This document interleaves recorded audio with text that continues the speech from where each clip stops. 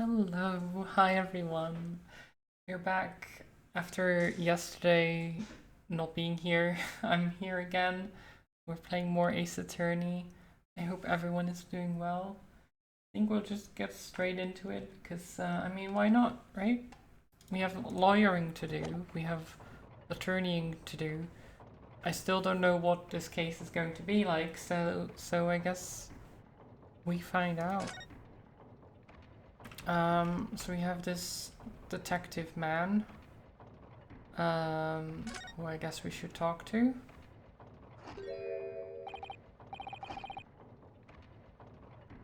How did he replenish that? Does he have like an infinite...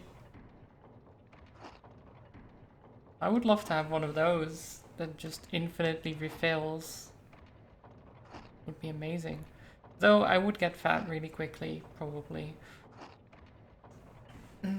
Could we trouble you? What do you think? Ah.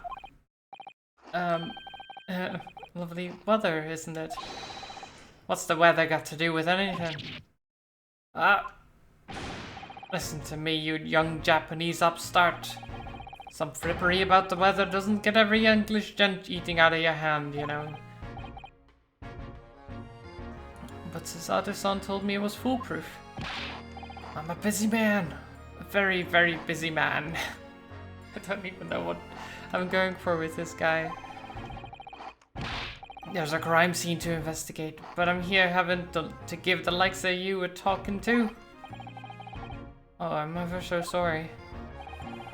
Can you imagine what the other officers there will be saying, Haven't seen Gregson anywhere, have you? No, he's too busy with the bigwigs these days. And all because some bumpkin who's here on a jaunt from a country I've never even heard of. Hear that ripping sound? That's my reputation at the yard going to tatters. There's no need to rip us apart as well. I don't believe we've been introduced. This is Mr. Ryunosuke Naruhodo, a defense lawyer. Yeah? It's a pleasure to make your acquaintance.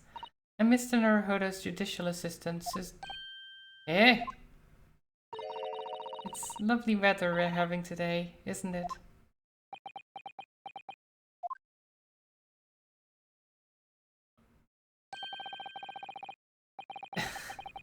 It's unseasonably fine, I grant you. London winters don't see a lot of sunshine. Unbelievable, how did she pull that off? So, Lord Strongheart has asked me to fill you in on the case. The name's Tobias Gregson. Inspector Gregson to you, I'm from Scotland Yard. Gregson? Inspector Gregson? What's the matter with Susato-san? Does this detective's name mean something to her?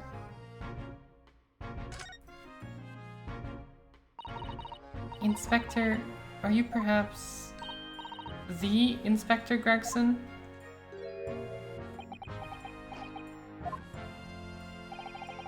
You're acting like you know this man, Mrs. Sato, but he's a London detective. Oh, I know him. Very well, in fact. Very well?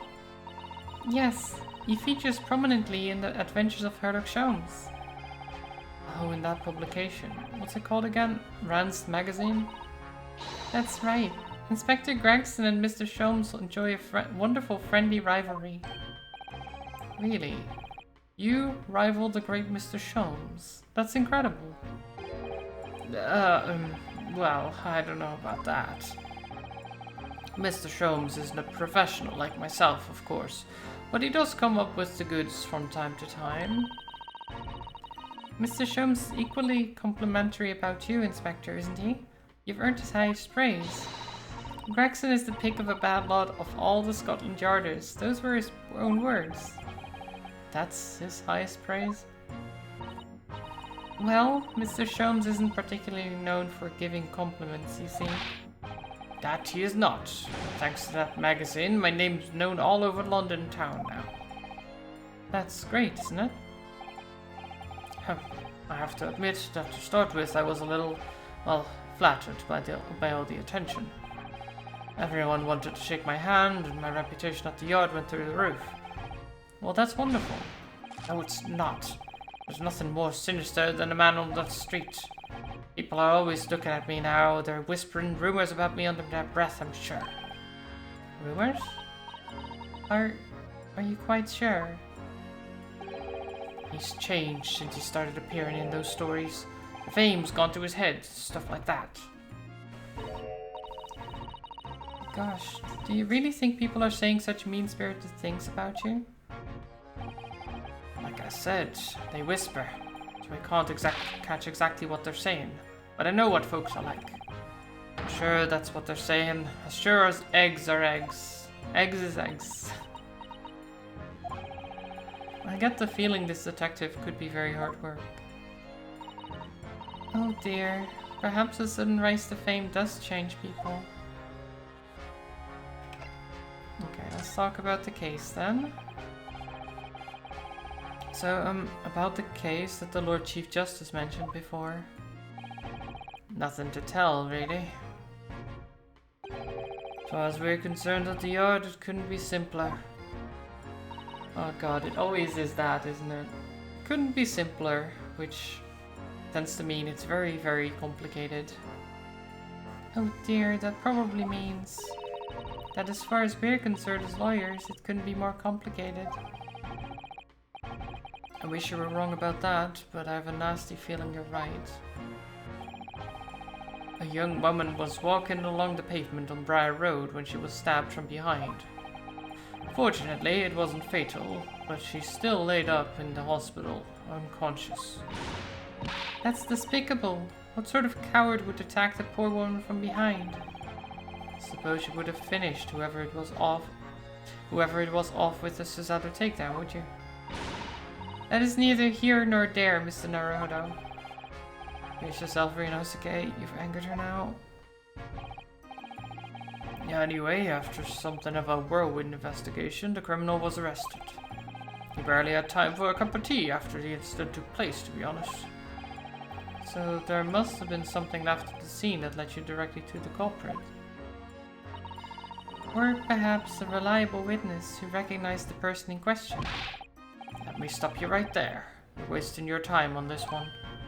Sorry? There's nothing you can do. There's no way to help the bloke now. Why ever not? Simple. The prosecutor that's been assigned to the trial tomorrow is Lord Baroque von Zeeks. No. Sounds like you've heard of him then. Oh yes, we're very familiar with Lord von Zeeks. Believed to be the harbinger of death itself. The Reaper of the Bailey.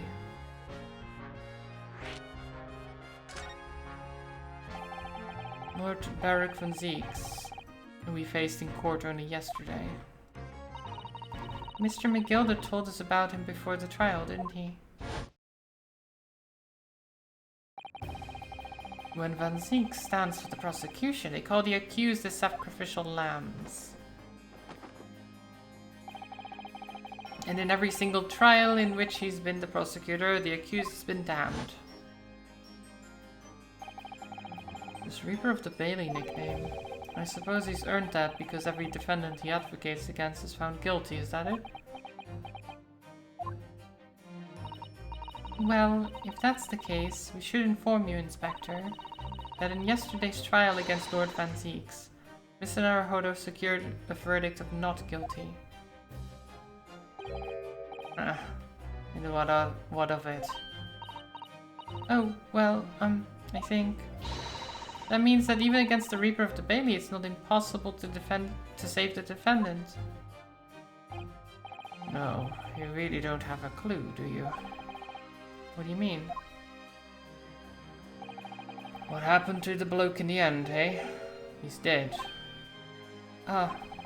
Magnus McGilded came a cropper in that omnibus when it went up in flames. So you can't rightly say you saved a defendant, can you? What are you saying? Like, if Van Zeeks could get dirt to stick on everyone, he'd be a miracle worker. But that's not how it goes. He doesn't work miracles, he works magic. Black magic. I'd have a good long think about that if I were you. Are we really supposed to believe that?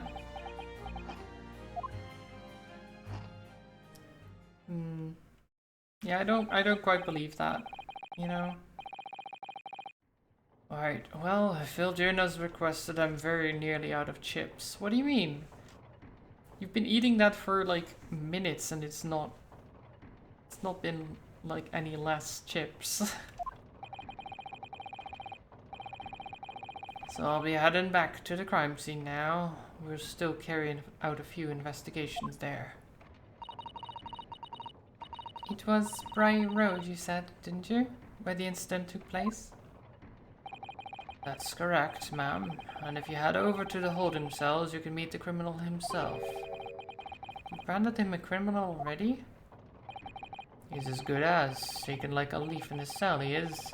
He'll give you a good chuckle if nothing else. He's inmate 53. Speak to the jailer and he'll show you the way. Inmate 53. Thank you. Okay. Wonder who this poor guy is. And how they know he's done it? Really? So there's no helping anyone against the Reaper of the Bailey, they say. Is something troubling you, Mr. Naruhodo? To tell the truth, when I recall... Ooh, big yawn, sorry. When I recall the trial yesterday, I can't stop myself from shaking. The idea of facing the Reaper in court again is... Well, if you think it's too much for you, there's no shame in turning the case down. That takes courage too. But if the man they've arrested is innocent, you could well imagine he would be shaking like a leaf in his cell. And I, for one, wouldn't find the sight of that funny. So, if I'm honest, I'm still reeling from the shock of yesterday's events myself. And I'm really not sure if I'll be able to help this man, whoever he is. But I'd like to try. So I think I'm going to make some inquiries. Will you help? Did you really think you had to ask? After all, I'm your judicial assistant. Thank you. So then, shall we? Yes, let's go. Okay, let's move. Wait, can we actually examine things here now? Look at these menacing metal giants facing each other across the room. I believe they're suits of armor. Oh, right.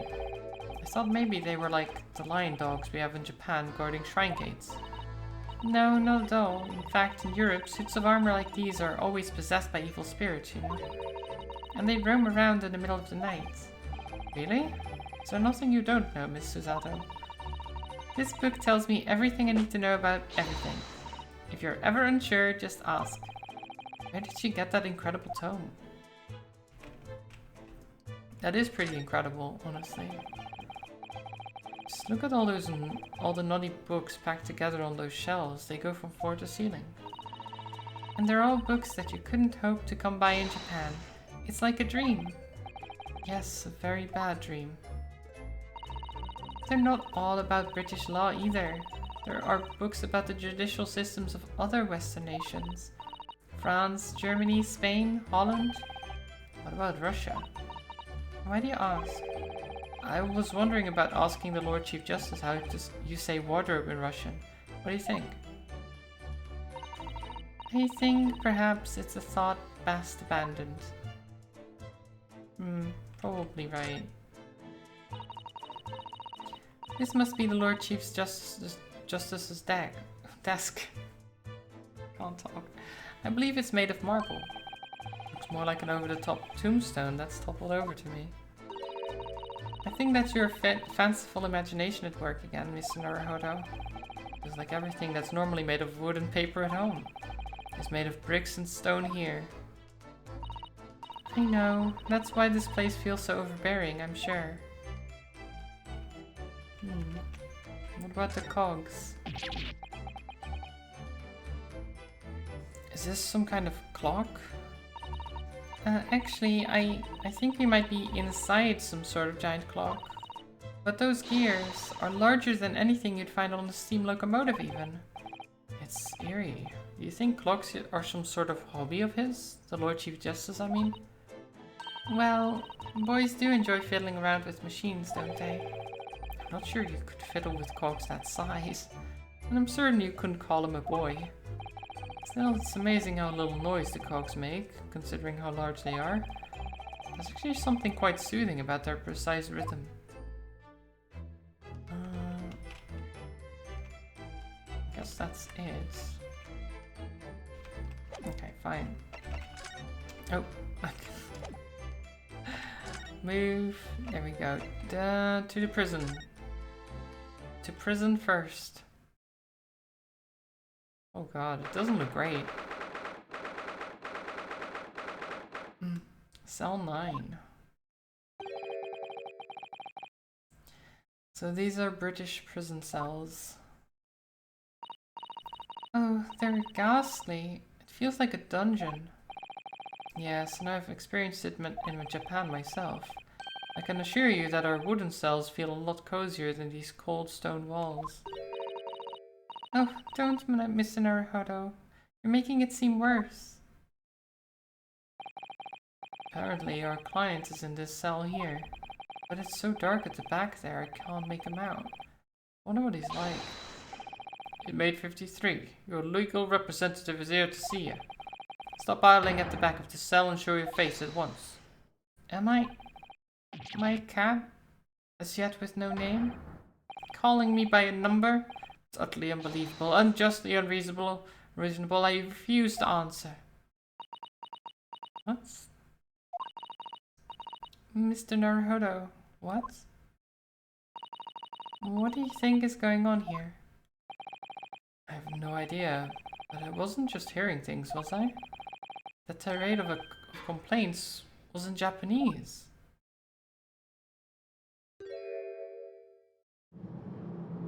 Oh, hello.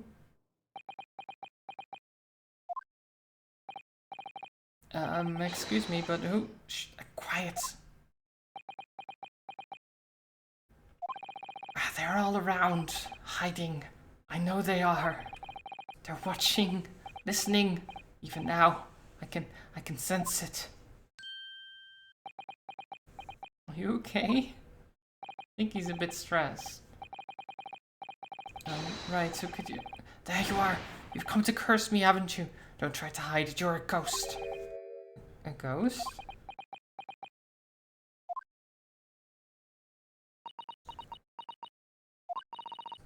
We mean you no harm, prisoner-san. Are you... Japanese, by any chance?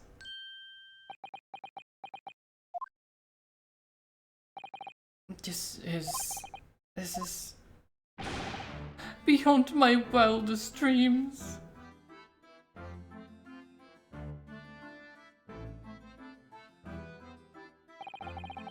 Forgive me for that outburst before, I'm so sorry. Oh, it's fine. We were just a little surprised, that's all. Imagine it. It's been 12 long months since I left my hometown, and here I am in a frightful fix in a foreign land.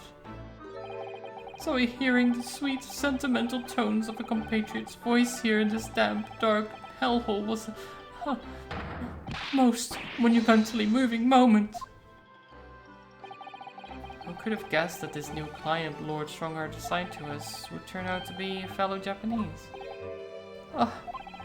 What compassion my fellow countrymen show to dispatch a first-class lawyer all the way from Japan to defend a mere foreign student. Noble, nurturing, never failing Nippon. A first-class lawyer? Oh dear, I think there's been something of a misunderstanding here. I wonder, would you be so kind as to tell us what happened? Why you've been detained as a suspect, for example? Yes, I can, I will. Shan't stay sullen and silent. Oh my god, this guy. I'm not quite sure I understand what he means, but he seems happy. Yes, he does. Just hope he actually has a good reason to be. Thank you for your cooperation. I'm a lawyer, and as you have said, my name is Ryunosuke Naruhodo. And I am Naruhodo-san's judicial assistant, Susato Mikotoba. I am a visiting student, sent here by our government. Notoriously named Natsume. Soseki Natsume. Okay. Let's talk about you then. Soseki Natsume-san. What an unusual name. Call me Soseki, please. I'm a poet, you see. A writer of haiku. It's something of a nom de plume. A nom de plume? You mean an alias? That's right, Naruhodo-sama. Son. Not son. No. Don't be so prosaic. It's much more refined than that. And haiku? That really reminds me of home. Did I hear you say that you were a visiting student sent over here by the government? Yes, that's right. A year ago, I was told to go and study English. First I had to suffer that misery, and now this. It's beyond the pale. God. Suffer that misery? Did you not want to study here? No, I mean, I've had an interest in Great Britain for some years, of course. Oh. But just because the government tells you to do something, does it mean you can do it? No. What do you mean? If they told me to study English literature, that I could have understood. That's my field. But no, they told me to study the English language. Utterly, unbelievably, unjustly unreasonable. I see. Only the other day I was told to send a report about my first year here. I tendered a blank piece of paper. Wise words on whitewashy. This guy... I don't know why he keeps doing that. You must be a man of great standing. Oh yes, so I'm often told. And often like to be told, it seems. What is the accusation? Just tell me what you did, because I can imagine you doing it now, really. Being so eccentric.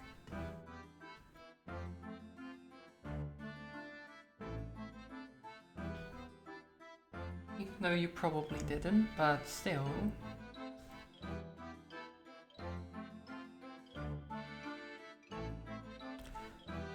Could you perhaps tell us exactly why you've been arrested, Soseki-san? I didn't do it. I didn't commit that atrocious murder. Murder? Oh no, it's alright. The woman didn't actually die, did she? But she was stabbed with a knife right before my eyes. Before your eyes? You mean you saw the attacker? I didn't see anyone. What? If I'd seen the person who did it, do you think I'd be locked up in here? Oh dear. Seems this case is becoming rather complicated. Why me? Why me? Why did that silly woman have to be stabbed in front of me? It's the curse of London. It's incredibly, inexcusably, irritatingly inconvenient. So, Soseki-san was there at the scene, but he didn't see the attacker. It's vital that we find out more about the case. Okay. So you saw her get stabbed, but you didn't see the attacker. That's kind of weird. That doesn't make any sense. It was an accursed evening, just after the snow had started to clear and heavy with fog. I'd been to the bookshop to buy some books, and I was on my way back to my accursed lodgings. Sure, the bookshop wasn't accursed too. As I was walking along that accursed pavement, I could make out the sole silhouette of another ahead of me. A woman, wearing a green overcoat she was, and just as I went to overtake her, she suddenly let out a little scream and collapsed onto the cold hard slabs of stone at my feet. Well, that's problematic. Zelda, hello! Congrats on being first. Welcome, welcome. I hope you're well. How terrible. I called out to the woman, but she didn't move. It was like a ghostly, ghoulish, grim graveyard. Slight exaggeration there, perhaps. I was terrified. I had to get away from there. So I ran, as fast as my legs could carry me back to my accursed lodgings. Oh, that's not good. Yeah, running away from the scene of a crime is not considered a good thing.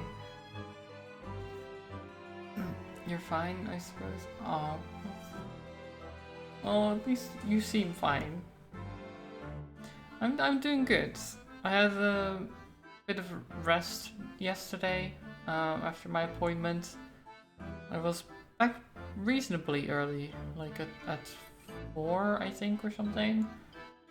So I had a bit of free time, which was nice, because it's always a bit of a gamble of like, oh, how is traffic going to be, and sometimes you're back early and sometimes you're back at like 6. How was it? It was good. Just standard appointment, standard like, what's it called? Just examination of like, oh, how's it going? And it was pretty good. So yeah, basically that's it. I had to get my blood drawn, and that's it. It's for what? It's just a checkup that I regularly have to do. That like pretty normal stuff, really. Just about every year or so. Just checking for things, I guess. But usually nothing too crazy.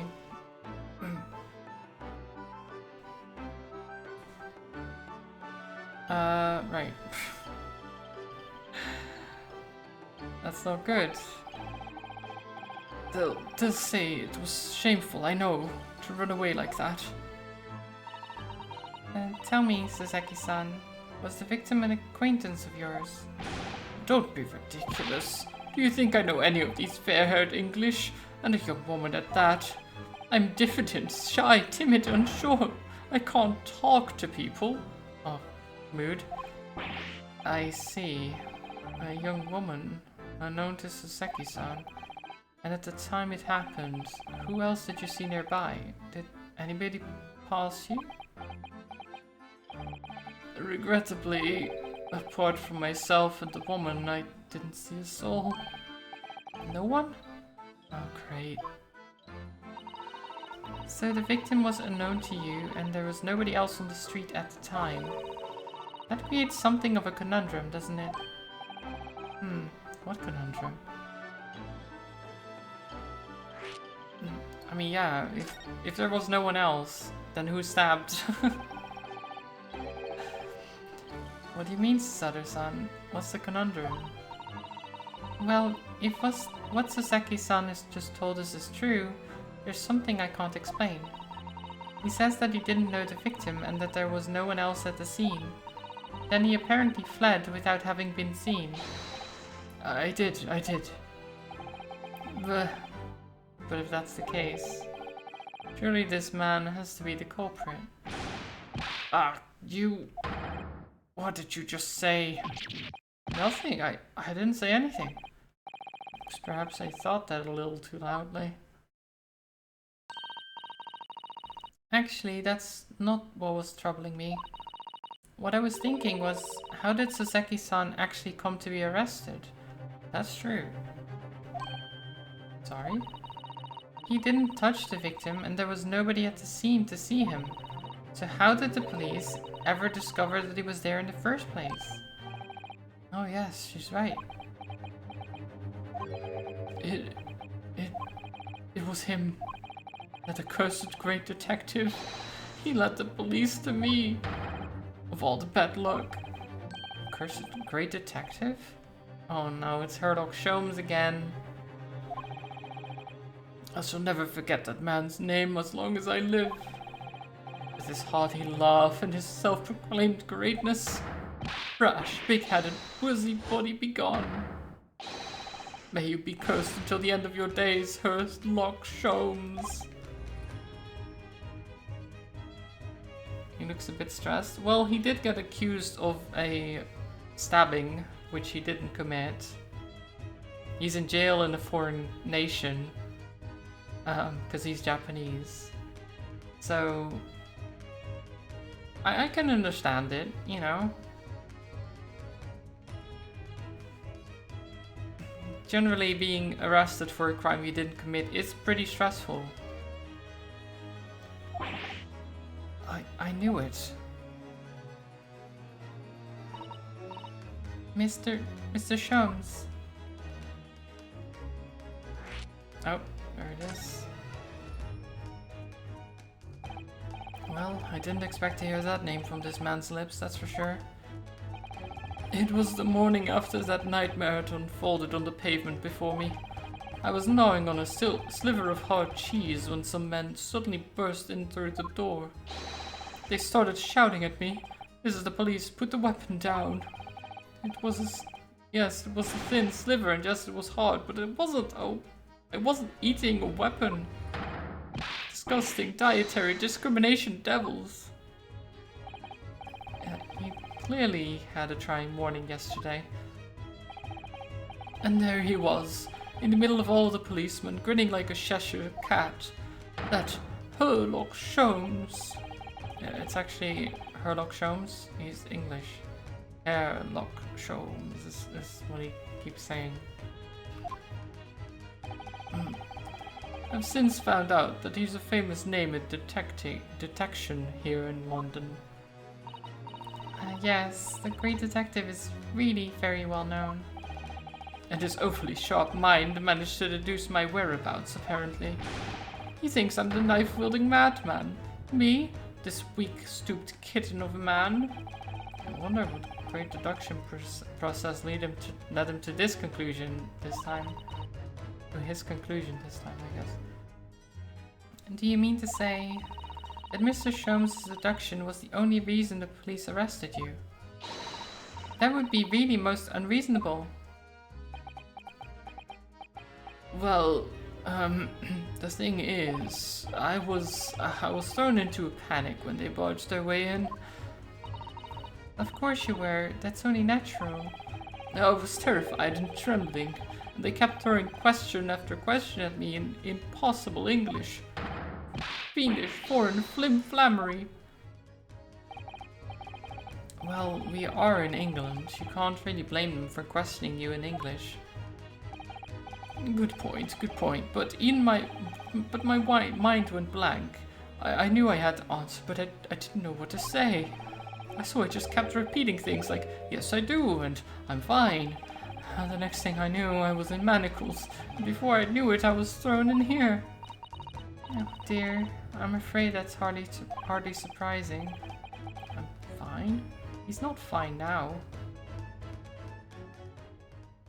Well, Mr. Naruhodo Esquire. Oh, you can just call me Miss Naruhodo. When we're speaking English, a simple Mr. is more than enough. Oh, yes, alright, yes. They've really got me. This country is poisoning my mind. But please, I beg you to defend me in court tomorrow. You can't tell them what really happened. You'll do it, won't you? Well, why? Why is it so hard to say yes to me? Well, the thing is, I'm just a student like yourself on a study tour. A student? I've defended a case in the Old Bailey, only the one though. But at this moment in time, I really don't know what I'm supposed to believe in. I'm confused about what justice in this country even means. Oh, Naruhodo-san. I'm not even the foreign student who was supposed to be here. I'm a sort of locum lawyer, I suppose. But that armband, it's the mark of a defense lawyer from our great empire. It's a keepsake from the man who should have been here. He was my best friend. A keepsake? Oh, I know exactly what they're saying about me. Oh, who do you mean? The lawyers, all the British defense lawyers, they won't defend me. Goodness, why do you say that? For the same reason as you noted before. When it happened, there was only the victim and myself around, and I ran away from the scene of the crime. I'm not a fool. I know how it looks as though I must be the culprit. It must be very hard for you, Suzeki-san. And anyway, I'm a student from overseas. I'm just a foreign nobody to them. Somebody not to be trusted. And I heard them openly laughing about me before, in my earshot without any compunction at all. Any trial for this man would be a waste of time, they said.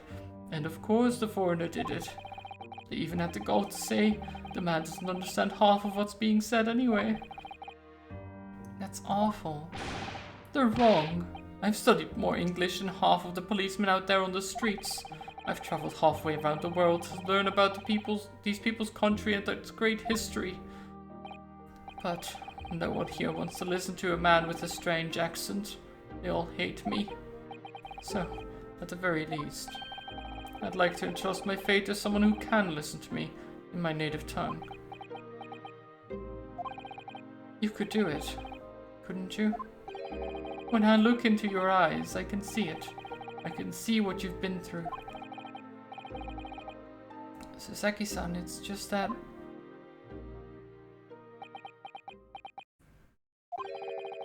Give me a little time, please. I'll do what I can for the time being.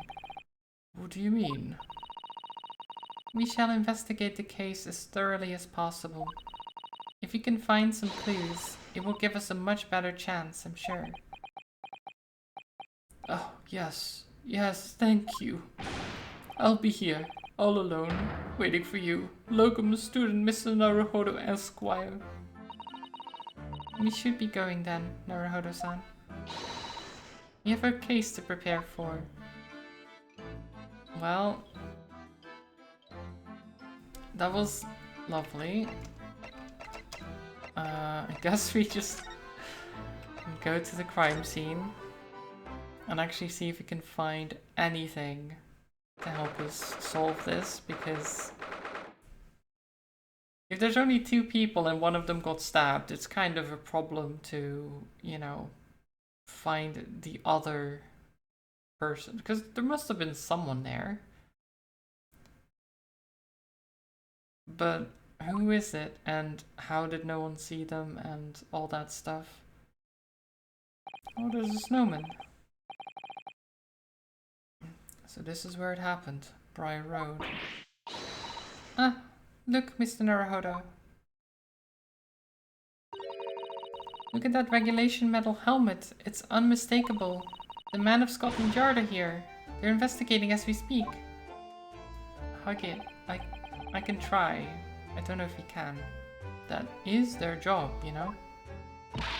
But Mr. Naruhodo, to see one with my own eyes. They're often depicted in the Adventure of Sherlock Holmes, but I never dreamt it'd ever come this close. I'd ever come this close. To reveal Bobby's helmet. What? The helmet? Of course. I have to try on one day. Well, I hope your heady dream comes true. One day. Oh, there's the detective. What's the Japanese delegation doing here? Oh, Inspector Gregson. This isn't on the tourist trail, as I'm fairly sure you're well aware. Yes, of course. We're here to investigate. So you've been to the holding cells then? What'd you make of the criminal? He's not a criminal as you put it, Inspector. He's a suspect. We'll see about that. You Japanese like to stick together, I suppose. Well, do what you will. Doesn't bother me. The bloke's in court tomorrow, whatever happens, and the verdict's a foregone conclusion. The stone-cold air of rejection. Take heart. London at this time of year is full of stone-cold air. That makes it worse, somehow. Okay, can we examine? Snowman. What a delightful snowman. I didn't realize the English had the tradition of making snowmen as well. It looks a little creepy, though. Oh, it has a scarf. Look. You'd need one if you were out in this freezing cold all the time. I wish I had one. I'm afraid our budget is somewhat frozen at the moment. We certainly can't afford a scarf. Surely the showman here wouldn't miss his. But the person who made the snowman certainly would. Yeah, I know, you're right. Anyway, even if I borrowed it, it wouldn't do much to warm my neck, would it? It's covered in snow. That is true.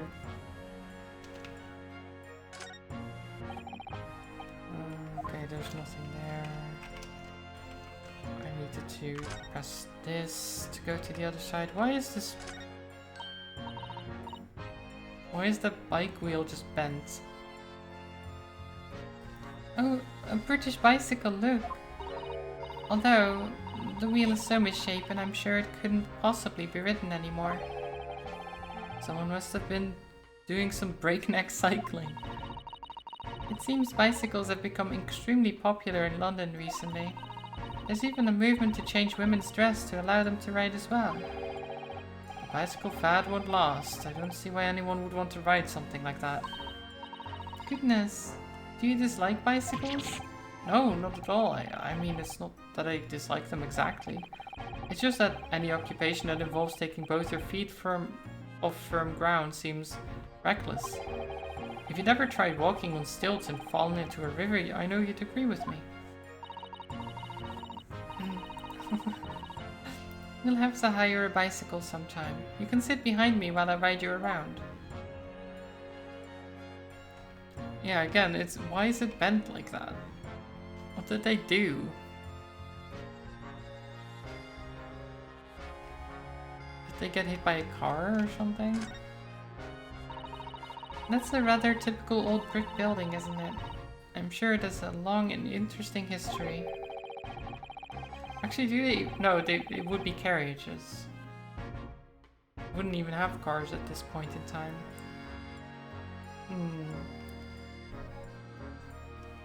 Well, time certainly seems to have taken its toll on the place. It's crooked and sagging all over. In fact, it looks in decidedly worse shape than the other houses around here. We must find some cheap lodgings ourselves as soon as possible. Yes, you're right. Cheap, but ideally with reasonable level floors. Reasonably level floors. Yeah, it does look like this pillar is just... There's a dent in that as well. Doesn't look good. What's that? Snow? Oh no, smoke. Do you see all the black smoke rising from the chimneys over there? It says here that in Great Britain, many people heat their homes in winter using coal. The only chimneys I really remember seeing in Japan were on top of the bathhouse. You think some of those houses could be on fire? Not at all. Well, even so. That much thick smoke billowing up to the heavens is surely going to turn the whole sky black sooner or later. I mean, yeah. Gosh, you may be right about that. Yep.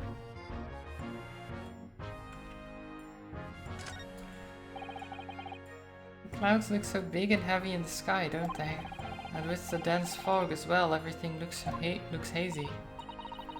Well, it's known as foggy London town.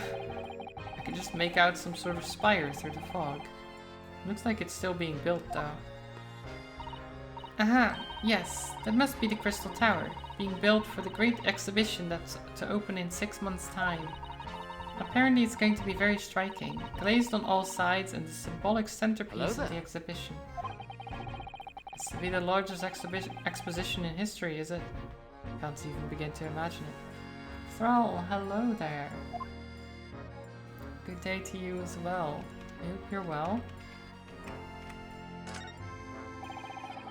There are piles of snow on the pavement here and there, but the road itself is covered in carriage tracks. It seems carriages often travel down Briar Road. It soon disperses all the snow. I slipped over when I was walking down the pavement earlier. It seems like it would be far safer to walk on the road instead. Oh, but you're rather small, Mr. Naruhodo, and dressed in all black. I worry coachmen might not see you, and you could be flattened by horses. Well, thank you for the rather small concern.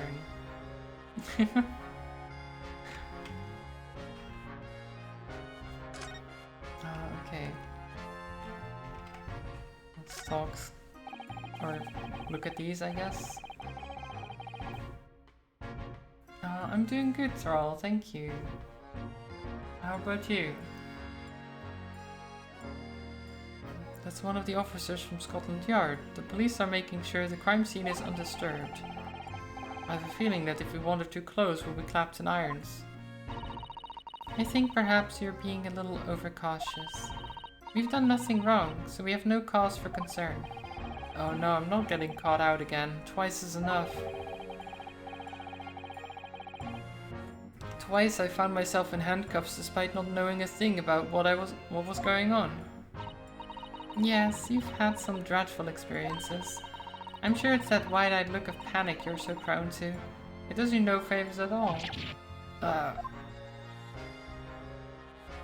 I mean, she's not wrong. Police carriage. You're a bit ill, but okay. Aw, I hope you get better soon. That's a Scotland Yard carriage. They use vehicles like that to rush to crime scenes and cart away criminals. You're very well informed, aren't you? It's long been a dream of mine to ride one of those through the streets of London. Well, just pick up a stone and throw it through one of the windows then.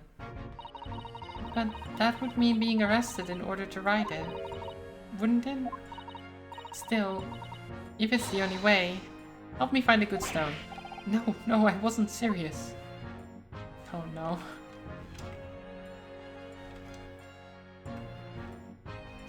Susato's willing to become a criminal just to ride a carriage. Okay, let's talk to the nice policeman.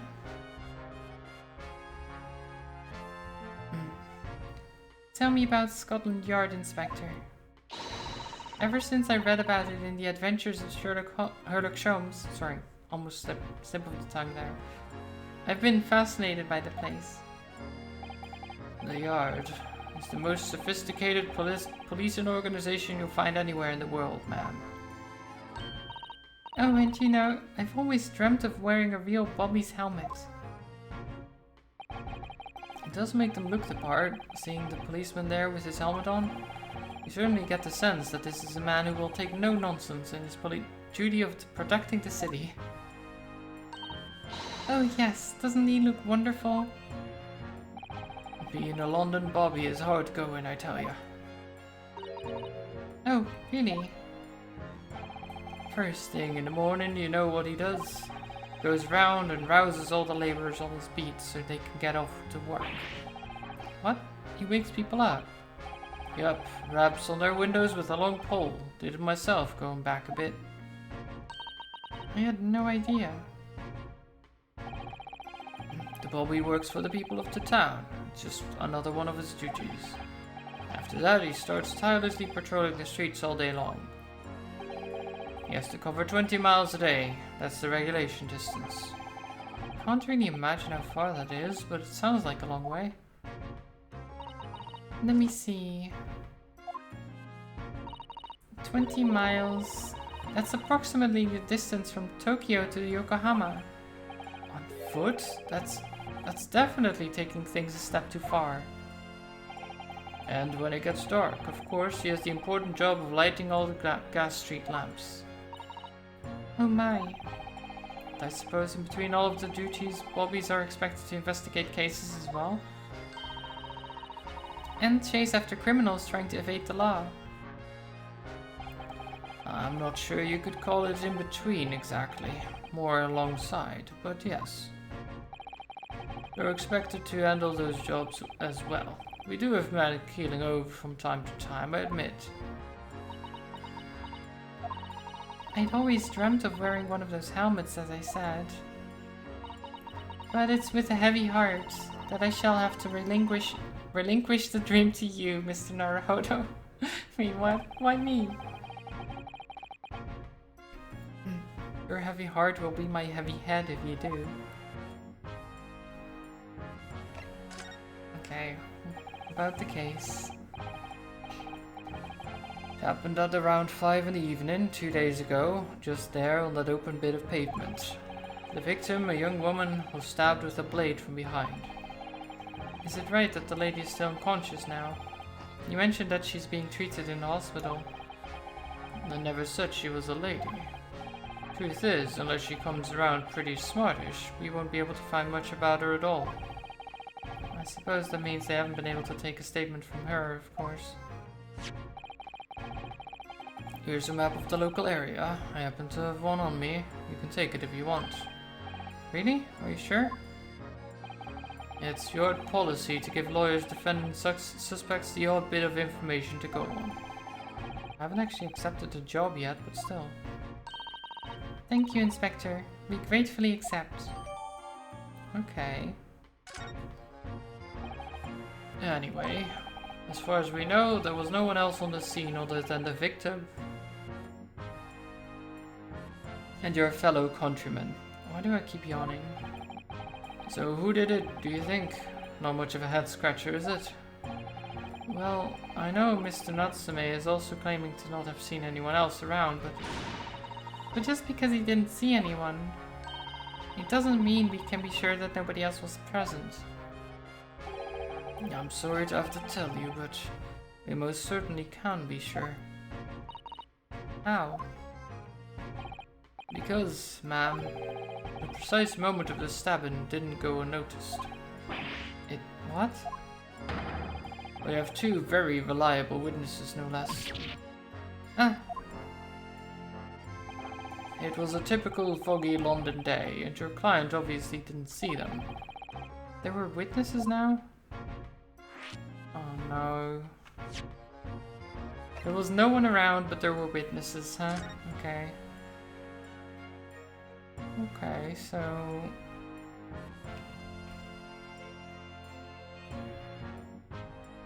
Meerschaum Street, Calabash Road, and then Briar Road is where it got... This is where it happened. There's like a cross. Okay. Doesn't tell me much, really. Who are these witnesses, Inspector? A fellow and his wife.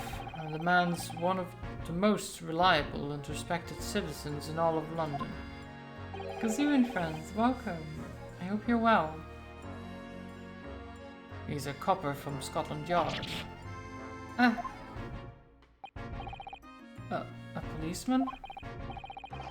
Love the sweater, thank you.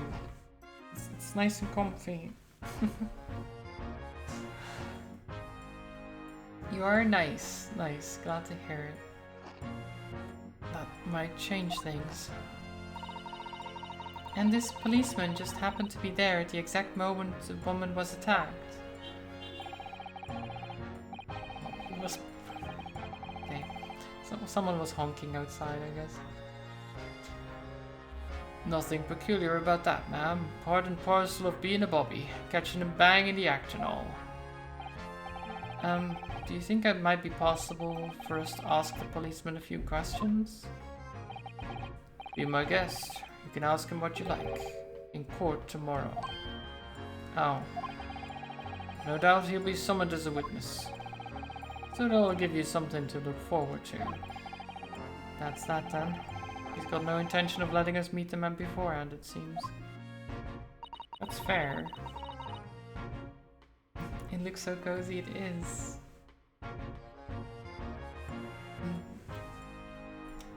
policeman witnessed the incident. As your judicial assistant, I must warn you that this could make our job very difficult indeed. Yeah, as a non-judicial assistant, I could have warned me of that too. That's true. One more thing, Inspector. What? The person who led you to the suspect.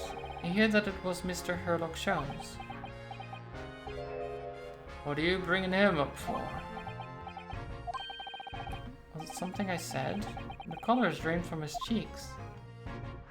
Okay, well, let me talk about tomorrow's trial first. That twitchy Japanese bloke goes on trial tomorrow. Are you going to defend him or not? Are you going to defend him or not? Well,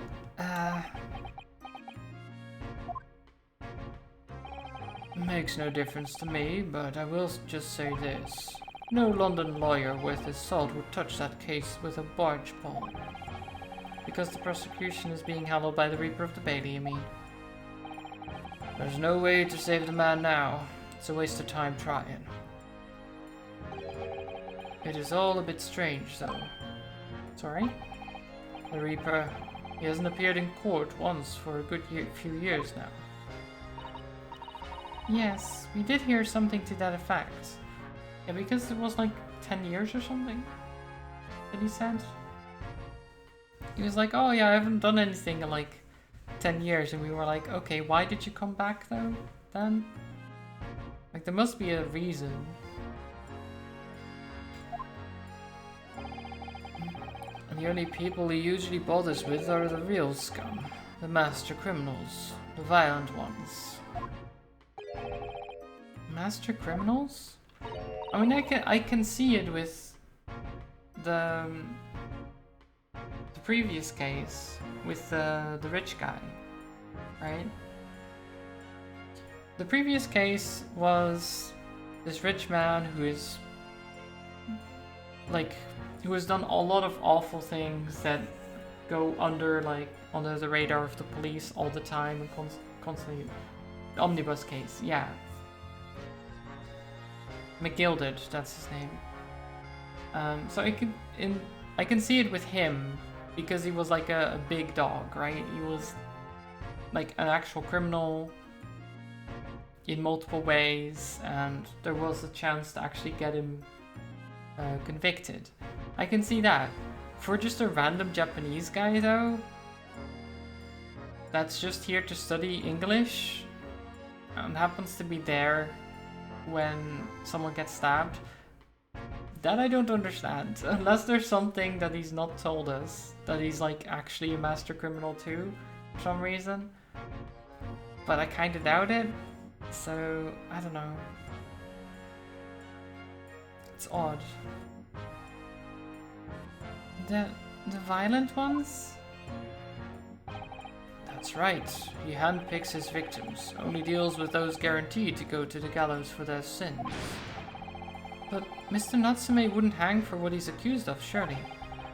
That's just my point, Shunshine. Yes, the young woman was stabbed, but it didn't kill her. Couldn't even say the intent was there. So this isn't the sort of case I'd be expecting the Reaper to want to sink his teeth into, for want of a better phrase. Yes, he didn't even die as well. Have to get going. I have appointments today. Oh, have a good one then, Thrall. Good luck. And thank you for stopping by.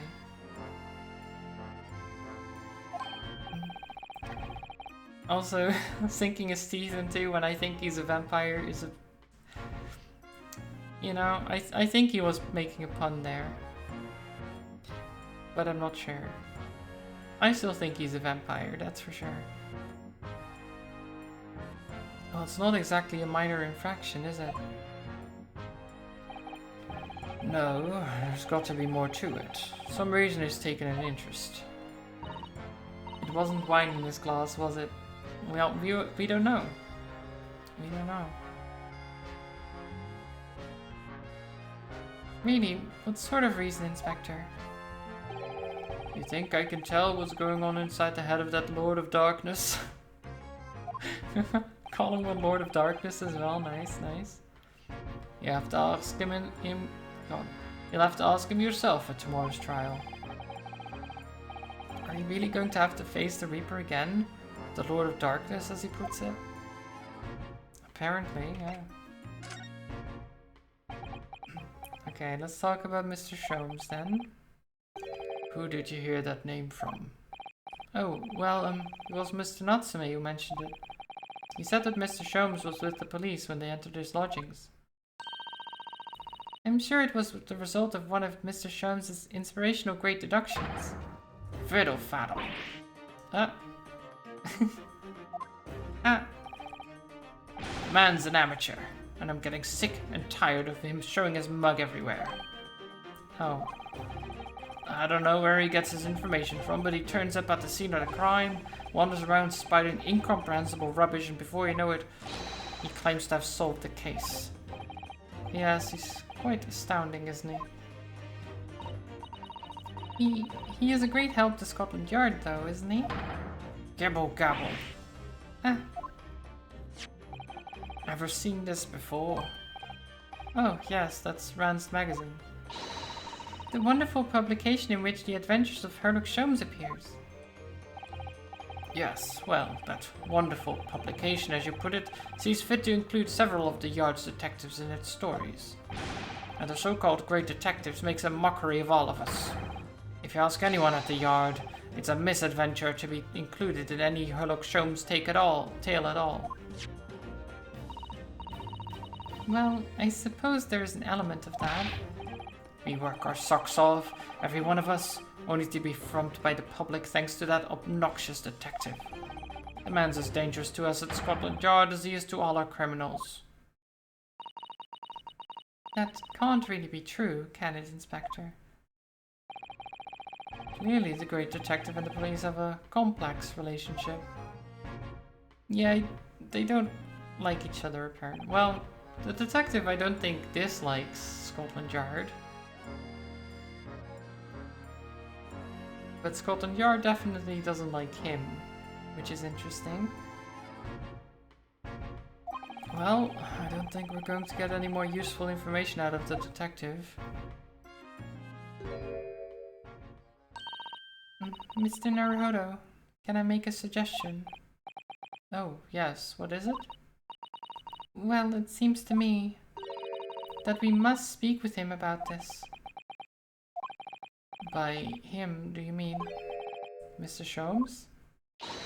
Yes, Mr. Sherlock Sholmes, exactly. Look at those shining eyes. You can't wait, can you? Well, Mr. Natsume did blame Mr. Sholmes for all of this, didn't he? Yes, he did. He really did. Which makes him an involved party in the case. Are you just going to ignore that? I hope not. I assure you, it's not simply my selfish desire to meet with Mr. Sholmes again. The trouble is, we have no idea of the man's address, even. It's Baker Street. How do you know that? It's in the stories, of course. 221B, Baker Street. The most famous address in the world. Oh, I see. Well, there's nothing to stop us from going, I suppose. Better try to find our way there before Susanoo-san gets any more excited and unpredictable. Hurrah! I'll summon a carriage. So we're to have a reunion already. With the great detective, Mr. Sherlock Sholmes. Oh no. Oh no. Here we go again. Mr. Sherlock Sholmes.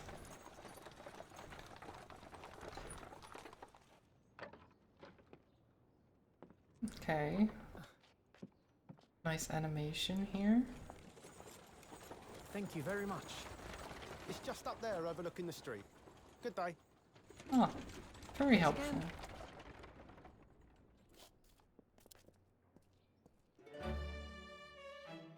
This is it. The residence of Mr. Sherlock Sholmes.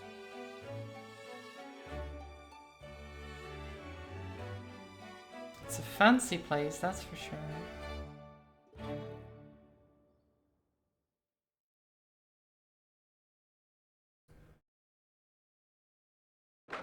Oh, it's a bit of a mess.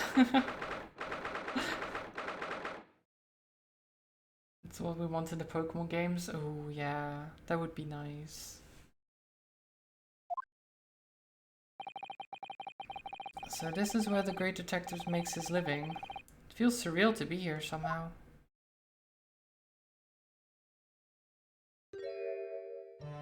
Oh. There's a violin. Some kind of weird machine. Don't know what that is. There's a vial of something. Multiple vials, really? I have no idea what all this stuff is.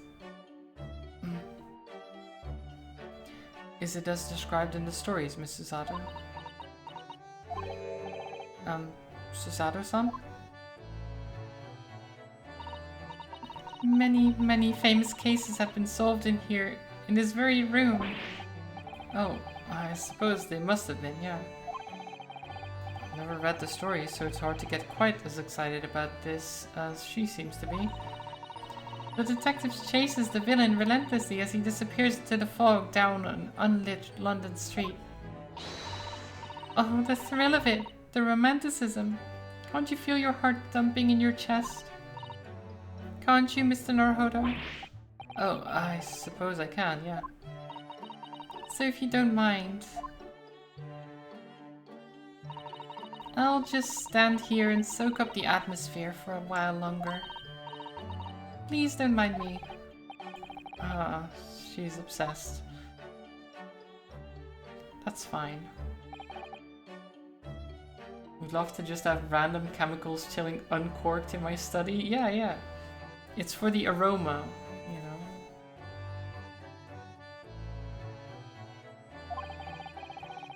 It looks like our detective friend isn't home at present. Excuse me, is anybody home? Oh, do we have a visitor? Oh no, it's not. Okay. It's her. Right. Okay. I forgot what voice I gave her. I don't think I can do it right now anyway, because my voice is kind of shot already.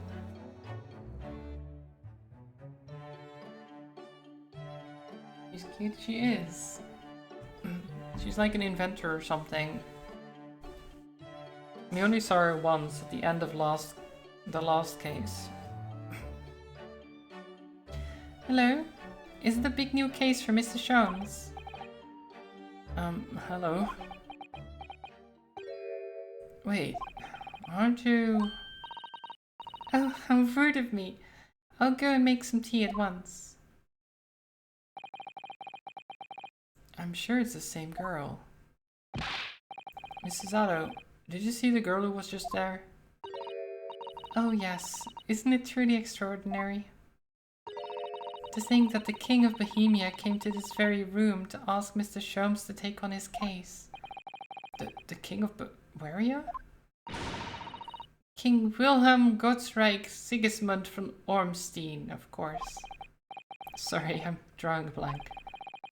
Forget the adventures of Herlock Sholmes for a moment and look over there.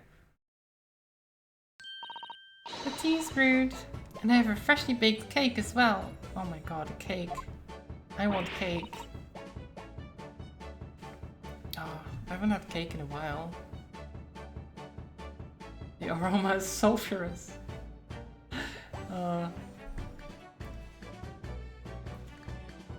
It's you. I knew it. Susato-san recognizes her too.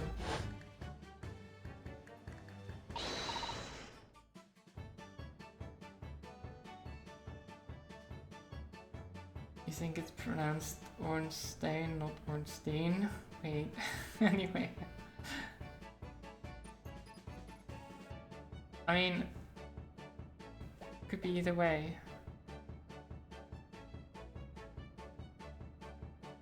Ah, there you are. And taking that with you as well? Yeah, there was this whole thing. I was looking forward to the trial run of my experimental smoke grenade launcher. Oh, good day to you. I'm, well, the inventor, I suppose, of that machine. It's the girl who turned up at the end of Mr. McGilda's trial in the defendant's antechamber. I've never met a lawyer from the Far East before. Poor you, having to get straight to work when you've only just arrived in London. Oh yes, it was challenging. Well, try this tea. It's my special blend, you know. Oh, thank you. Is tea supposed to look that color? Oh my, what a fragrant yet mellow flavor. Hooray, it's a winner! I tried blending different leaves designed to alleviate fatigue, you see. You must be exhausted after your long voyage here, and you have another ticklish trial tomorrow. Oh, and you're to defend a Japanese man. I do wish you lots and lots of luck. Didn't Mr. Sholmes tell you about this by any chance? Oh, you know Hurley, do you? Hurley? Mr. Sholmes to you, surely. Mr. Sholmes was a fellow passenger on the boat that brought us to Great Britain, you see. Was he really? Well, I had no idea. I'm afraid Hurley's out on an errand again today, even though he's just returned from overseas. Wait a minute. We met this girl for the first time ever yesterday after the trial, and only briefly at that. How on earth does she know so much about us? Did she deduce all those things, do you think? And perhaps more to the point, why is she here in Mr. Sholmes' suite? Do you know how to have free tea in a video game? Sadly, no. Well, apparently by just barging into someone's house. Just have to do a tea pose, of course. I see. That always works. Oh, silly me, I haven't introduced myself, have I? Okay. Nice curtsy. It's a great pleasure to meet you both. My name is Iris Wilson.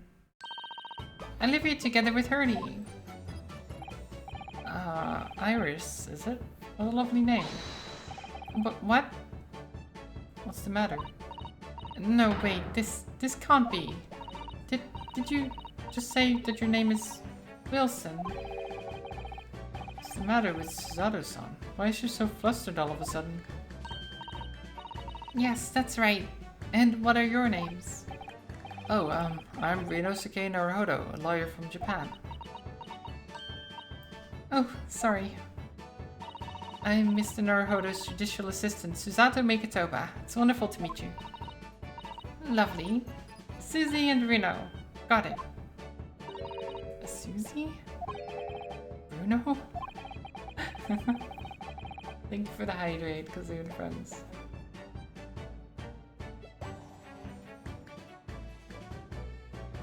Love her whole look. Big fan of people just wearing goggles casually. Yeah, I like the goggles. They're great. I love the steampunk look. It's a little bit, because it's supposed to take place in the 1900s, so it's interesting that there's like steampunk stuff going on, but very limited steampunk. And I love it. But hi, Darius.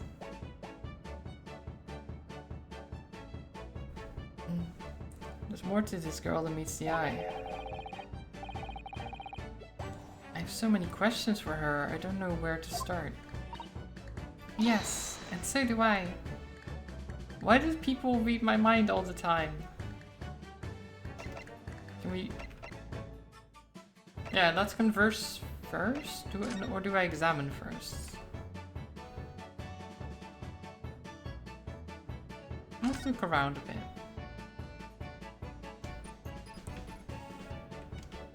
Okay, we can't investigate the chemicals for some reason.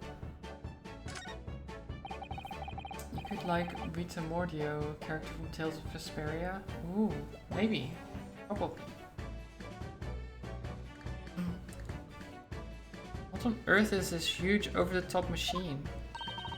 That's the Great Analytoscope. It can analyze anything, really, anything at all. That's absolutely incredible. It's one of Hurley's inventions. It took him a whole year. He said it was to help him with his investigations. What sort of things has he analyzed with it? Do you know? Well, actually, he hasn't used it for anything yet. Oh. Why not? Apparently, on the evening he finally completed it, it suddenly occurred to him, I don't actually have anything I need to analyze. Oh dear. How about you, Renault? Do you have anything you'd like to analyze? The only thing that springs to mind is this machine itself. Maybe later? Seems useful. Violin? Ah, I've seen pictures of Western musical instruments like this. It's called a violin, isn't it? Of course it is. Mr. Sholmes is renowned for his violin playing. Oh, really? Absolutely, it's often explained in the stories. It's inspirational, Mr. Naruhodo. Inspirational! I immediately started playing the koto, which was the closest Japanese stringed instrument I could find. What a shame you couldn't bring it with you to London. Oh, yeah, well... Papa was beaming when I asked him if he would buy me one. But after a while, he asked me if I could practice when he was out of the house. Oh no. Oh. So now it's merely an ornament in my room. That must have been an awkward conversation. Oh, that's so sad.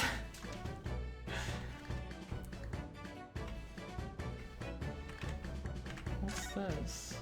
Are there holes? Yeah, why are the bullet holes in the wall up there? Was the Mr. Sholmes trying to shoot a pastry fly or something? Mr. Sholmes would never do something so reckless. No? Those are the letters VR, standing for Victoria Regina. It's Latin for Queen Victoria. So you mean he shot the Queen into the wall? In a moment of boredom, Mr. Sholmes adorned the wall with the patriotic sign, that's all. As pistol practice. Right, that makes perfect sense now. It's exactly as it's described in the stories. Oh, this is delightful. I'm not sure that the real explanation is any less reckless than shooting at a fly, personally. It's patriotic, Mr. Naruhodo. Patriotic. Yeah, I mean, you can call it that, I guess. There's all sorts on these shelves. Chemistry apparatus, books, papers, and lots of things I've never seen before. It's all heaped up so high, I can't help feeling that the whole lot is going to topple at any moment. I keep telling Hurdy not to cram so much on those shelves. Good advice. He wanted to look something up in one of those books a while ago. But it was so tightly wedged in, he couldn't get it out. So he went and bought a new copy instead. Okay, well that just makes the problem worse, though.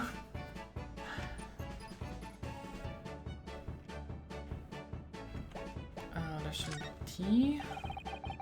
Looks like the huge metal chest is being used as a table for tea and coffee. Seems very sturdy, with an equally sturdy log. Mr. Naruhodo, you mustn't go around opening things. I always have to keep an eye on you, don't I? You're very mischievous. How did you come to that conclusion? Oh, that chest. It contains some of my most valuable things. And that smile tells me you're not going to give us any clue about what they are. Okay. I do like this fireplace. It's one of the best things I've seen since we arrived in this country, in fact. Lingering beside the fire and watching the flames flicker and dance in the grate. Oh, it's so relaxing. You can't relax, not when there are so many interesting things on the mantelpiece. Oh, it's just as it was described in the stories. Is it? Yes, exactly. Inside that Persian slipper, for example, are my chocolates for elevences. Wait, what? Elevences, I guess. And transfixed by the large jackknife is my shopping list for the market. Oh, it's not quite how I remember it being described in the Adventures of Sherlock Holmes. Poor Suzato-san, she looks crushed. 11sies, you think? The 11 o'clock snack time? Yeah, that's what I thought. But I might have pronounced it wrong in the end still. There's a lot to see here.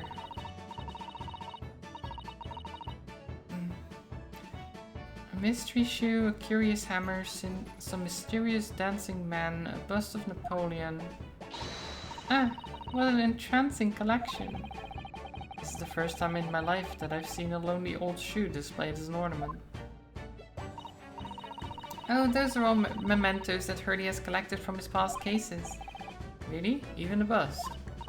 Yes, that's right. When the mood takes him, he likes to throw it on the floor and smash it to dust. The poor defenseless emperor? Mr. Sholmes destroys it. Yes, and then he buys a new one. You make it sound like he has the temperament of an insane sculptor. Ah, how entrancingly bohemian of him. Ah yeah, just take a sculpture, smash it, buy a new one. Nice. Good. Oh my god. I love the chair and the little footstool. Amazing.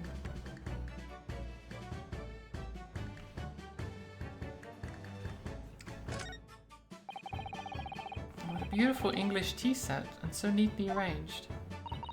It's a favorite pastime of mine, a cup of herbal tea in the afternoon. Tea? Made of herbs? That's right. I grow all sorts of herbs in the garden so I can experiment with different blends. One moment. Don't go away. I'll brew a pot of the special blend I came up with earlier today. She looks delighted. I hope it's safe to drink. I'm sure it's safe to drink. Ah, that's my blackboard where I note down ideas. Oh, interesting. Let's see. Black Peter? What does that mean? Don't you want to hear what Iris has to say, Mr. Naruhodo? I'll come back to that blackboard later. That's a charming little white shelf. And full of charming little bottles, too. Oh yes, but don't touch any of those. They might explode. Explode? Are they exotic chemicals? Do you use them for exciting experiments? Yes, indeed. And as Hurley always says, chemistry is an explosive science. Sorry? I agree. A single discovery can trigger an explosion of innovation all around the world. Or perhaps you just meant it literally. Either way, mental note, do not touch any bottle that belongs to Iris. A typewriter? What on earth is that big black lump over there? Ah, that fascinating thing is called a typewriter. It's a machine that allows you to write on paper without needing a pen. And wizardly quickly, too. Oh, that sounds like it could be very useful for someone like me with terrible handwriting. It is. Anything else? I think we've investigated everything. Okay, let's actually talk to her then.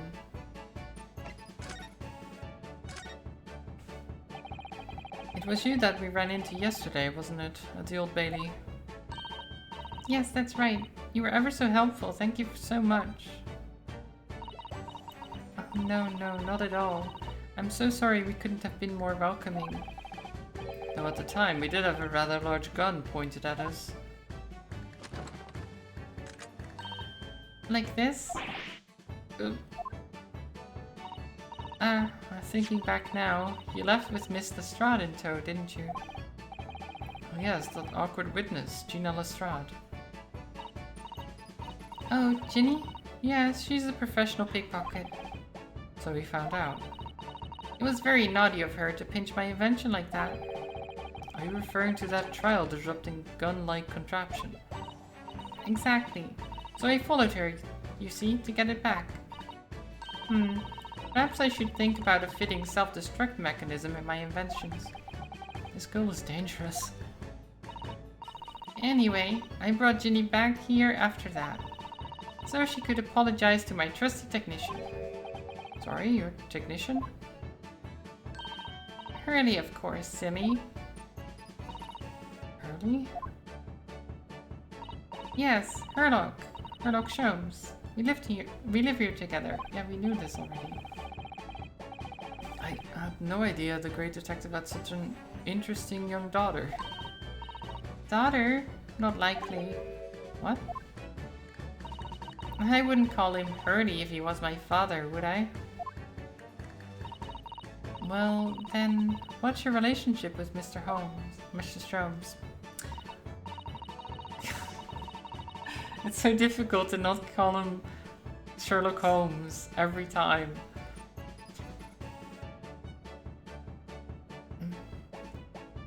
Your fiancés? No. That would be very strange. Well, I expect you find out that lodgings of any kind in London are very expensive. So the solution is to share the cost with a partner, a roommate. Your roommates? I hope you don't mind me asking, Iris, but how old are you? 10 at last this year. Well, what of your mother and father? Oh, no, they're not around. Oh, I see. I wonder what the story is there. Oh yes, there's something I must ask you. Of course, of course. Go ahead, Susie. I'm a very great fan of the Adventures of Sherlock Sholmes and... Oh, you have a copy of Ranced magazine. Yes, I read every last issue. It's delivered all the way to Japan on the ship. Oh, this is so exciting. My stories are being read on the other side of the world. My stories? That's right. Hurley is always solving such amazing cases, you see, and he tells me all about them. They really are quite fascinating.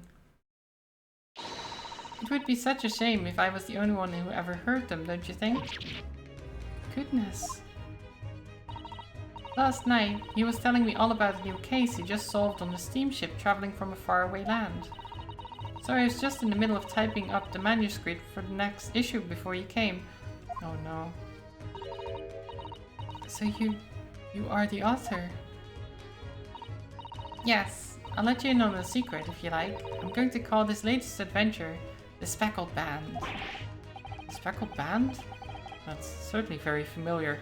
Yep, Ryunosuke, really, did you forget? I mean, I know it's been like 50 days or something, but still. You were accused of murder. I'm sure you would remember this. I would hope so, at least.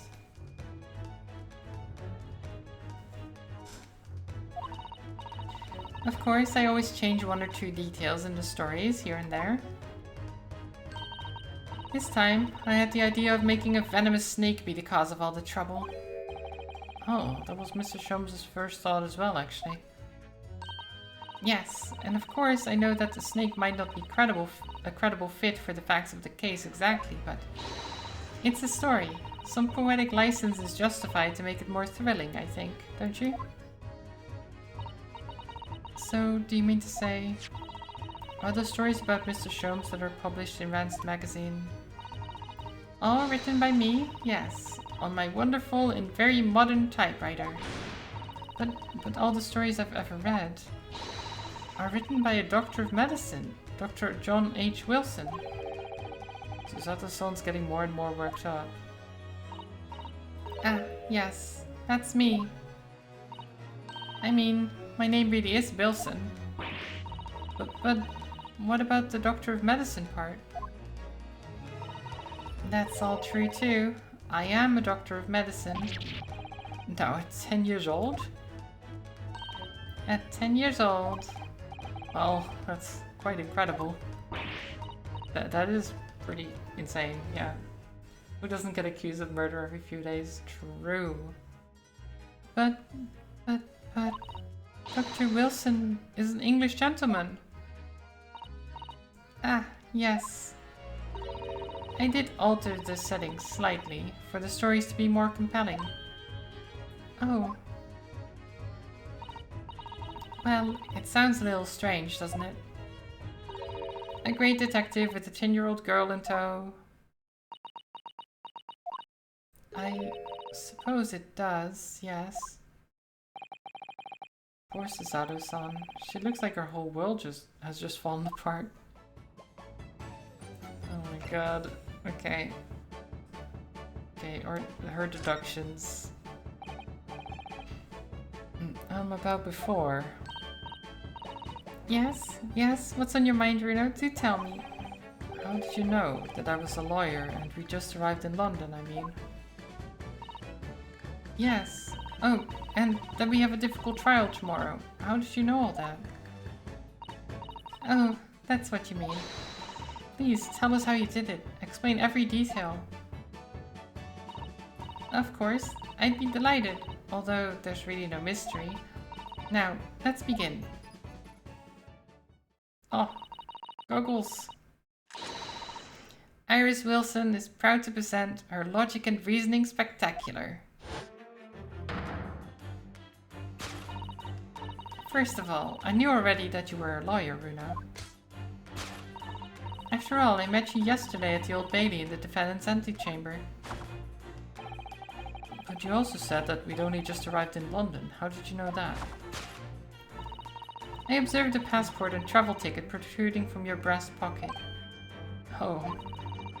So I was reasonably confident that you must have only just arrived in the country.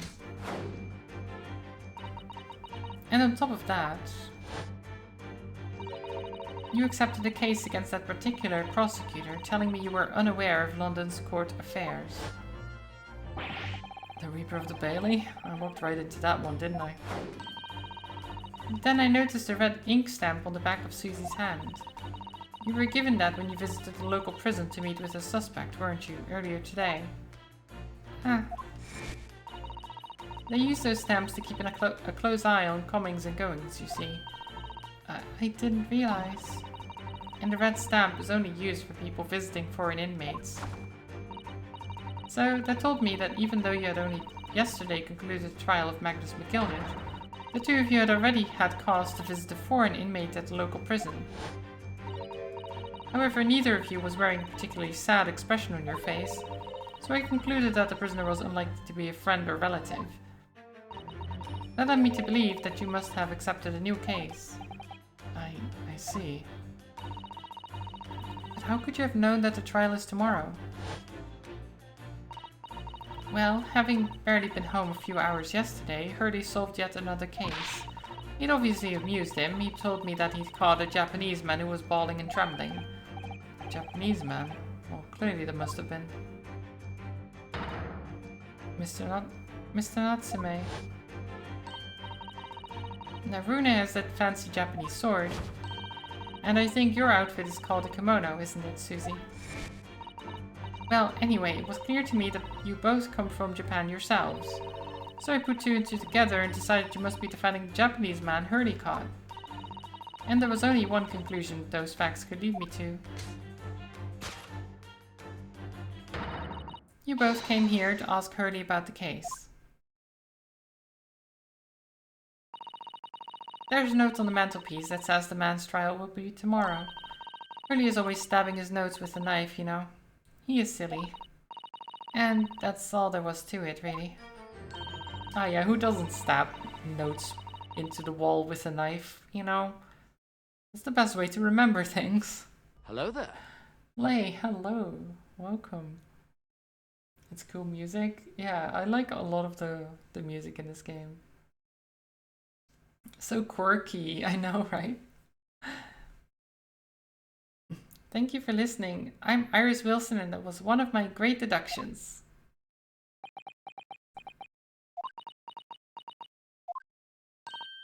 Well, was it a winner? Were my deductions correct? They were spot on. That was amazing, Iris. Truly a great deduction. You even managed to discern something of Mr. Sholmes' delivery.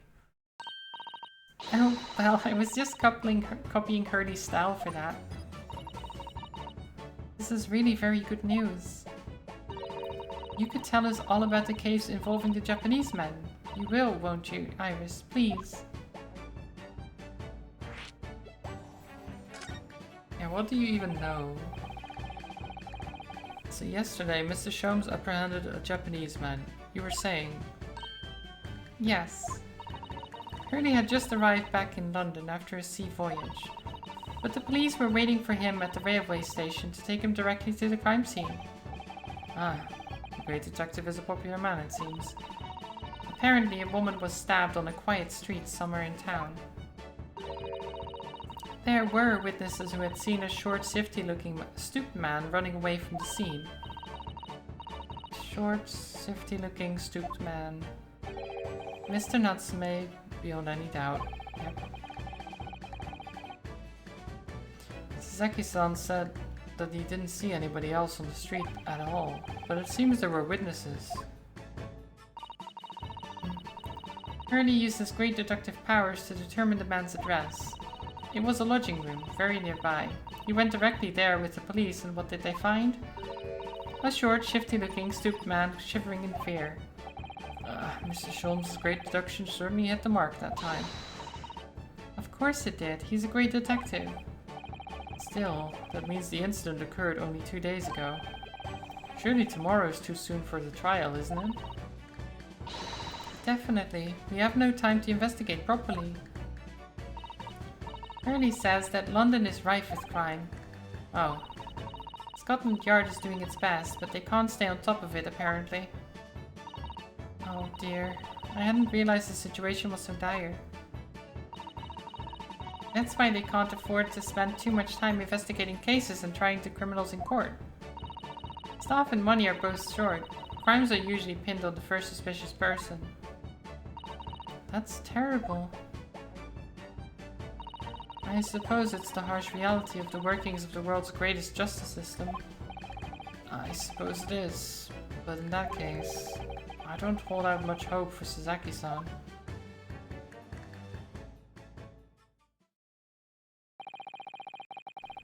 Thank you for answering so many of our questions, Iris. This has been very informative. Oh, you're most welcome. I've had so much fun. Do you happen to know where Mr. Sholmes is at the moment? As you guessed, we'd like to ask him some questions about this case as well. Well, I expect Hurley is still investigating the scene. The case involving Mr. Natsume, you mean? Yes, Mr. Natsume. Hurley said he was going to the man's lodgings. If you leave now, you'll probably catch him there. Iris, do you know where those lodgings are? Well, I imagine the police are still investigating the scene of the crime themselves, aren't they? Did you happen to come across a detective by the name of Gregson when you were there? Yes, we know Inspector Gregson. Ah, goody. In that case, give Gregsy this from me, would you? If you do that, I'm sure he'll tell you what you want to know. What is this? A 5-shilling piece and a postcard, it seems. Okay. It reads, "Tell the gentleman in black whatever he wants to know. I trust that won't be a problem." Gosh, this will make the inspector help us, will it? Well, thank you, Iris. We'll give it a try. You're so sore today? Oh no, Lay. I hope you get some rest, if possible. Good luck. Good luck then. I'm going to return to writing my manuscript, The Speckled Band. And I'll be making more special blends of tea, so come back again soon. We'd be delighted. Thank you so much, Iris. Well, Mr. Naruhodo, it's back to the scene of the crime. So, somewhat dubious that they would exert any influence over the men of Scotland Yard at all. We headed back to the scene with Iris's curious note and one of the world's heaviest silver coins in hand. Okay. Oh, to be continued. Sorry, like a muscle pain or just, you know, hurting for some reason or other.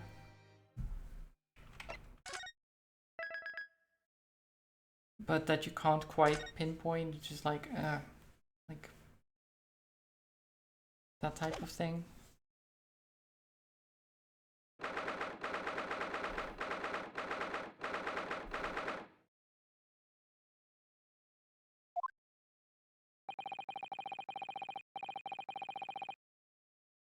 It looks as though the police are still here, carrying on with their investigation. Perfect. So let's find Inspector Gregson as quickly as possible.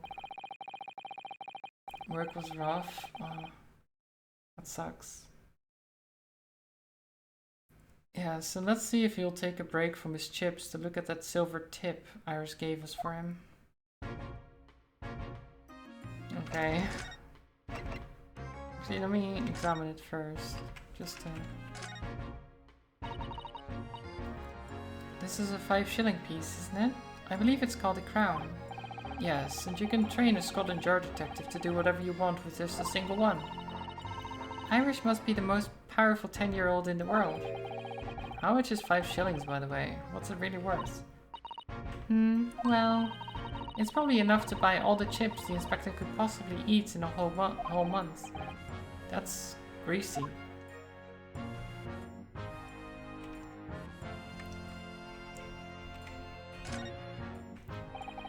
Iris's little handwriting is adorable, isn't it? Tell the gentleman in black whatever he wants to know. I trust that won't be a problem. Yes, the handwriting might be adorable, but the message is ominous. There's no room for sentiment there. I'm sure it's simply the way you're interpreting it, Mr. Naruhodo. Anyway, I do hope the inspector will tell us what we need to know when he reads it. You don't think it will just make him munch piping hot chips until steam comes out of his ears, do you? Well, that wouldn't be an entirely terrible outcome. Yeah, the message that, like, I trust that won't be a problem. That type of message is usually just threatening, isn't it? So I don't know if I trust Iris in that, but... You know, I'm sure it's fine. Inspector Gregson, do you have a moment? I'm sorry to say I don't. I'm a very busy man. Much too busy to talk to a pair of foreign gadabouts, that's for sure. We have these for you. A present from Miss Iris Wilson. What? For me? From her ladyship? Ladyship? Give that here at once. Come on, hand it over. That's for me. Don't wait for me to give it to you, will you?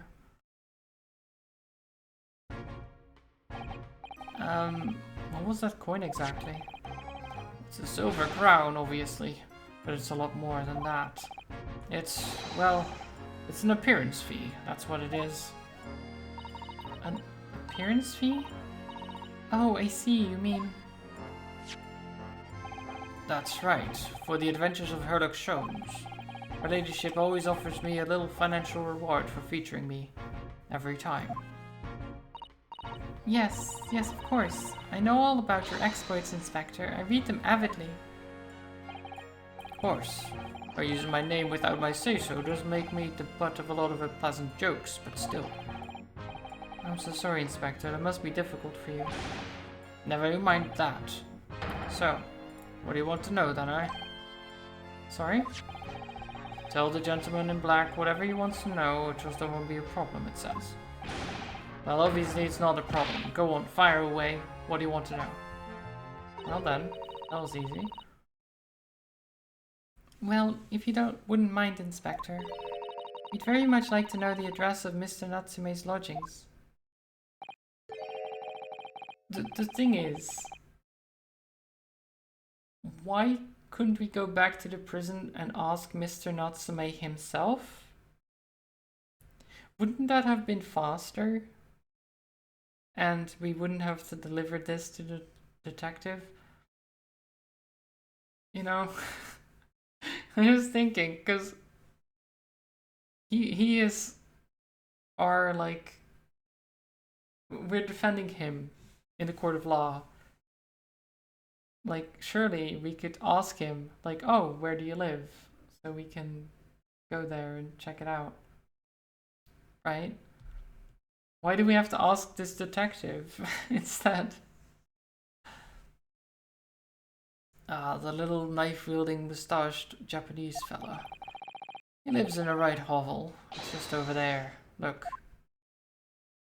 Oh, right there. Oh my god, it's really just... Okay. It's that place, huh? The one that I was looking at earlier. On the first floor of that house on the corner where that wreck of a bicycle's propped up. That is nearby indeed. If I remember rightly, the landlord is a Mr. John Garredup. Right, well, if you see her again, you make sure you give her ladyship my regards, you hear? I mean it. You tell her that Gregson sends his very best wishes. Don't worry, Inspector, we will. Goodbye for now, then. And long live her ladyship. So he hates the detective. He hates Sherlock Holmes. But he loves Iris, huh? Okay. Interesting. Interesting. Maybe it's because Iris pays him, though. Well, at least he told us what we wanted to know before he left. Yes, so then, shall we go and see what we can find in Mr. Natsume's lodgings? Definitely. Okay. New location has been added. Here we go.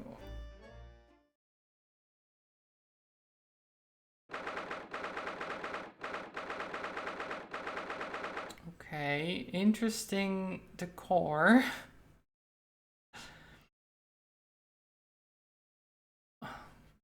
What is with the like military uniform, the cannon? There's like a decoration of like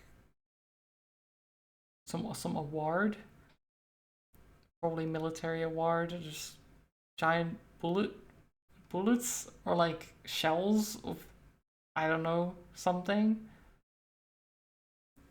Alliance that what is this?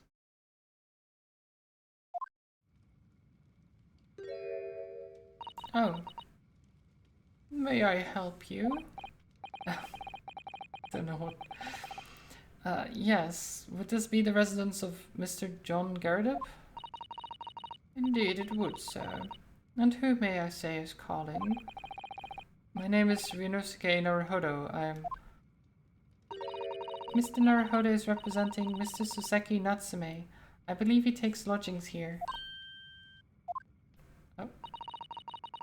We would very much like to ask him some questions about our client. What is that reaction? One moment, please. I shall convey the message to Mr. Garredup. Did you see that, Mrs. Addo? That was a real-life English maid. I know. As I understand it, anyone of standing in English society employs a number of household staff. But that was the first time I've ever seen one in the flesh. Oh, this day keeps getting better. It certainly feels like we've really arrived now, doesn't it? We need only to meet a butler and the experience will be complete. Well, I'm not sure if I'd go that far, but I understand the sentiment. Thank you for waiting. Mr. Garredup will see you now. This way. Oh. Okay.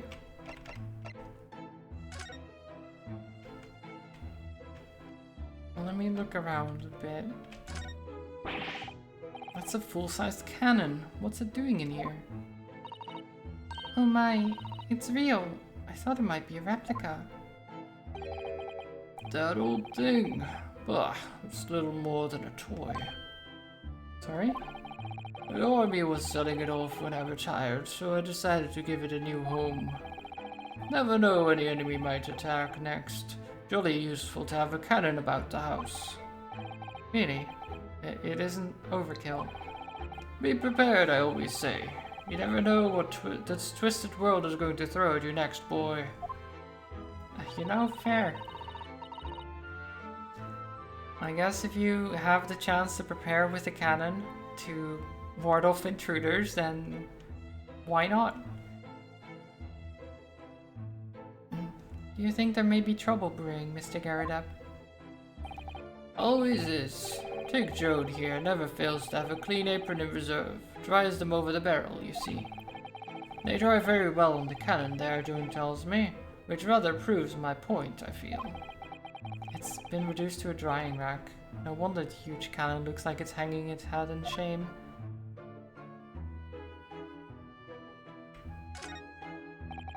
That uniform looks fairly ancient, doesn't it? It's clearly been well looked after, though. That old thing. Ah, not much better than rags, really. Oh? Oh, that ceremonial garb at my retirement bash, you know. But I'm not one.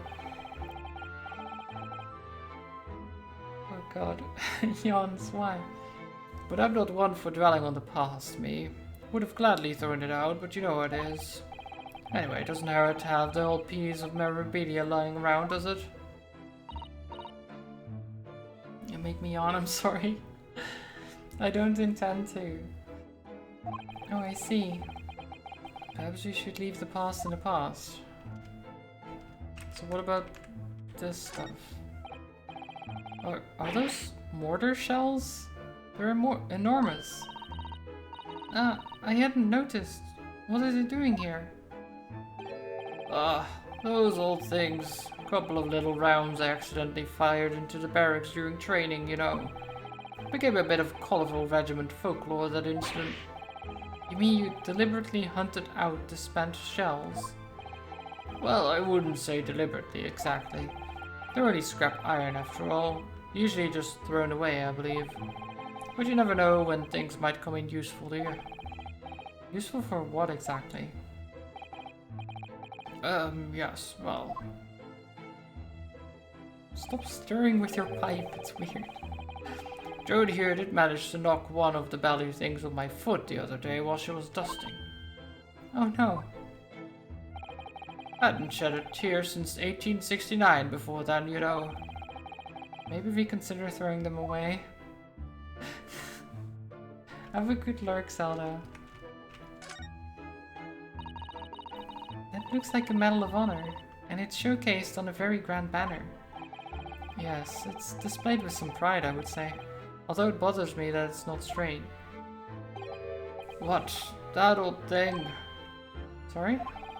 I should be glad to see the back of it, but the general would turn in his grave if I disposed of it. The wall's the best place for it. Keeps the belly thing out of my way. So it's just been polished to shine by accident, I suppose. There appears to be an inscription on the medal itself. Look.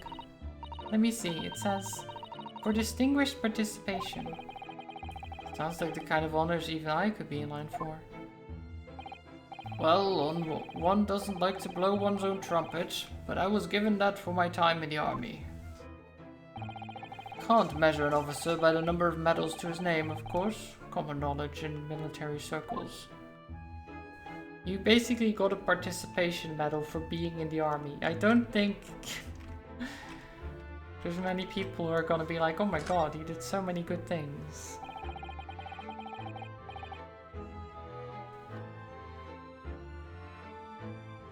That portrait of Mr. Garridab is glaring at me, I swear. Have you noticed that all the little frames contain photographic prints of Mr. Garridab as well? Yes, and there seems to be a statue of a lion on the mantelpiece as well. Ah, yes, seemed to come back from the local pawnbroker with that little trinket. Seemed to come back? What do you mean? The chap who runs this place, the place is a bally wizard. Went in to sell him something and came out with that thing. In point of fact, now I think about it, I rather often find myself leaving the place with something I don't need. The lion ornament certainly does seem surplus to requirements. Susanna doesn't pull her punches, or her throws for that matter. So wait, he just buys stuff by accident? Why is there a candle on the floor? That seems very dangerous. Look at that enormous screen. It must have been put there deliberately, surely. Yes, it certainly seems like someone's trying to hide something from view. What could be behind it, I wonder? I'm going to have a very quick look. Just a little peek. Ahem. Ahem. Maybe let's not, Mrs. Sato.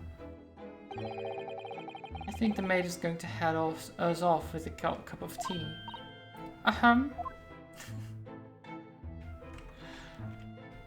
Okay.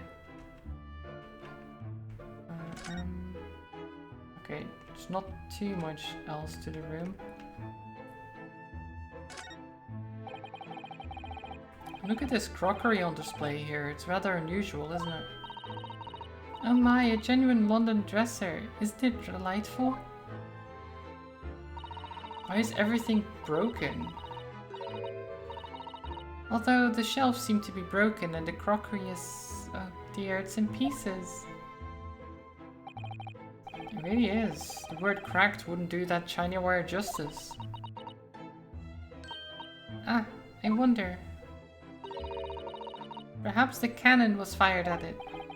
Yeah, it's probably something like that, but let's not delve too deeply here. Ooh, what's this? Sweets? Oh, look. What a wonderful collection of cakes lined up on that gleaming silver cake stand. Lined up?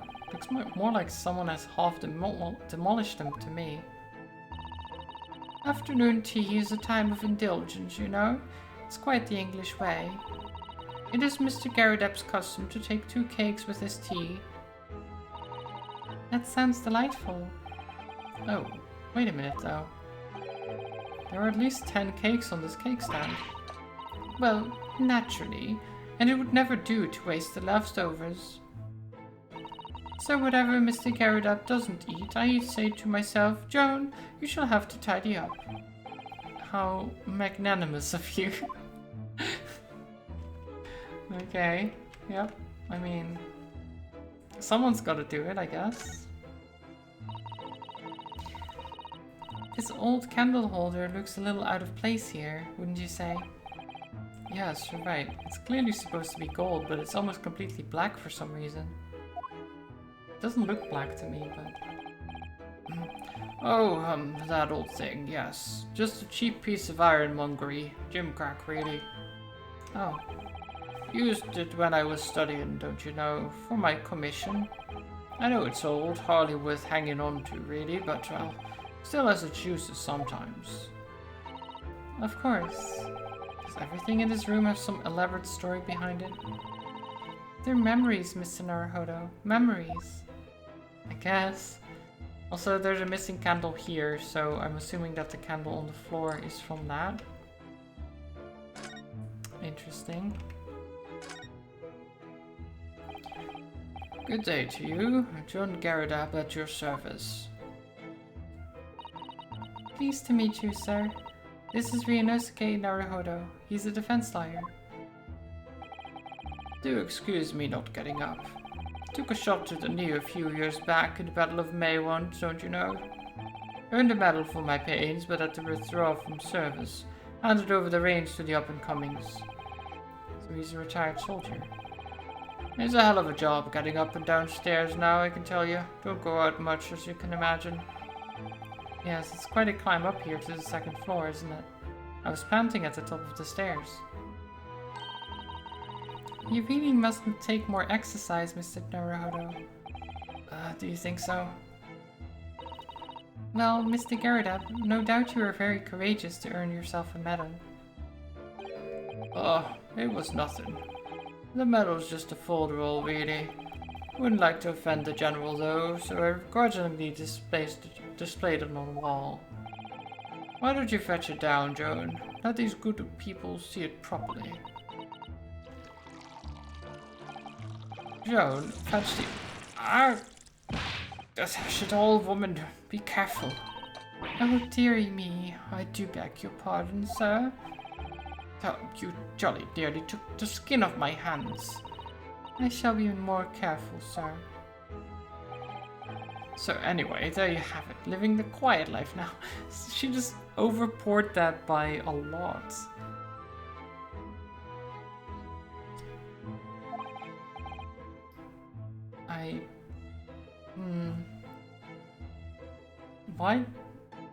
Why though? Like, did she not want to take the medal down? Is that... Now that I hear you want to know about the chap lodging downstairs, is that right? Yes, we would be very grateful if you could answer some questions for us. Only too pleased, naturally, especially if it helps to keep the peace here in Belitli. We forged an alliance with the Empire of Japan recently, and as I'm sure you're aware, so this case is very much in the public eye, as it were. Oh, is it? Even had some famous detective poking around, you know, in his old house, would you believe it? Yes, Mr. Herlock Sholmes. Could have been. Didn't catch the chap's name. Not really my cup of tea, all that detective business. Oh, but you have a copy of Rand's magazine here, so... no,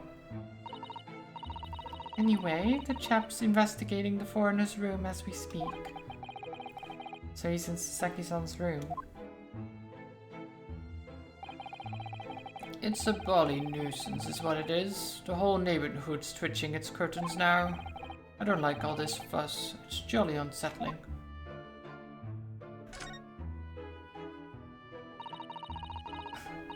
Hi Summit, welcome.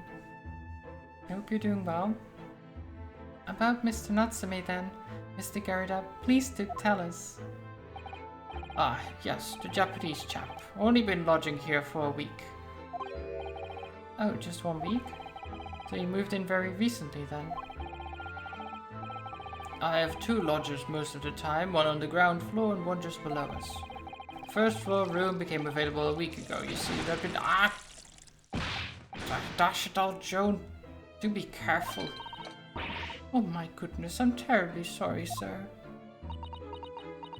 Why does the maid keep doing that? If you want to know my opinion, I thought he was a shady sort from the moment I set eyes on him.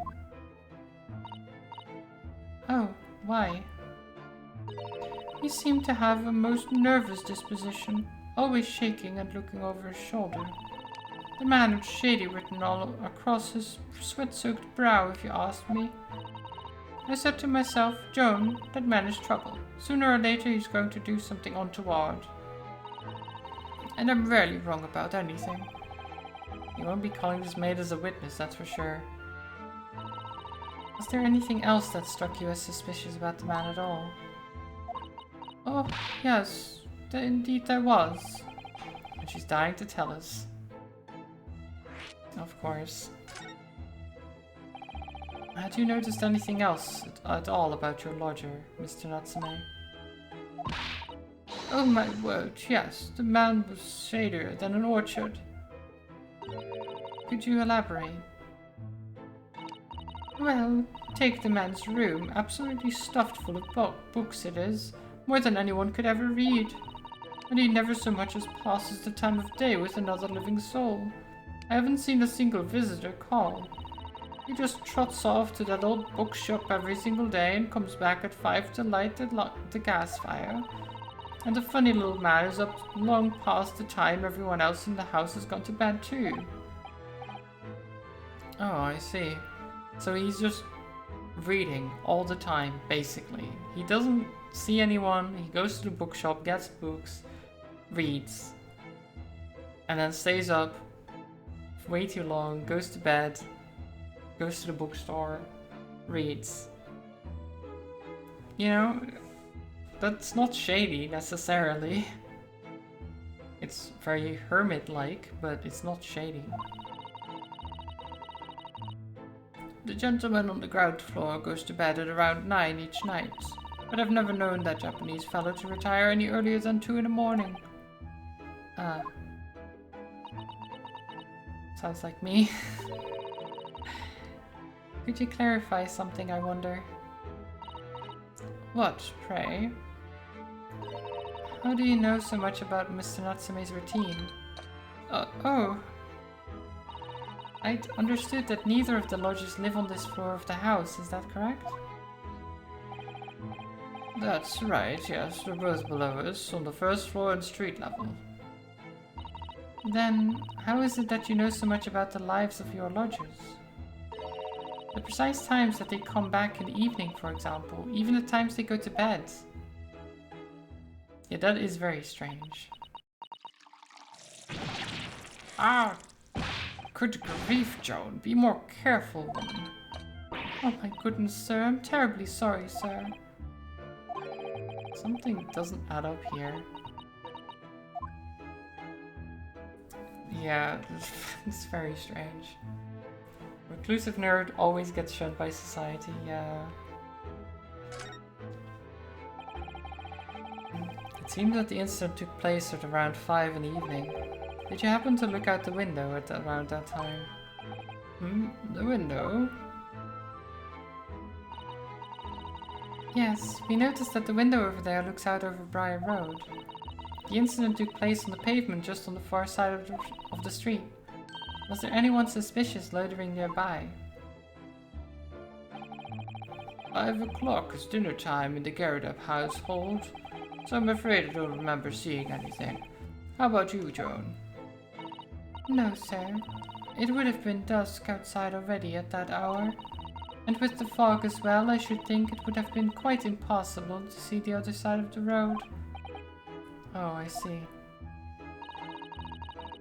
Did you notice anything else out of the ordinary then? Such as? Anything at all, even if it seems unrelated. Well...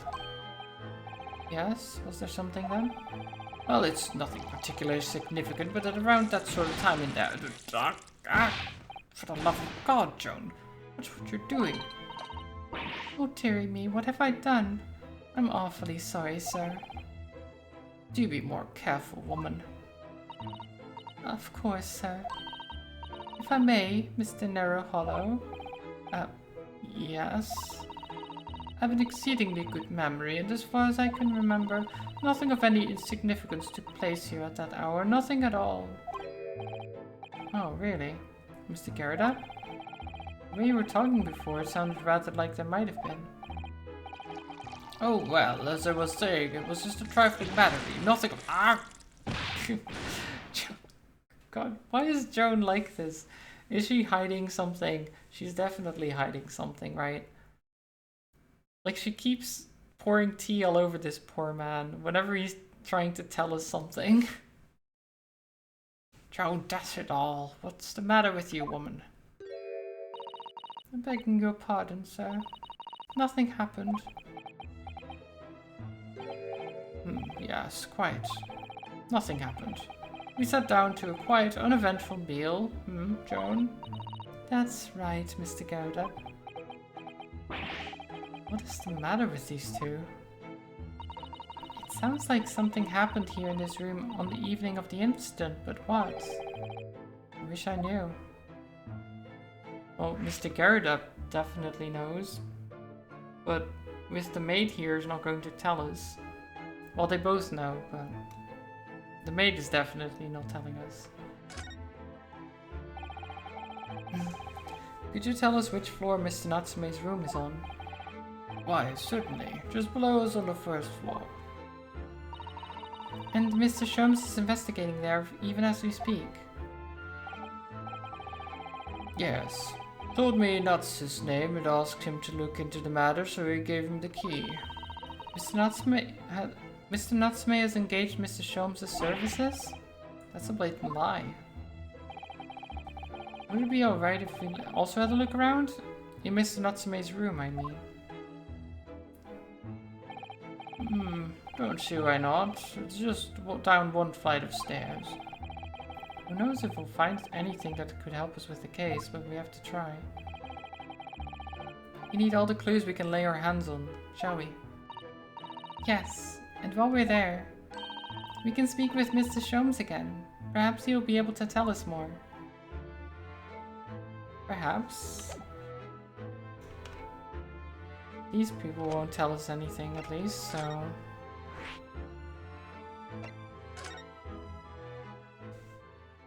here we are. That is a lot of books, actually. They weren't kidding.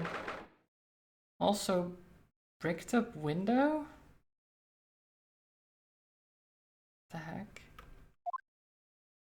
Oh, cat! There is a cat. Nice. Just look at this place.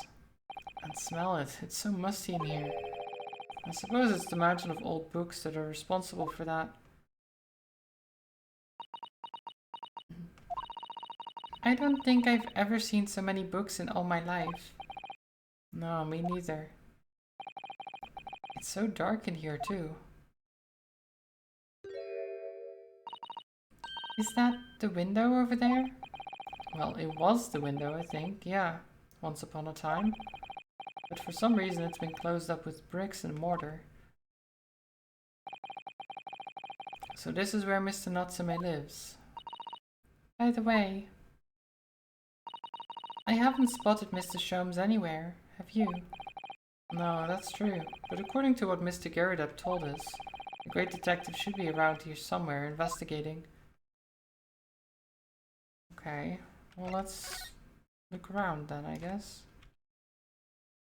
There's a beckoning cat. Oh look, it's a beckoning cat from home.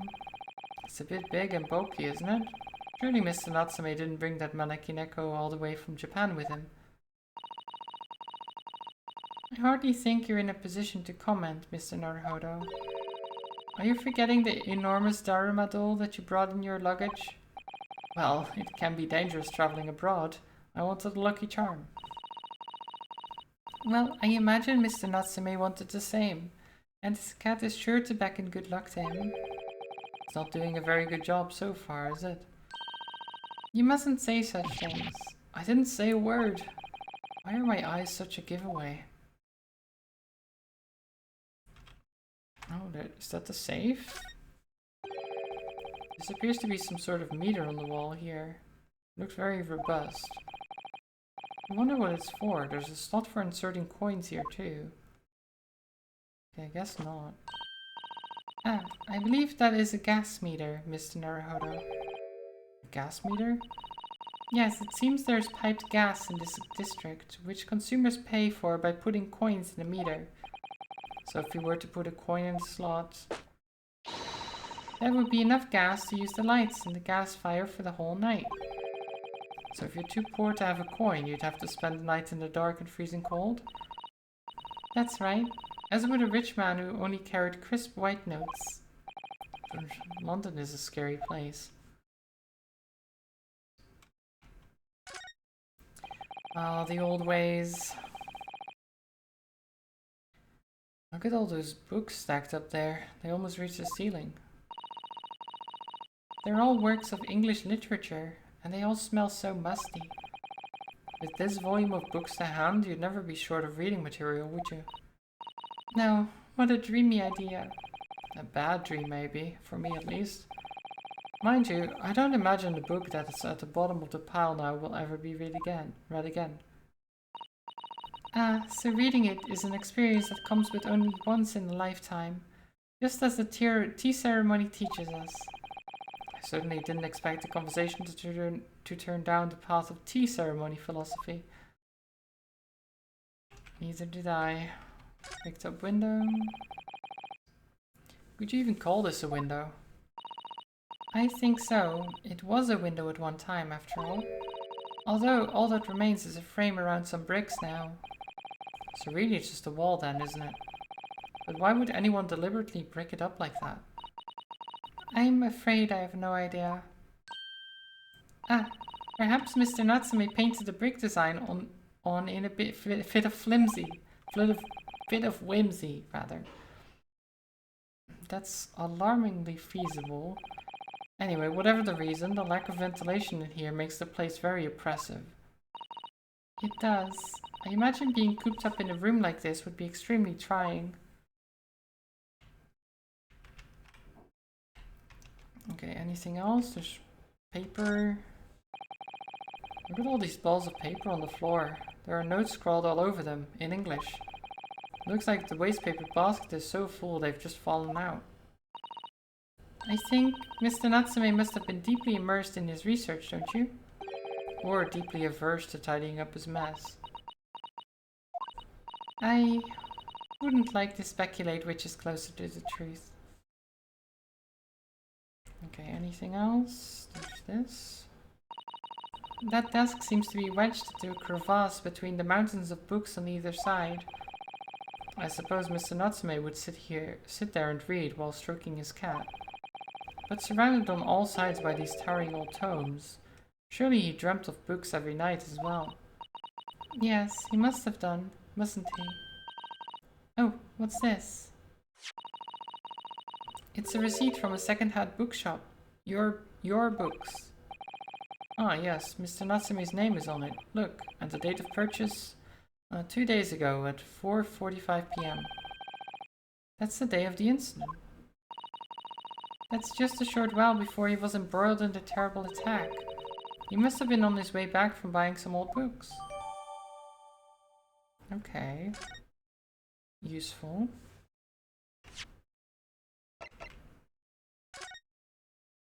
The sum of 2 shillings tendered in receipt of the picture of Monsieur Lecoq.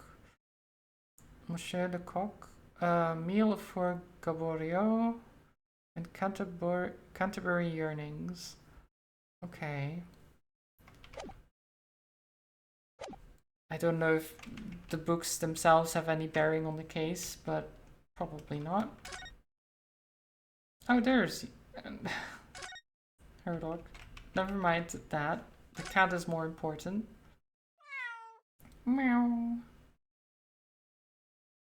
Kitty. Oh. Where's it going?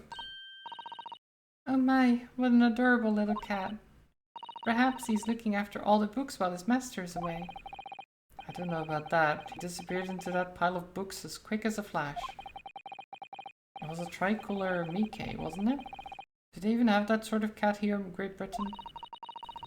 Perhaps Mr. Natsume brought the little creature with him from Japan. That's made me feel homesick now. Already? We've only been in the country for 2 days. I mean, considering what we've been through, it kind of makes sense to be a little bit homesick. Okay. Ah, look, Mr. Naruhodo. Aha, there he is. Where did he appear from? He seems to be engrossed in the pages of an old book. I hope you won't mind if we disturb him. Hello, Mr. Sholmes. Ah, you too. Good day. Now, let me see. Where was it that we met? Oh, Mr. Sholmes, we were together on the SS Burya. Yes, of course, the Burya. And let me see. What happened on that voyage? It was Kazuma Asogi. He died, tragically. But you were a great help to us. Ah, yes, but of course, the case of Mr. Asogi. It was the one with the snake, wasn't it? Oh. Well, you seem to remember something of it, at least. What an honor to be remembered vaguely by the great Sherlock Sholmes. This is Mr. Oh, no, my dear madam, hold your tongue. I pride myself on my superior powers of recollection. Your names are safely recorded in my brain attic. Miss Naruhodo. And Mr. Susato. All the way around, but close enough.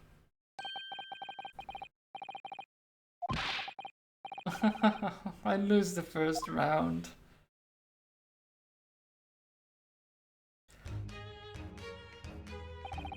In truth, I had hoped to invite you both to my Baker Street suite the day we arrived in London.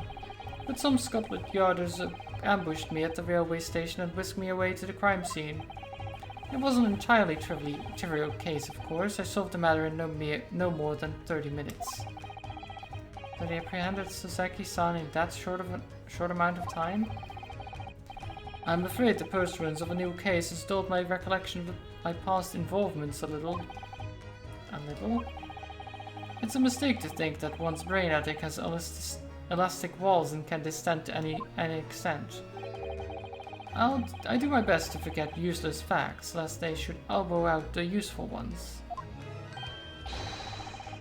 Yes, those are my own words of intimable wisdom, you know, from an adventure entitled A Study in Scarlet. Please, there's no need to quote yourself. I don't always remember my pearls of wisdom, but fortunately my associate pens them beautifully. He means Iris, I suppose. Mr. Sholmes, we have some extremely important questions to ask you about the trivial case you just mentioned. Goodness, what an earnest expression. My dear madam, I should be only too pleased, and this murky room is an apt place to discuss this murky case. Okay.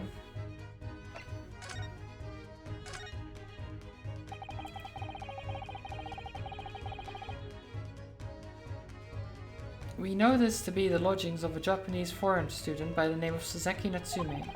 It seems that you assisted in his arrest, Mr. Sholmes, for the stabbing of a young woman outside here on Briar Road. Natsume. Yes, I believe it was a name rather along those lines. But Mr. Natsume denies it. Was it really justifiable to arrest him on so little? I'm sorry, Mrs. Atto, but I have not the slightest idea of what you mean. What? I can't believe he was looking Suzato-san squarely in the eye while feigning ignorance. I assure you, I'm not merely feigning ignorance. It would appear as if the pair of you are under some misapprehension. Oh? How? I assure you I have no recollection of accusing your stooped compatriot of the crime. But that doesn't make sense. The good detective of Scotland Yard made the following request of me, and I quote verbatim. We need you to ascertain the identity and whereabouts of a man seen fleeing the crime scene. Ah, a man seen fleeing. There were a number of books scattered on the pavement at the scene. From the book plates I was quickly able to determine the bookshop from which they had been purchased. On speaking with the proprietor, I was immediately led to this address. Elementary, wouldn't you say? I believe there is a receipt around here somewhere from the establishment in question. So you don't think Mr. Natsume is the culprit then? That I could not tell you. But it was aggravating my faculties, hence why I returned here. However, this place is such a trove of fascinating books, I found myself quite lost in bibliophilia. Do not be deceived into believing that I am a man of leisure, no. Oh dear. Well, can I show him the receipt? I guess not. Well, no, I can if I do presents. Ah, the receipt for the books our stooped Japanese friend purchased. I uncovered that yesterday morning, a marvelous find, wouldn't you agree? Oh, yes, the work of a truly great detective. What a scatterbrained individual he must be to have left it behind. Curiously, there was no mention of this publication on the receipt. Odd, when you consider how fascinating it is. You mean not everyone in London buys Rand's magazine every time they visit a shop? Odd indeed. Oh, Mr. Sholmes, how expertly you slipped that into the conversation. Ah, I'm glad you agree. Detective stories can be great works of literature too, my dear fellow. They can be, I'm sure. But let's talk about the landlord. Because he's shifty. Ah, tell me. Have you encountered the landlord of these lodgings? Yes, Mr. Garadab, a retired military man. It was the first time I ever met a soldier from the great British institution that lists the services. I caught my voice. And it was the first time I've ever met a maid from the great British institution that is service. Nice. I didn't think it was that. I didn't think it was that funny. I do apologize. As you may well be aware, many households in London employ a maid. Yes, I read as much in my Great Britain primer. And so, conversely, whether or not a household employs a maid has come to betoken the social standing of those dwelling therein. Betoken their social standing? Sorry. Put simply, my dear fellow, those who employ at least a single maid are considered middle class. Those who do not are beneath that. In the upper echelons of society, of course, households employ enough staff to constitute a large family. Goodness, how extraordinary. As you can appreciate, for those on the precarious boundary between the middle and lower classes, being able to afford just one maid is of the first importance. I had no idea. And it is for precisely that reason that I find great stimulation in the situation upstairs. Specifically in the retired army veteran, Mr. John Garridab. Oh? Affable as he is, the fellow is hiding something. Whether or not it imposes on the circumstances of this case, I'm as of yet, unable to ascertain. I'm thoroughly lost on what he means to say. That he's shifty, I'm pretty sure. Which I also think. This room is thoroughly suffocating for the soul, my dear fellow. I assure you, any man whose lot it is to dwell in a place such as this will stab somebody sooner or later. Mr. Natsume has stabbed no one. Ah, but sooner or later, as I said. I don't believe that's the issue here. About this dark little room, Mr. Sholmes. Why is there no longer a window? Do you have any idea? No window? Well, I mean, I can clearly see that there is a window of sorts. But it's been completely blocked with bricks. Ah, I see. The answer to that question is quite simple. Window tax. Window tax? What is that? Oh god. I remember that. Isn't that a thing? Surely not a tax on windows. Precisely that. Oh my goodness. Until relatively recently, a tax was levied on households in this country by the number of their windows. Those of lesser means, having inherited a sizable and costly family home perhaps, rapidly closed windows up, while the rich opened windows here, there and everywhere, in an effort to curry favor with those in power by furnishing them with large sums of tax money. How awful and unjust, forcing people to live in rooms devoid of light. Yeah, it was a stupid idea. I still don't understand why people thought that was a great idea. Indeed, disease was rife as a result. So some 40 years ago, or thereabouts, the window tax was abolished. But its legacy remains, as you can see, in squalid lodgings such as these, for example. I suppose Mr. Natsume's stipend for living here in London isn't very generous, perhaps. It would appear so. I have done a little digging, and discovered that these lodgings were offered at an extraordinarily low price. Because the room is so awful, I should think. Apparently Mr. Natsume only moved in here about 1 week ago. Yes, that's correct. However, I don't believe the low rent is explained by the shabby nature of the accommodation. Oh? Still, that is of little relevance here, a matter not worthy of further attention. Are you sure? I'm curious now. Oh? Yeah, I want to know as well. I want to know all the things. Well, I believe I've told you all I can now. Thank you, Mr. Sholmes. Ah, yes, Mr. Naruhodo. Was it not your intention to become a practitioner of law? You remember that, did you? Will you perhaps be offering your services in this very matter, I wonder? To the occupant of this room, Mr. Natsume, was it? I'm not sure. Not sure? On what grounds? Well, I actually defended someone in court here only yesterday. Really? Well then, I congratulate you, sir, on an ambition realized. And so promptly, too. The thing is, it's really made me question things. Am I right to believe in my clients? To trust in their innocence? Yes, trust. Mr. Sholmes. Mr. Natsume didn't do it, did he? My dear fellow, I haven't the first idea. Oh, but I thought that's why you were here. Didn't you come back to investigate? Ah, yes, that was indeed my initial intention. But there are simply too many fascinating books here. I couldn't possibly ignore them. I see. Nevertheless, there are two facts that I can state quite unequivocally. The man who fled the scene of the crime 2 days ago was the Japanese occupant of this room, and there are witnesses who swear to having seen the same man commit the crime. That is all I can say. Oh, and one more thing. Oh, what is it Mr. Sholmes tell us?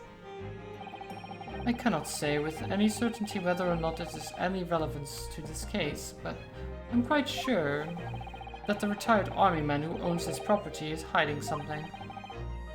Mr. Garridab is? Mr. Sholmes said as much before, actually, didn't he? Well, it was kind of obvious when we talked to him as well.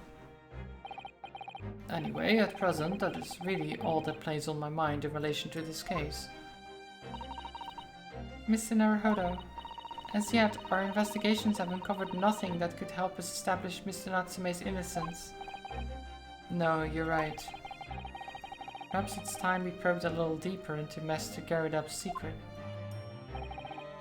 Just remember, I cannot be sure whether the landlord's secret will prove to be of relevance or not. But I wish you every success, of course, Mr. Naruhodo. Well, thank you. I'll need it. A busy man indeed. He's gone back to his book in the corner of the room. Okay, I guess we go back to the Garridabs.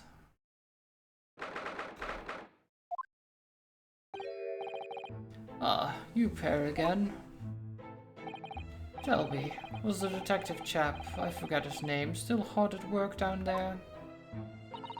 Mr. Sherlock Sholmes? Ah, yes, rings a vague bell. All that detective business isn't really my thing, I'm afraid. Well, Mr. Sholmes is in his element down there. Jolly good show. Another cup of tea, if you please, Joan. Now then, why don't you tell me what... Ah! For the umpteenth time, woman, will you watch what you're bally well doing? I shall be there serving dinner shortly, sir. Yes, of course. Frightfully rude of me, but I'm afraid I shall have to ask you to take your leave if you'd be so kind. Oh, yes, of course. We are deeply grateful for all your assistance. Not at all, not at all. Don't get too much chance to talk with young foreigners like yourselves. It's been a pleasure. Best of luck and all that. Perhaps you could see yourselves out? According to Mr. Sholmes, Mr. Garridab is hiding something. And since no other avenues of investigation seem open to us at the moment, perhaps we should do some digging.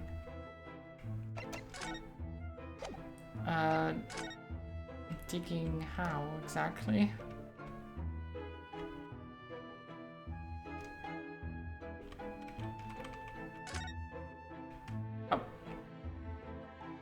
Oh. What's he doing over there? Mr. Sholmes. Aha! We meet again, my dear fellows. Good gracious, when did you sneak in here? Oh, look, Sholmes, sir, at your service. Whatever were you doing over by the window? I'm given to watching the evening sky as the sun sets, madam. Yet sadly, cheerful as the room downstairs undoubtedly is, it lacks an aperture for such observation. So I took the liberty of borrowing a small corner of space by the window up here. Well... Keeping an eye to one's windows at dusk is the prudent thing to do in London, I'm gathering. Ah, and one other thing, Mr. Naruhodo. Oh, me? I thought perhaps you might be in need of a certain great detective's great mind. Wait, he's not talking about... Is he? I didn't expect to be going through that again so soon. So you mean, Mr. Sholmes? There's a mighty secret in this modest room. My eyes see even the most trivial of trifles. I take it you're prepared, Mr. Naruhodo. I think so. There's just time enough for one of my greatly admired great deductions.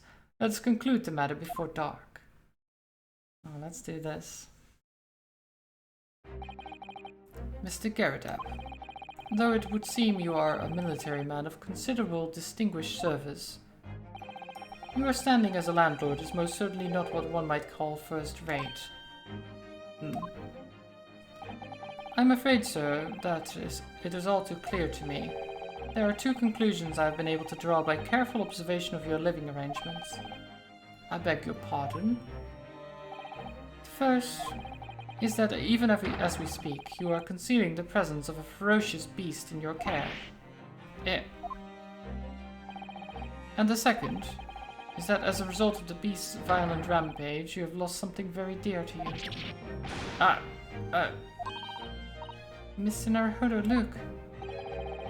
The old man's broken out in a cold sweat. Unbelievably, it seems Mr. Sholmes' conclusions are both spot on. How could you possibly? How could I possibly know, you mean to inquire? The answer couldn't be simpler, sir. For in the dense jungle of logic and reasoning, I am the king of the beasts. The king of beasts, rather. And I know only too well that wild beasts are not easily tamed. So, shall we begin? Once again, Sherlock Sholmes is proud to present his Logic and Reasoning Spectacular. The Great Deduction. Here we go. Nature of the Beast. It certainly shouldn't take a great detective to see, but a fearsome beast has been on rampage of late within these four walls. Thus we are faced with the question, what form might this beast take? For a man with military breeding, your eyes are uncommonly candid. Your furtive glances, Mr. Garridab, lead us directly to the answer. The true nature of the beast that has run rampant here is revealed by the lion statue. Probably not. Yes, though an army man, you appear unimposing at best. In fact, that has fueled your admiration for the mighty lion, the king of beasts. What is this piffle, I ask you? In the end, your admiration became so great, in fact, that you had a living, breathing specimen shipped from India, which you tried to keep in this very house. What? Why did he have a mark on his cheek? I saw it for just a moment that he was slapped here. He had like a hand mark on his cheek. Yet living with such a wild beast proved more difficult than you had imagined. The chilling traces of a wild rampage are still very much in evidence. Well... Yet, as we look around, the beast in question fails to present itself. Where could this angry creature have disappeared to? Madam? Me? I pray you do not consider me unchivalrous, but it's plain to me with one glance in your direction. It is. Your dress pocket gives us a handsome clue as to the beast's current whereabouts. But protruding from it is a handbill advertising a circus show. Yes, you sought to dispose of this terrifying lion, Mr. Garridab, at Batty's Circus, a traveling show currently sojourning in a nearby park. I have observed the tents. You sold the savage lion, sir, to the circus troupe. I most certainly did not. I believe I made my point. The fearsome beast which ran amok in this room was an Indian lion. And a simple visit to the circus now will reveal the lion prancing jubilantly through a ring of fire. Yeah, I don't think you're right on this, Sherlock Sholmes. Aftermath, okay. Now, Mr. Garridab, It is plainly clear that you still have deep feelings for this formidable beast. Indeed, in that blithe pose, the distress this loss has caused you is veritably tangible. Your head weighs heavy on your shoulders, the pain you feel being revealed by that supporting arm. Amidst fits of tears, you let your beloved beast go. The strain of losing something so dear to you is clearly visible in your visage. Nonsense, man, I simply... But what, we must now ask ourselves, is the true cause of this pain? And we need only follow the direction of your gaze to find the answer. Yes, it's the pile of bills that has given rise to the pain you suffer. Every envelope contains another demand for payment. Cartloads of meat, potatoes, wheat, and tea. Indeed, feeding your beloved has had a devastating impact on the financial circumstances of your household. And so you had no choice but to let it go. Yes, well, Now, in a final fit of rage, the ferocious beast carried out one last unimaginable attack. Unimaginable? The aftermath of which can be clearly seen by observing the carpet over there. A very expensive woolen carpet, if I'm not mistaken. Oh, dearie me. What could possibly have caused such a destructive outburst? This time, madam, I'm afraid it is you who has inadvertently revealed the truth to me. Your wondering eye has settled upon the answer very neatly indeed. Yes, to explain the dire state of the carpet, we need only look at the Tower of Cakes. Ah, yes, of course. There is no creature more dangerous on this earth than a beast with an unsatiated appetite. Was it or was it not once said by a certain noblewoman, if they have no bread, let them eat cake? Food is at the heart of all tragedy, in fact. Whatever do you mean? Having tired of the taste of cake, the beast began to stalk its next prey. I can't talk anymore. I'm sure I need to not spell out the nature of this final act of destruction carried out by the beast. There's only one logical conclusion. Worked into a frenzy by hunger, the lion attacked and ate the carpet. The teeth marks in the carpet are a perfect match with those of a lion I once saw in India. No. No. Sherlock Holmes, no. Just... Thus concludes Sherlock Holmes' great deduction of the beastly puzzle. You're quite wrong. It's interesting, but you're quite wrong. Ah! What's the matter with you, Joan? You're pouring scalding hot tea all over me. Oh, I'm sorry, Mr. Garridap. I'm afraid I didn't notice. My deductions can be startlingly sharp. It stands to reason that your cup runneth over. Indeed, my revelations can make people spill tears at times too. Oh.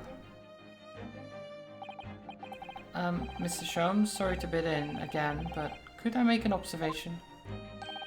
Why, certainly, Mr. Naruhodo. What is it, again? Well, your deductions just now. Do you really think a lion could have fit inside a room of this size? Indeed, it is the only explanation for the facts. The terrifying truth all too often lies beyond the realms of common sense. But wouldn't it be an idea to consider what lies inside the realms of common sense? But if an uncaged lion had run amok in this very room, surely Mr. Garridap and his maid would have been hurt, or worse. Ah, that's where you are stuck. No doubt the former military man held his own against the beast using that large cannon. Thought you said they sold the lion to the circus. And what about the food? Meat and potatoes are one thing. But I don't believe I have ever heard of a lion that drinks tea. Ah, my dear Miss Susato, it occurs to me with some regularity. that irrespective of race and breeding, whenever anyone lands on Great British soil, they are infused with a highly appropriate taste of afternoon tea. For afternoon tea. I mean, you know, fair. I guess, maybe.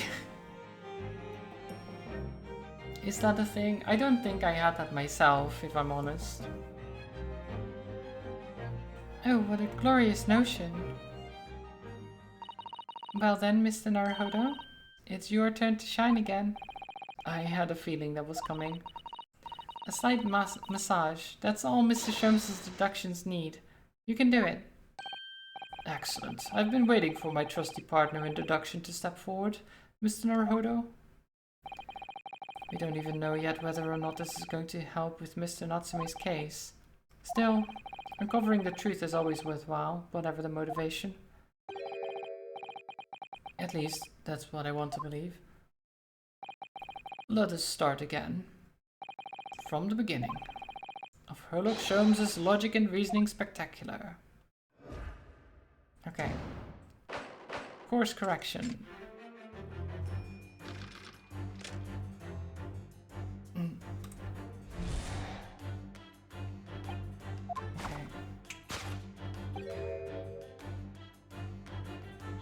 So Fearsome Beast has been on the rampage. What form might the beast take? Your eyes are uncommonly candid.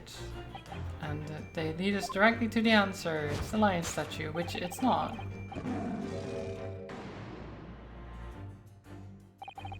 I really didn't see the lion thing coming. No, but if you observe Mr. Garradab's reaction, it rather seems as though some beast did indeed run amok here in this room. Yes, it's something with a very fierce nature. But it couldn't have been a lion transported from India. So what was it then? We must follow Mr. Garradab's gaze. That will lead us to the true answer. Can we look around? Yeah.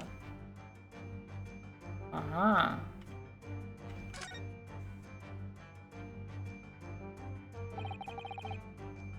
What's this photograph? It appears to be from Mr. Garradab's wedding. Looks very happy, doesn't he? He looks very happy, doesn't he? He does, but can't make out his bride. No, how unfortunate. Something must have struck the glass directly over the woman's face. I wonder what happened.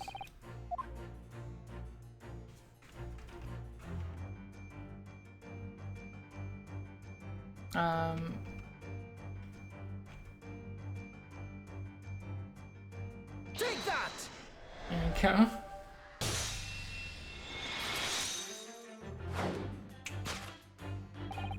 The true nature of the beast that has run rampant here is revealed by that newlywed bride. Precisely, Mr. Naruhodo. No other explanation could possibly fit. Yes, this framed print pictures your wife, Mr. Garradab. And while we lament the fact that her face is obscured, we can still make out her mighty arms and note the considerable horsepower they must contain.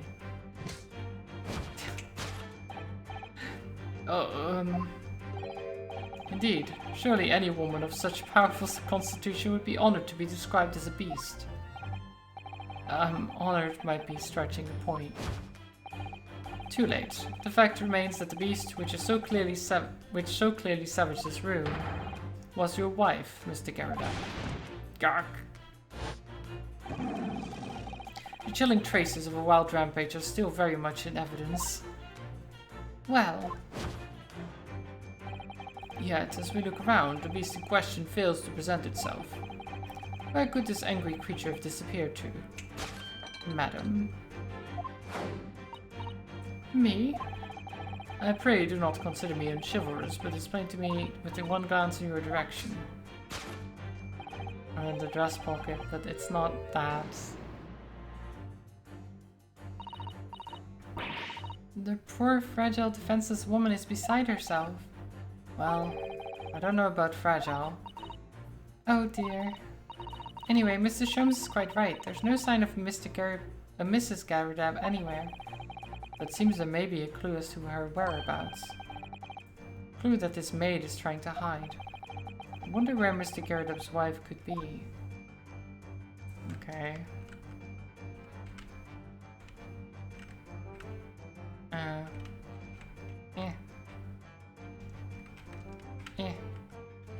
Where am I looking? Dress pocket.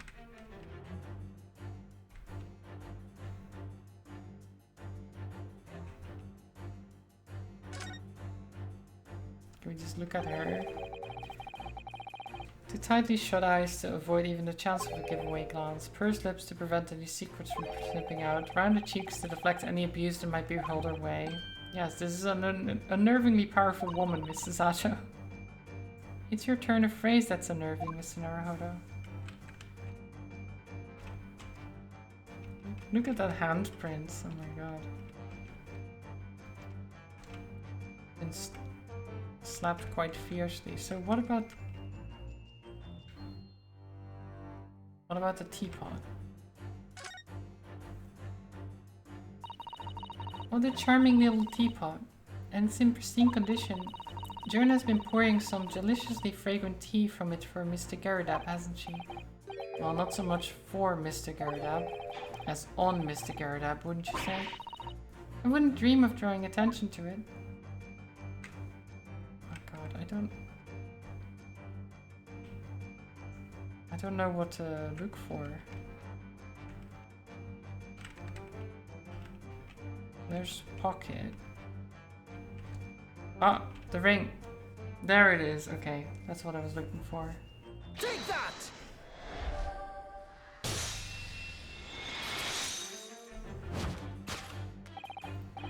Your wedding ring gives us a handsome clue as to the beast's current whereabouts. Ah. Indeed it does. That flowery band gleaming on your finger gives you away. For it is identical to the one shown on the hand of Mr. Garredub's bride in this photographic print. Photographic. In other words, you are no ordinary household maid. No. You are Mr. Garredub's lucky bride. You are Mrs. Garredub herself. Oh my word.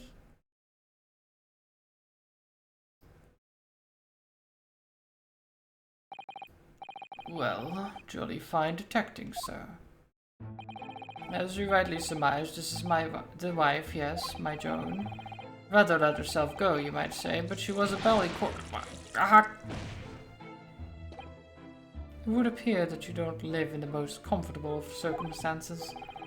After all, you are an retired army man, yet you are in the business of renting out rooms. Tch.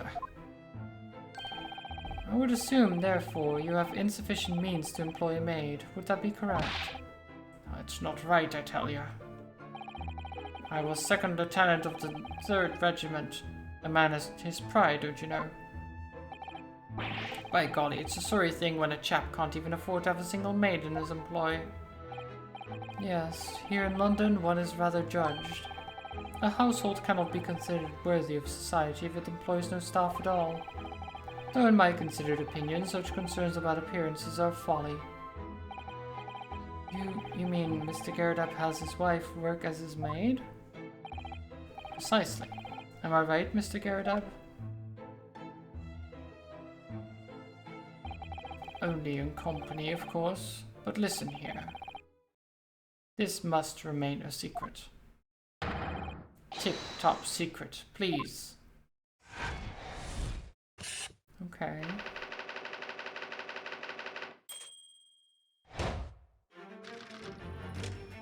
But why must it remain a secret? To keep up with standing, I guess? Okay. You still have deep feelings for this formidable beast? In that blithe pose, your the distress this loss has caused you is veritably tangible. Okay. I mean, there was no loss, so that start is kind of weird, but... Mr. Sholmes is quite something. He's still calling Mr. Garredub's wife a beast. Yes, as a woman that feels rather uncomfortable. Mrs. Garridab is standing beside her husband as we speak. In other words, he hasn't lost his beloved at all, has he? Oh, how true. So perhaps that supporting arm that seems to be propping up his head has some other significance then. According to Mr. Shums, Mr. Garridab's pain is tangible, though. What could that pose of his really signify? That he's, like, holding the place where she smacked him on the face. You know? Oh my, look at that bright red mark. That's quite something, and clearly made by somebody's hand. Yes, Mr. Garridab has been slapped on the face, it seems. Hard. I've never seen such a clearly defined mark. Whoever could have done such a thing?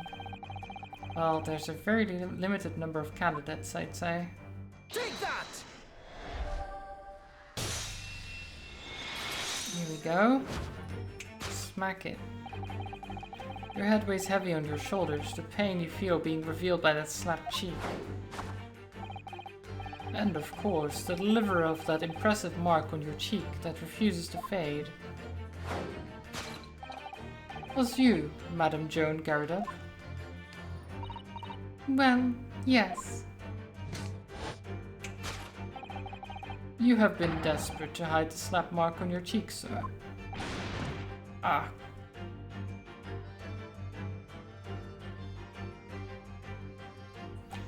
How the blazes?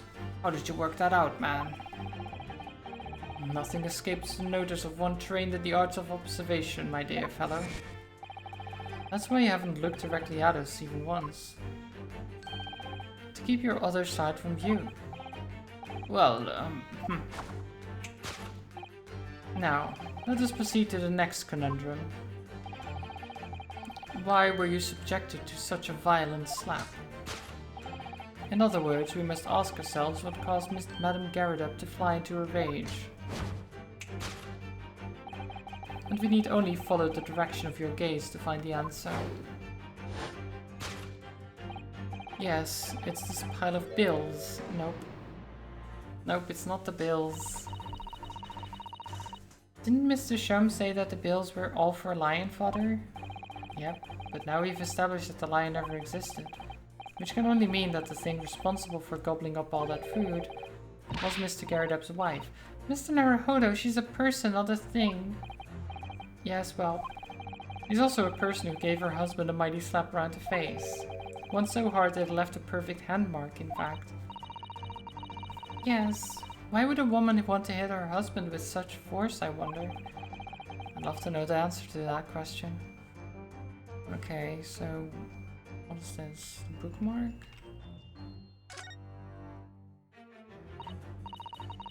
Oh, someone must be reading this book at the moment. There's a bookmark here, look.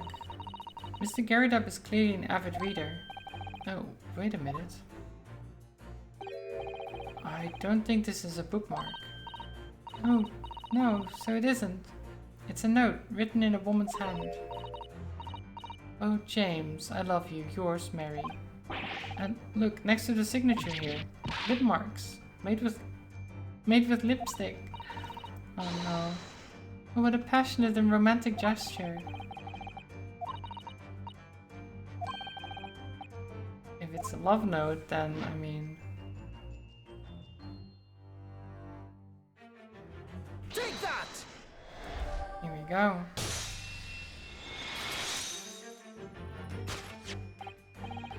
It's this love note that has given rise to the pain you suffer. Oh, James, I love you. Yours, Mary. Passionate indeed.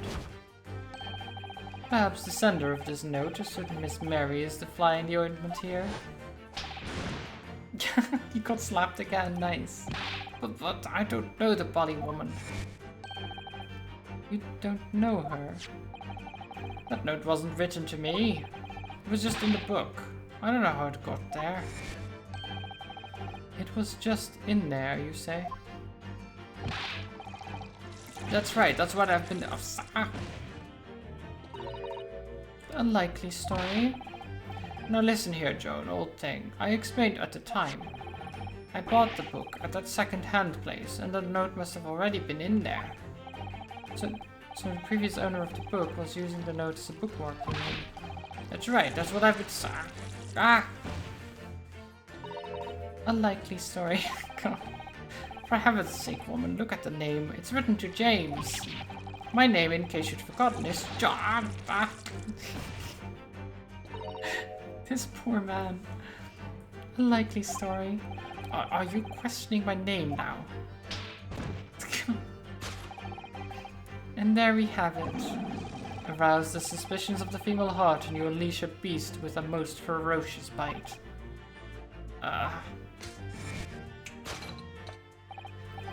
Now, in a final fit of rage, the ferocious beast carried out one last unimaginable attack. Unimaginable? The aftermath of which can be clearly seen by observing the carpet over there. A very expensive woolen carpet, if I'm not mistaken. What could have caused the destructive outbursts? I'm afraid it's you who has inadvertently revealed the truth to me. It's the cakes. It's not the cakes. But surely Mr. Gardepp didn't eat the carpet. No, of course not. But there doesn't seem to be any doubt that the state of disarray that this room is in is a result of her wild temper. No, that's true. So this is the last part of Mr. Shom's deduction that we need to fix. We need to only follow Mr. Gardepp's gaze and that will tell us the answer. I mean, it's the candle, right?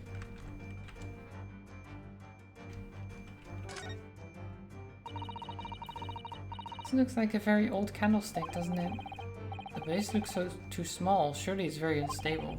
Looks to me like even the slightest knock would make it topple over. Oh dear, that would be dangerous. Wait, take a closer look at this. There's one candle missing. Yes, I didn't notice that before. How did you not notice that? It's so obvious. Why is that, I wonder? Why is one candle of the three missing from its holder? Well, it's down there. It's right down there. Take that!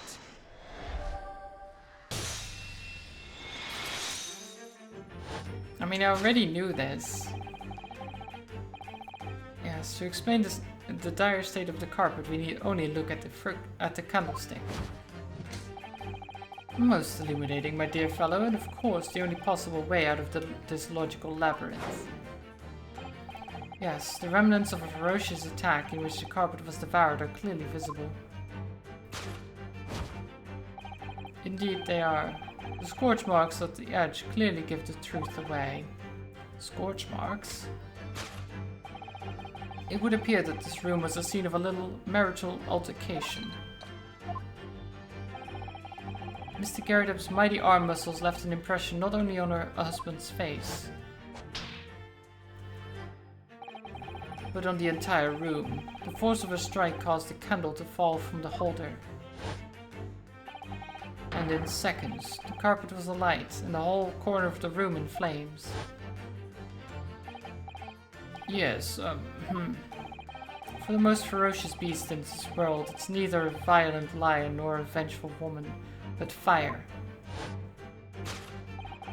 And in this room, that ferocious beast bared its claws and ran amok. Eloquently put, my dear fellow. So you see, there's but one conclusion here.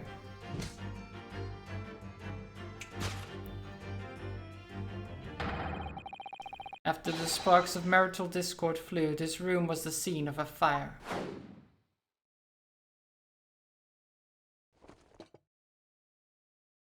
Well, Mr. Shom, sir, I salute you. Oh.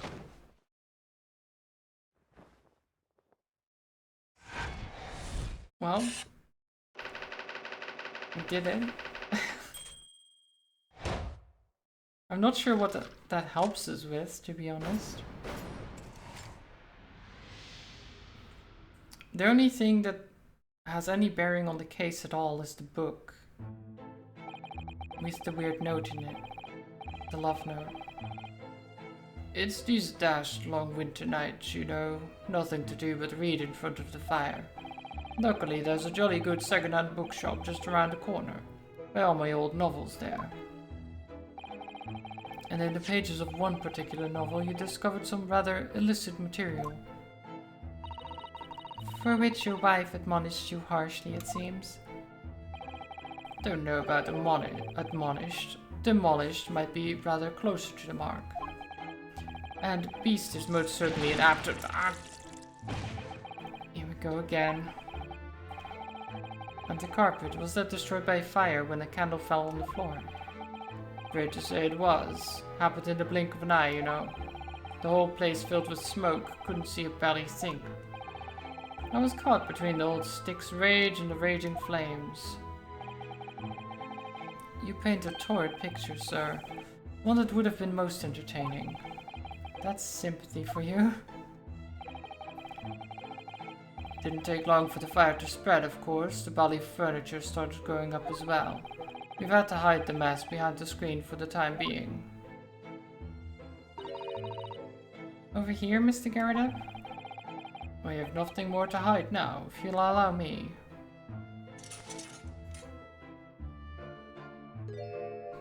On the bookshelf. Had all my favorite old novels in that case. But as soon as the fire got a hold of them, that was it. Whoosh, up in smoke. Gosh. And the wife started hurling things at me. What a terrible sight it must have been. There was I, back up against the window in the heavy enemy fire. Incendiary books incoming 10 to the dozen. Worst of it is, I lost my favorite. Book called The Lion's Pride. The Lion's Pride? Ah yes, your notorious love of big cats coming through again. I assure you, the title didn't influence my choice in the slightest. Thank you for the hydrate, Zelda. Welcome back. So the poor man really did lose something dear to him as a result of the ferocious beast's rampage.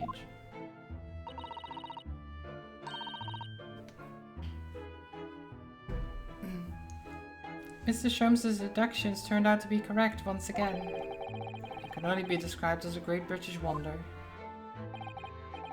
New Pokemon trailer? Ooh. I look forward to it. I tell you, it was total carnage. Flames everywhere and the old shtick in full fettle. Out of interest, what time of day was that? Not sure I can remember. It was 2 days ago now. Let's see, around 5 o'clock, I think? So at exactly the same time, as a terrifying incident was unfolding outside your window on the street below. Even more terrifying on the inside, I can assure you.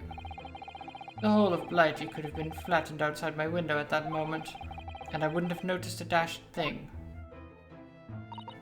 Oh, really?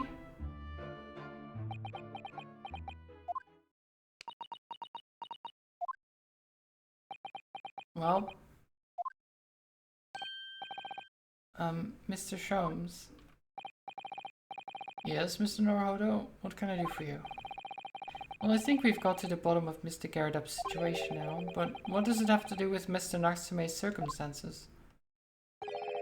I can't help you there, I'm afraid. What? My dear fellow, if you recall, I did say as much from the outset. I warned you that although I knew the retired army man was hiding something, I could not be sure whether the secret would prove to be irrelevant or not. I just knew you were going to say that. No, Mr. Naruhodo, you mustn't lose heart. Bear in mind that all things fall into one of only two categories. Those relevant to the case and those not. That makes no sense to me.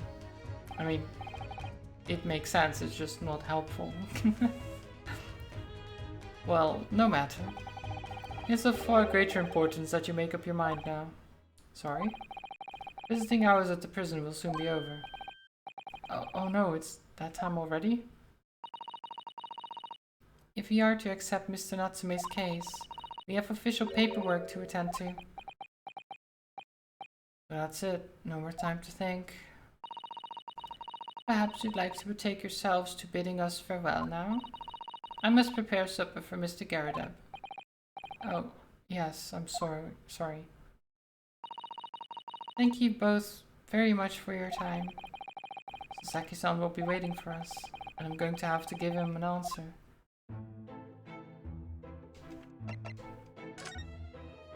I guess... Have a look at this. Do you enjoy reading? Ever experienced London winter, boy? The nights are long. No better way to pass the time than in front of the fire with a jolly good book. Oh, there's a copy of Rand's magazine here, I see. No doubt Mr. Garrideb enjoys the adventures of Sherlock Holmes too. The great detective has a great many followers, it would seem. What did you miss? Not a whole lot. We went downstairs to like the defendant's room, right? And there was a cat and a lot of books. The cat ran away as soon as we got there, which was sad. Then we talked to Sherlock Holmes. We found out that these people were holding out, had a secret. And then we figured out that at some point the guy brought back a book from the secondhand bookstore, and there was like a love note inside. His wife found it, who's this guy's maid for some reason, to appear more upper class than they really are. Got angry, slapped him across the cheek, and got like stomped around a bit too much. And the candle fell and burnt the carpet. That's basically all we know. It's not even really relevant, I don't think. But you know, it's something, I guess.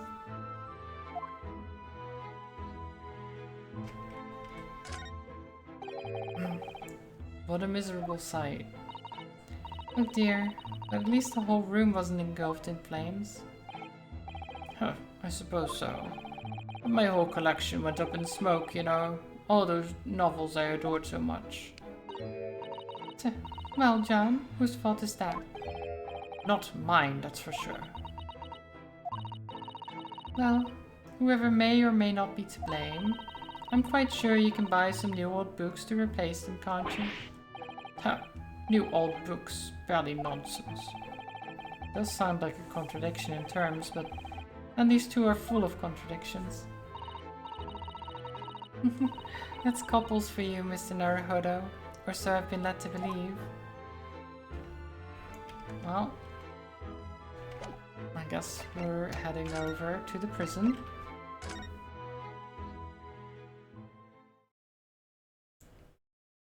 Let's actually take the case. Oh, Briar Road. It's time, Mr. Naruhodo. We must hurry back to the prison. Yes, I know. Let's hail a carry. Oh. What's the matter? Looks like something's going on over there in front of Garrideb's house.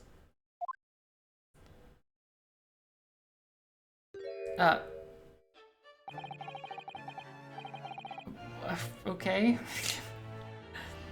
I know thee not, old man. Fall to thy prayers.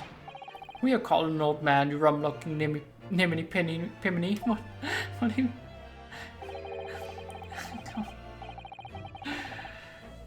There are more things in heaven and earth, Horatio, than are dreamt of in your philosophy. Who's this Horatio fella? What are you going on about? Excuse me. Eh, what the? Who are you now? I'm sorry, it just looked as though there might be some problem here. And my associate here, Mr. Ryunosuke Naruhodo, is a lawyer, you see. Yeah, a lawyer? What? If I can be of any assistance, I'd be happy to help. I'm from Japan, but I've studied English law. Tisk. Fine, I'll be on my way for today, but you mark my words. This ain't over yet. Get thee to a nunnery. Do I look like a bloomin' nun to you? Okay. Joe Popeye, kind of, yeah. Close enough. I do hope you're not injured. Oh, fair Eastern maiden, thou art so gentle, thank you. What was that all about?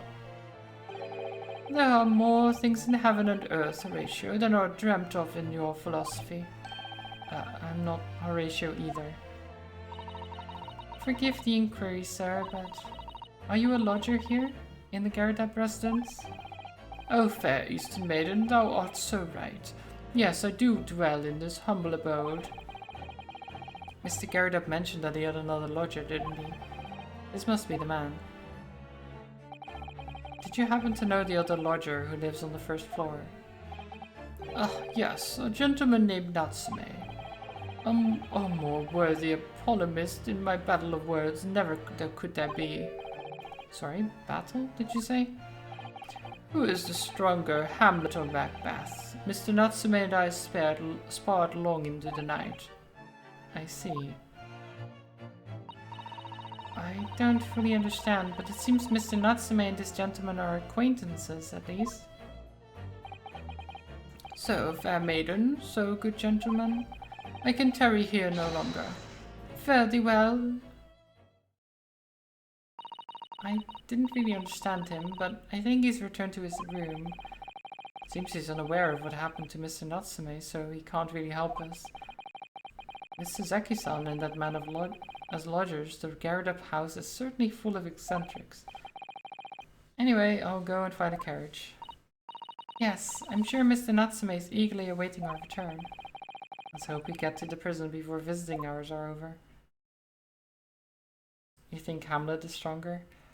Maybe.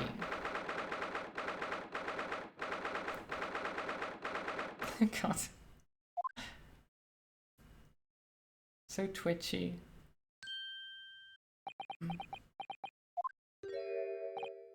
Oh, it's you. You're here. You came. Locum student Mr. Naruhodo Esquire. I can't believe you came back. I'm so touched. We are so sorry to have kept you waiting, Mr. Natsume. Oh, no, think nothing of it. Relax. If I were a cat, I would purr with pleasure at the company of such kind compatriots. Noble, nurturing, never-failing Nipponese. Oh, now let's not get carried away.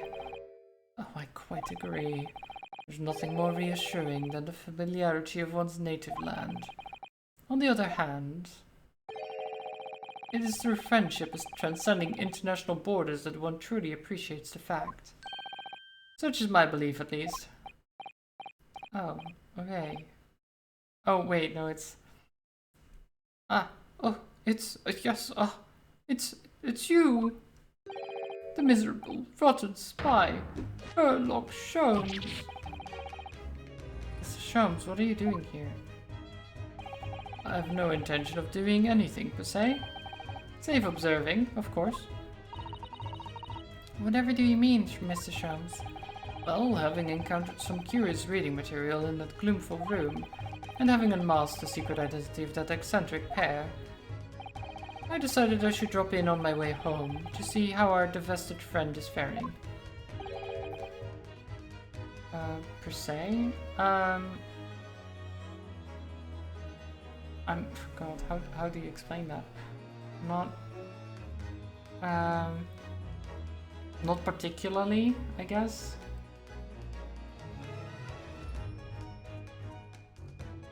Like, I guess it's hard to explain if I'm like, wait, what does per se mean? I mean, yeah, I know what it means, but it's, or what, yeah, how you use it in a sentence and stuff.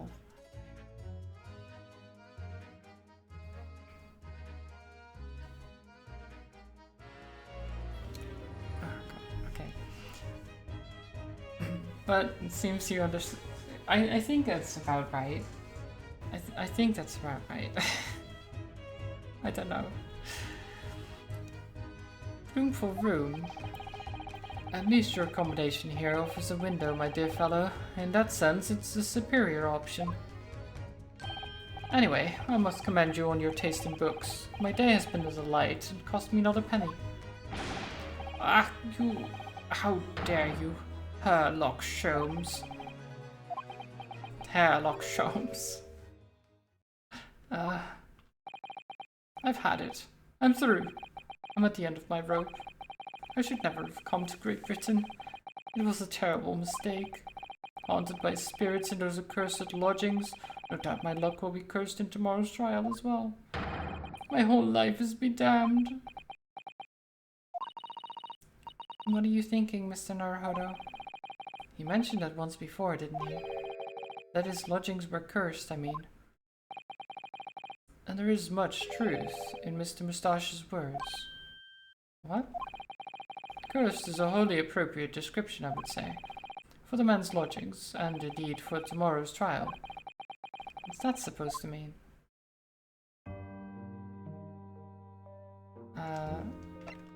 Let me present to you this receipt. Oh.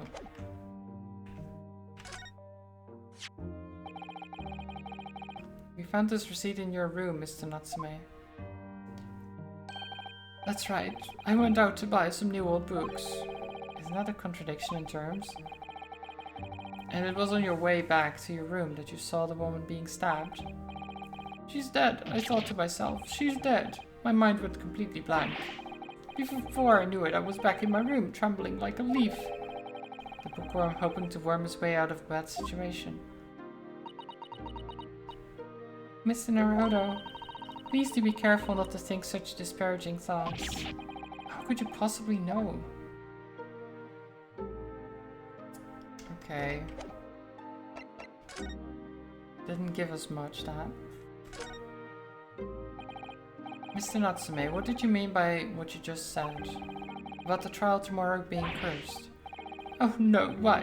Why are you looking so grave? You're making me nervous.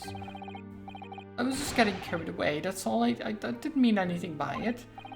Oh, I see. That's really agitated him. You don't mean the trial really is cursed somehow? Are you referring to the prosecutor, the Reaper of the Bailey? The Reaper? Oh no, what do you mean? Please tell me. Summarize it succinctly in 16 salient words. No defendant has ever survived a trial in which the Reaper stands for the prosecution. Ever. Oh my goodness. Can it really be true? That was 16 words exactly. Yesterday, Mr. Naruhodo successfully defended someone against the Reaper. But then, after the trial was over, the defendant passed away in unusual circumstances. Mr. McGill did. What? I am impressed, Miss Susato. You have an eye for detail. Actually, the Lord Chief Justice told us. Mr. Sholmes, surely it can't be that having failed to have the accused convicted, Lord Van Zieks killed the man himself. Oh no, he couldn't have, surely. You have some wonderful notions. Sorry? The man isn't a mass murderer, he's a court prosecutor, my dear fellow. Oh, yes. Why, of course he is. Of course he is? Then why are you trying to scare me? Could be said, however, that the real truth about the man is even more terrifying than your hypothesis. What on earth do you mean by that? Yeah, what does that mean? Van Zieks is quite an exceptional man. However, in London courts of law, exceptional does not equate to winning every case without exception. Ah, that's good. Sasaki-san looks like he's going to cry tears of joy. As you're no doubt aware, in British criminal trial there's both a judge and a jury. The judge officiates based on the letter of the law, whilst the jury offers public opinion and common sense. It's an excellent system whereby the defendant's guilt is considered from several points of view. However, public opinion in particular is somewhat easily manipulated. Right. Criminals and corrupt lawyers, for that matter, can use it to their advantage. By any means at their disposal, contriving evidence, calling impostors as witnesses, and so on. By such underhanded means, those who would want to are able to sway the jury. Which means that even in the light of irrefutable evidence, the prosecution can fail. But it means the wrong verdict can be passed. And sadly, as from time to time, my dear madam, it is simply the reality of the situation. And that's alright. However, those indicted by Lord Van Zieks cannot escape justice. Their fate is sealed. Oh my. Though the education may see them leave the courtroom with their freedom, within months they all disappear. It is most striking. Disappear? But how? By all manner of misfortune, sir. Perhaps they are trampled under a passing carriage. Perhaps they fall into the Thames and drown. Perhaps they are suddenly overcome by a raging fever, or perhaps attacked by highwaymen. Oh, no. All examples of the reality of events here in London, I'm afraid, Mr. Naruhodo. Well then. Oh, I knew it. I'm a dead dodo, done for, doomed. Nah, it's fine. Don't worry about it. When you said accursed lodgings before, you were referring to your room at Mr. Garradup's house, I assume? You mean to say that you believe the place is cursed? It's been a year now since I came to Great Britain, but I've only been in London a week before I started to notice some strange feelings in myself. That didn't take long then. Everywhere I looked, there were foreign faces staring at me, laughing behind my back. I was sure people were talking about me. I started to become nervous about going outside. They were always staring at me, all the time, from dawn till dusk. So I shut myself away in my room. But even that didn't help. The fear wouldn't go away. You must have been very lonely, having been away from your homeland for such a long time. So I've had to move a number of times, mostly recently to the room on Briar Road a week ago. Yes, why did you choose there? It seems a little inconvenient. The rent is cheap. I have so little money, it appealed to me straight away. Of course, I asked why it was so affordable. The landlord just simpered and said, "The room is cursed." Oops. He quickly tried to cover his mistake, but it was too late, so I told him, "If you have something to say, then say it, but if not, don't mention it in the first place." Yes, well said. But it was true. It was all true. You mean, the room really is cursed then? Ever since I moved into that windowless hellhole, my sleep has been plagued with nightmares. I wake feeling as though I'm being choked to death. And in my waking hours, people are stabbed in front of me as I walk down the street. I'm branded a killer, thrown in prison. Nobody wants to know me. I'm surrounded by scary, sinister spirits. If only there was someone, just one person on my side. Can no one find it in his or her heart to believe me? Really no one at all. To believe. Yeah, to believe.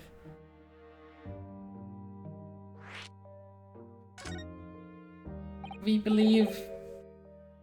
Mr. Sholmes. Me, Mr. Naruhodo? Pray, what can I do you for? It's about the case on the SS Buria, if you recall. The Buria. Ah, that case. The one with the snake. Well, yes. At that time, I was the suspect, but you believed in me and listened to my side of the story. And you helped us to investigate. I did I? Interesting. But what I want to know is, why? Why did you believe in me? I see. Yes, you mean... Because you were a grimly dressed, shady Eastern fellow found with the victim in a locked room. Well, if you like, yes. I'm a little surprised that the answer requires explanation, my dear fellow. It's quite simple, really. You said I didn't do it. But I could have been lying. Surely you must have had your doubts. You must have suspected me a little. I think perhaps you have misunderstood. I neither recall believing in you, nor in that which you were telling me. What? You see, the only things I believe in are those I choose to believe in. What? What do you mean, Mr. Sholmes? I make up my own mind about what is to be believed and what is not. If I should like to believe in something, I do. The circumstances can hang as far as I'm concerned. But I could have betrayed your trust. In that case, I should have made an elementary error of judgment, nothing more. Betrayal of trust is an overused excuse, in my opinion. Meaning? Whether or not one should trust another is, in the final analysis, down to oneself. It is a matter of whether or not one can trust oneself. Yes, he's right. He's right, locum student Mr. Naruhodo Esquire. Oh. A defense lawyer is only as good as his faith in his client. And that comes down to how much faith he has in himself. Oh, Kazuma. You were so right, Kazuma.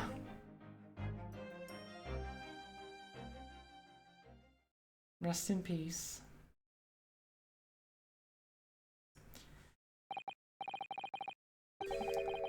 Well, my dear fellows, it's time we were leaving, I believe. Already?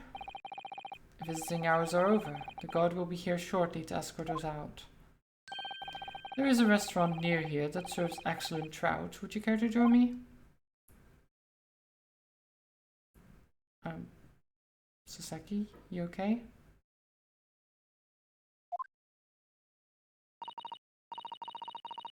Oh dear, there is never enough time, is there? It's just dotting. Mr. Natsume, if you'd like, in the trial tomorrow. I'd be happy to represent you.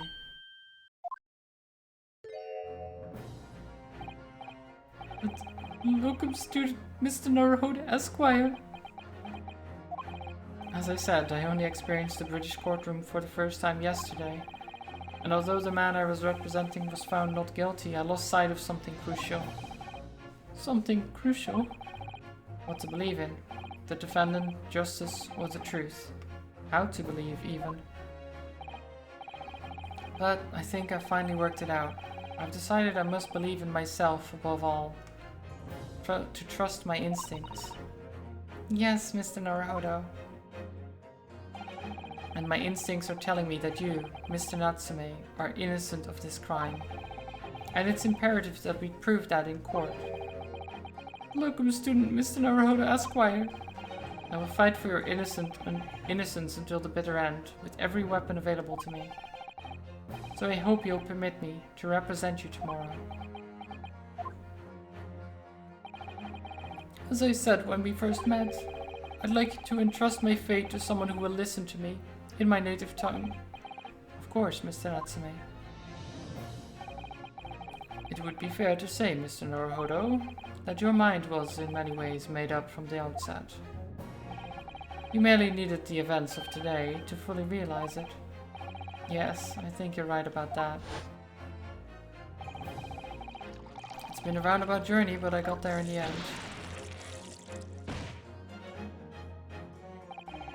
Mrs. Zato? Yes?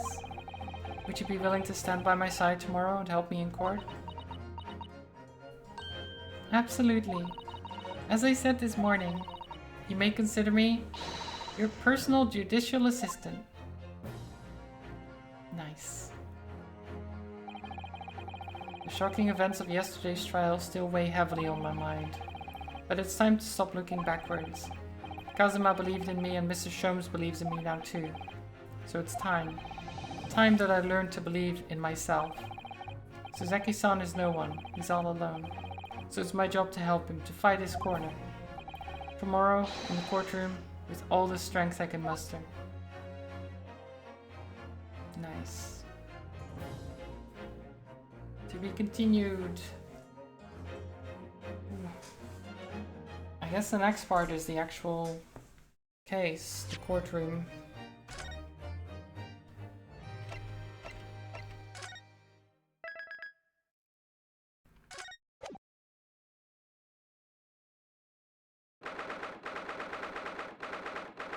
Let's hope we have enough evidence and stuff. Well, I never expected this. Would have thought we'd be back here again so soon. We are on a study tour of Great Britain with the intention of learning the country's legal practices. In order to research the latest court procedures here, we need as much court experience as possible. Well, yes, I suppose that's true, but for the person in the dock, it may well be his or her one and only time in court, and it could be life-changing.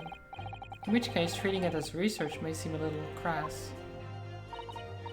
Oh, when you put it like that, you're quite right. Good morning. Ah, Mr. Natsume, good morning.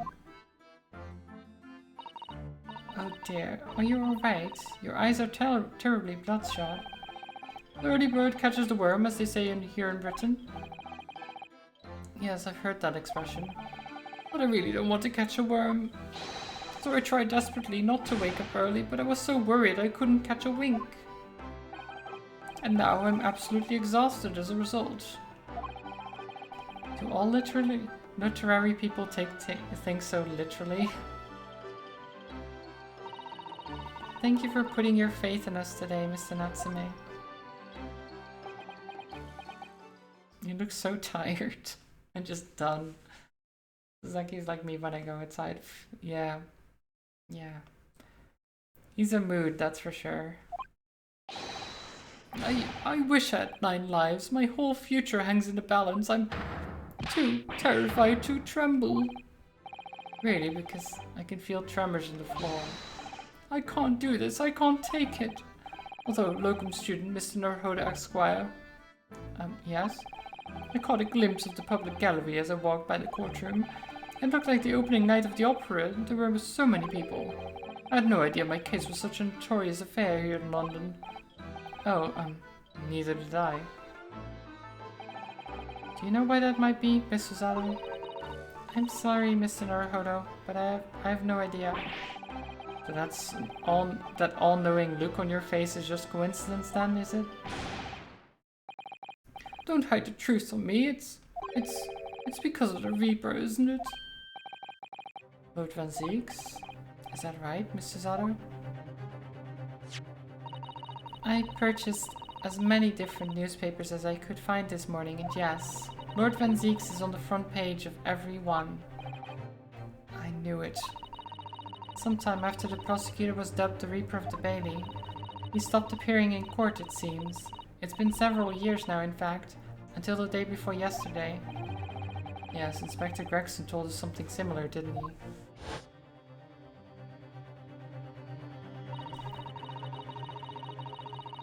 The trial 2 days ago marked Lord Van Zieks' return to the courtroom after a very long hiatus. Yep. I believe that appearance made even greater waves here in the capital than today's. But we wouldn't have realized, of course, having only just arrived in the country. Why is the Reaper back in the Bailey so soon, for what appears to be a mundane murder? That's the question the papers are asking, and they are all speculating various answers. Mundane? Mundane? It's the most significant saga of the century to some of us. Oh dear, I meant no offense, Mr. Natsume, but that is how the papers are describing it. Well, lest we also forget the fact that it could spark an international incident. Obviously, the reappearance of this infamous prosecutor has caught people's attention. But there's another blatant similarity with the trial of 2 days ago. Yes, I agree. Locum student Mr. Naruhoda Esquire. It's you. Me? Well, I suppose that's true. Both times, it is you who stands against this legendary prosecutor. It can only mean that you are friends with the Reaper. Please, I don't rub shoulders with Deathbringers. I'm afraid that there's really only one other explanation. It can only be another example, Mr. Naruhodo, of your uncommon bad luck. Thanks for that. Oh, this is just my luck. Why must I be represented by a man with such frail fortune? By the least lucky lawyer alive. Well, let's not forget that it was you, Mr. Natsume, who asked me to represent you. Yes, it's true that I'm just a student new to London with little in the ways of experience or skills or luck, but I promise you this. I will fight your corner until the bitter end, and I will believe in you, Mr. Natsume. Oh, benevolent Nokum student, Mr. Naruhodo Esquire. You're not alone here with us, Mr. Natsume. Whatever happens, we will always be on your side. Oh, benevolent non-locum assistant Miss Mikotoba Esquires. What? I am in your debt. Forever. I shall never forget this great kindness for as long as I... Mr. Natsume, counsel for the defense.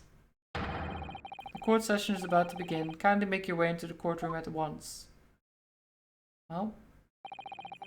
Alright then, Mr. Natsume, it's time. Let's go. Yes!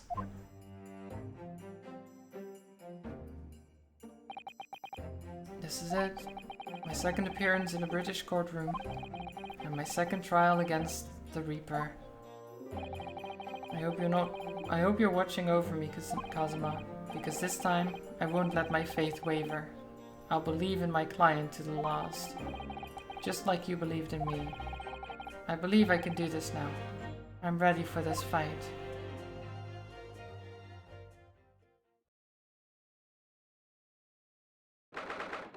Okay.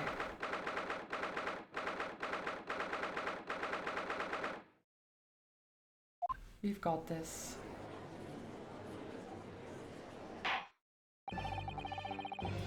In the name of Her Majesty the Queen, I hereby declare this court to be in session.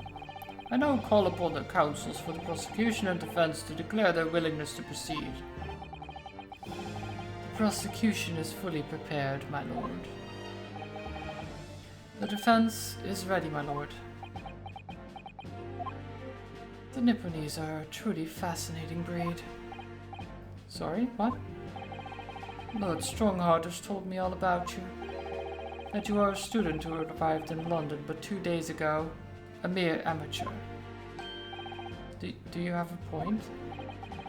Being a compatriot, you feel compelled to try to help the accused, I suppose. Typical Nipponese arrogance. Forgive me, but I do not believe arrogance is an appropriate description. Chisato-san. After all, at our previous encounter, the defendant was found to be innocent.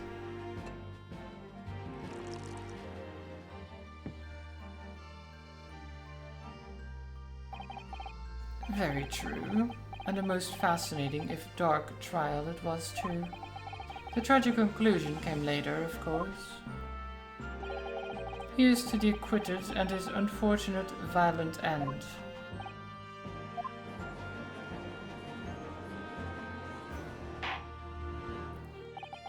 Thank you, counsels. I see both sides are in fine fettle.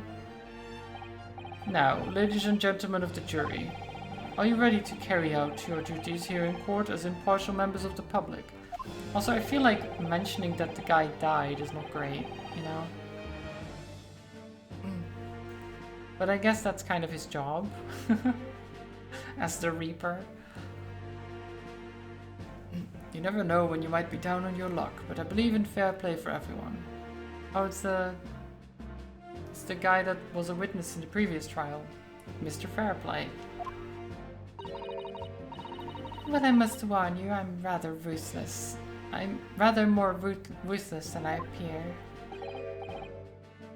Oh well, not me. What you see is what you get. I'm a peace-loving fellow. Oh. Why is she here? I'm afraid to say I think it's quite possible that the mustache foreigner did the deed. Come on, what are we waiting for? No doubt he did it anyway. Sorry. Didn't quite catch that. Okay. Yeah, the headman is not there. The headman is not. Your opening statement, if you please, Lord Van Zeeks. Very recently, Great Britain signed an alliance with the rising power in the Far East. The accused in the dock today is a student from that same land, a certain Mr. Suseki Natsume.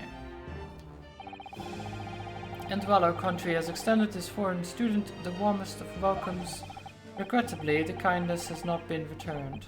In fact, this student is accused of a most sinister act. Of plunging a knife into the back of an innocent woman who was doing nothing but walking down the street. A knife crime. I'll tell you from bitter experience, those are the worst. Bloody oath they are. Just look at that sallow complexion and short stature. He's one of those dreadful Japanese. Come on, let's get this over with. With me now, everyone. 1, 2, 3. Sorry. Didn't quite catch that. Wait, they're already, like, ready with their verdicts? That's crazy. We haven't even got any evidence out. And they're like, oh, yep, he's done it. Easy, case closed, boom. What the heck? Just by the virtue of him being Japanese, mind you. Pray forgive the discourtesy of smashing my hallowed chalice here in this great chamber. You seem to make a habit of it anyway. You can ask for forgiveness all you want, but you keep doing it. Allow me to call the first witness to the stand. Very well. Bailiff, lead the inspector in, please. Ah, inspector. There he is. Your name and occupation, please. Yes, sir. Tobias Gregson, Detective Inspector at Scotland Yard. Would you please summarize the events of the case for the court, Inspector? The victim is thought to be a young woman in her 20s by the name of Olive Green. I beg your pardon, Inspector. Thought to be. Yes, having been stabbed in the back by her attacker's knife, the victim fell unconscious. That was 3 days ago now, and she's been comatose ever since. What? So they don't even know who she is for sure? Comatose, I see. But her life is not in danger. Fortunately for the Eastern student, the charge will not be murder. Pray elaborate on the details, Inspector. Sir, if I could ask everyone to look at the street map. Okay. As I mentioned, the incident took place 3 days ago, at around 5 in the afternoon. It happened on the pavement running alongside Briar Road, a wide thoroughfare for horse-drawn vehicles.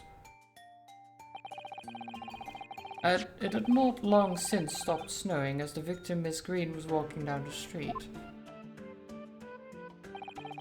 Out of the blue, she was approached from behind by the accused and stabbed in the back. Luckily, the young lady's life was spared and she's currently being treated in one of the city's hospitals. But being unconscious as she is, we've been unable to take a statement from her, of course. This is the case file with everything we know about the victim so far. Thank you, Inspector. The court will accept your documents as evidence, if you please. Okay. What of the weapon that was used? Sir, I have that here. It was removed from the victim's back. The big thing is starting to make me scared to walk down the street now. With a heavy blade like that, almost anybody would have been able to stab the poor woman.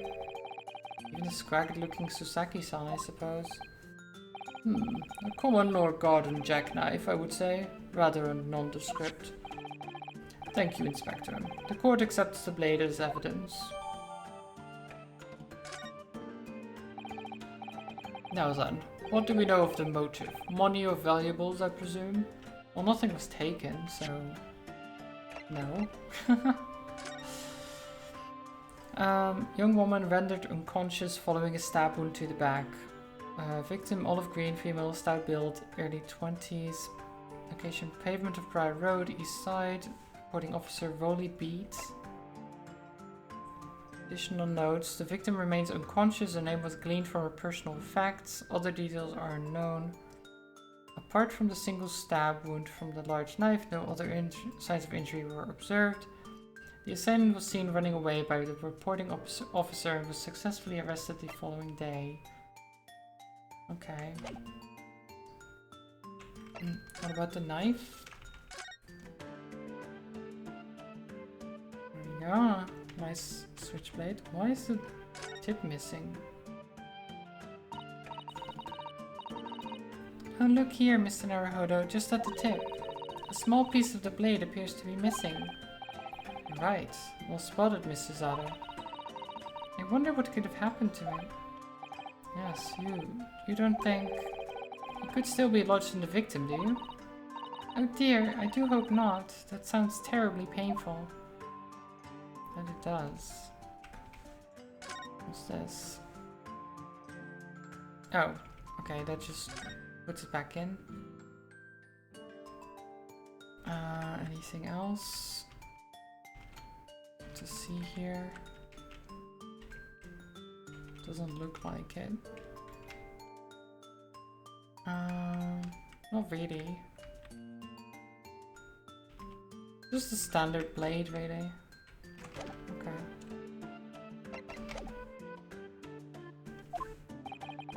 From what we can tell by looking at the woman's possessions, it seems like she's a poor student herself. Hard to imagine she would have had anything much worth pinching, my lord. I see. Well, in that case, are we looking at some deep-seated resentment towards the victim? I'm afraid I couldn't say. Apart from visiting second-hand bookshops, the defendant, Mr. Natsume, doesn't appear to get out much. At this moment in time, we haven't been able to establish any sort of connection between him and the victim. Yes! If theft and grievance had been ruled out as a motive, what reason could Mr. Natsume possibly have had for stabbing the young woman? Yet you arrested the man in spite of that, in a totally unjustified and heavy-handed way. Objection! What? Why would you throw the bottle, Tag? Pray forgive the discourtesy of flinging a freshly uncorked bottle into the public gallery. You might have killed someone with that, but your words have soured its hallowed bouquet. For it is you, my learned friend, who is being heavy-handed here. What? Scotland Yard does not arrest people without good cause. That should be beyond question. Inspector Gregson, the prosecution calls for your formal testimony. Explain to the court precisely why the constabulary came to arrest a Nepalese student. Yes, sir. Okay. Oh, my voice does not like this. As I said, it was 5 o'clock in the afternoon when the incident occurred, and there was an unusually light fog. Visibility was reasonably good and there was no one else about but the victim and the accused. Out of the blue, the victim was stabbed from behind and subsequently collapsed on the pavement.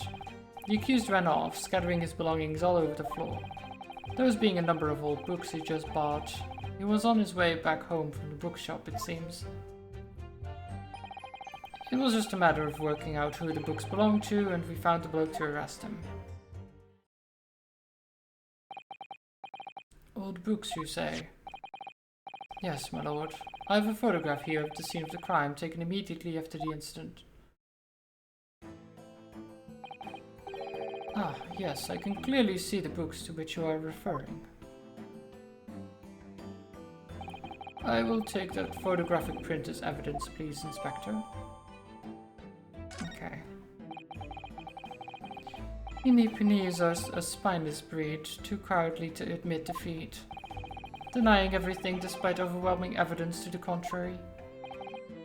Well, Forgive me, Lord Van Zieks, but the defendant is not denying everything, as you put it. What are you doing, Mrs. Zato?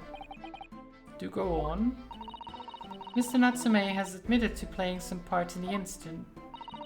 Isn't that right, Mr. Naruhodo? Well, now you mention it, when we visited him in the prison yesterday, he did tell us what had all happened. As I was walking along that accursed pavement, I could make out the sole silhouette of another ahead of me. A woman wearing a green overcoat, she was. And just as I went to overtake her, she suddenly let out a little scream and collapsed onto the cold, hard slabs of stone at my feet. I was terrified. I had to get away from there. So I ran, as fast as my legs could carry me back to my accursed lodgings. A green overcoat? Well, that's exactly what the woman in the print is wearing. Oh my, a photographic print in full color. What will the world come up with next? The defendant has done nothing more than admit he fled the scene of a terrifying incident. That does not mean that he's guilty of the heinous crime of stabbing the woman in the back. There was nobody else there at the time, just the two of them, the victim and the accused. In other words, there is nobody else who could possibly have stabbed the woman. The fact that the accused concedes. It seems this cross-examination could prove to be pivotal, counsel. Proceed, please. Yes, my lord. Nothing for it. Just a second, because I want to look at this. Can I see what books they are? No, I guess not.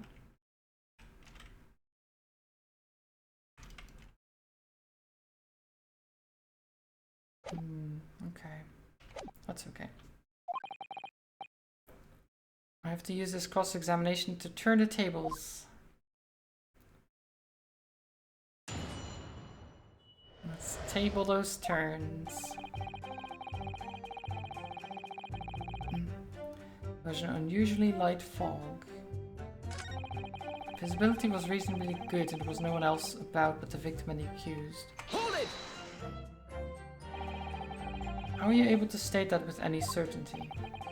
Quite simply, my learned friend, because that is what the witnesses to this crime has told us. Ah yes, Inspector Gregson mentioned the witnesses yesterday, didn't he? That's right. One of them is a policeman, I believe, from Scotland Yard. That is correct, ma'am. Then we must hear their testimony. The prosecution will of course call them to the stand should it be necessary. But wait a minute. 5 o'clock in the afternoon in the middle of winter. It would have been dark already. No matter how light the fog might have been, no one could have seen. I am unaware of the situation on your tiny island in the east. But here in the capital city of Great Britain, all main roads are illuminated in the night by gas streetlights. Ah. The prosecution believes there would have been ample light by which to witness the crime. Quite. Here in London, for the first time in history, mankind has completely conquered the darkness. Which means we really need to hear those witness statements. If I could just get through the fog of this cross-examination, maybe we'll be able to. Okay.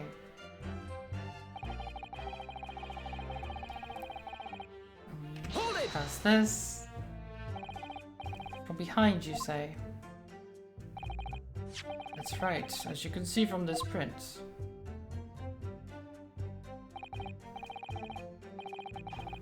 Yes, quite so, Inspector. The handle of the weapon is clearly protruding from the victim's back. And you say this poor woman, Miss Green, remains in a critical condition, comatose no less.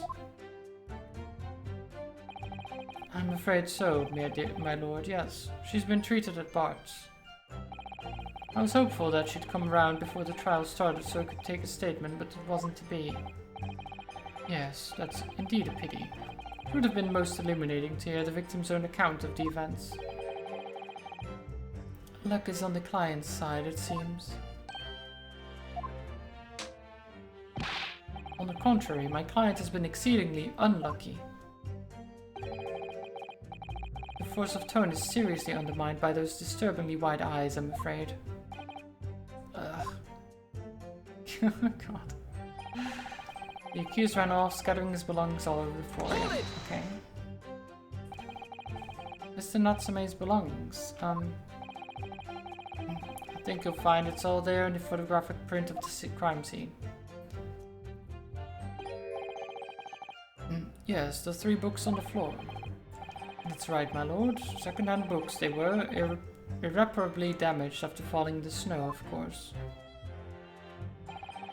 The accused could easily have carried all 3 books in one hand, which means his other hand would have been free to wield a knife, for example. But why would you, though?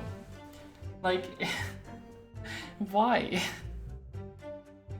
Like, what the heck? Who carries home some books and then on the way there is like, I'm gonna stab someone with my other hand? What?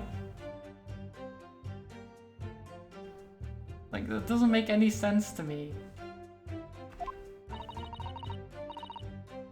He's very clever, isn't he? What do you mean? He's made it extremely hard for you to assert that Mr. Natsume had his hands full with his books. He's managed to close the one avenue of escape we might have had before we even knew it was there. You mean to say that the defendant was holding his belongings as he thrust the knife into the woman's back? That must be what happened, my lord, yes. Okay. Hold it! Let me talk about the old books. The defendant apparently visits a second-hand bookshop on a daily basis. Yes, so I understand. A shop full of old English literature. I commend the accused on the lofty subject matter of his scholarly attention. The rogue's room was stacked floor to ceiling with those musty old books. Can you tell us more about the bookshop in question, please, Inspector? Well, if I must, I'll have to ask you to look at the street map again, I'm afraid. The closest second-hand bookshop to the accused lodgings is this place here, Bourbon Books. A little place on the corner of Briar Road and Meerschaum Street. As it happens, the accused is currently living in lodgings on the other side of Briar Road at the opposite end, which means it doesn't take a genius to work out the route he would have taken home. Something like this. Okay. That's important. Yes, I concur with your conclusion, Inspector. The defendant would certainly have passed the scene of the crime on his way home from that particular shop. Mr. Naruhodo, I think that was what the Inspector just told us. It could turn out to be of vital importance. I agree.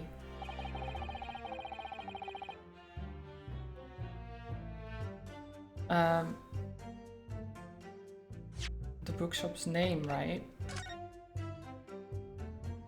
Yeah, your books.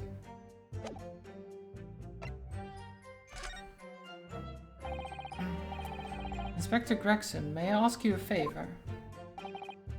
What? Would you kindly add the name of the bookshop to your formal testimony, please? I believe it may be of vital importance. Maybe. Oh, well, you know, I mean, yes, it could be a very important clue. Very well. Not that I can see it being of any great significance. But please revise your testimony accordingly, Inspector. Yes, sir, my lord. Whatever you say. Could the man be any more sardonic?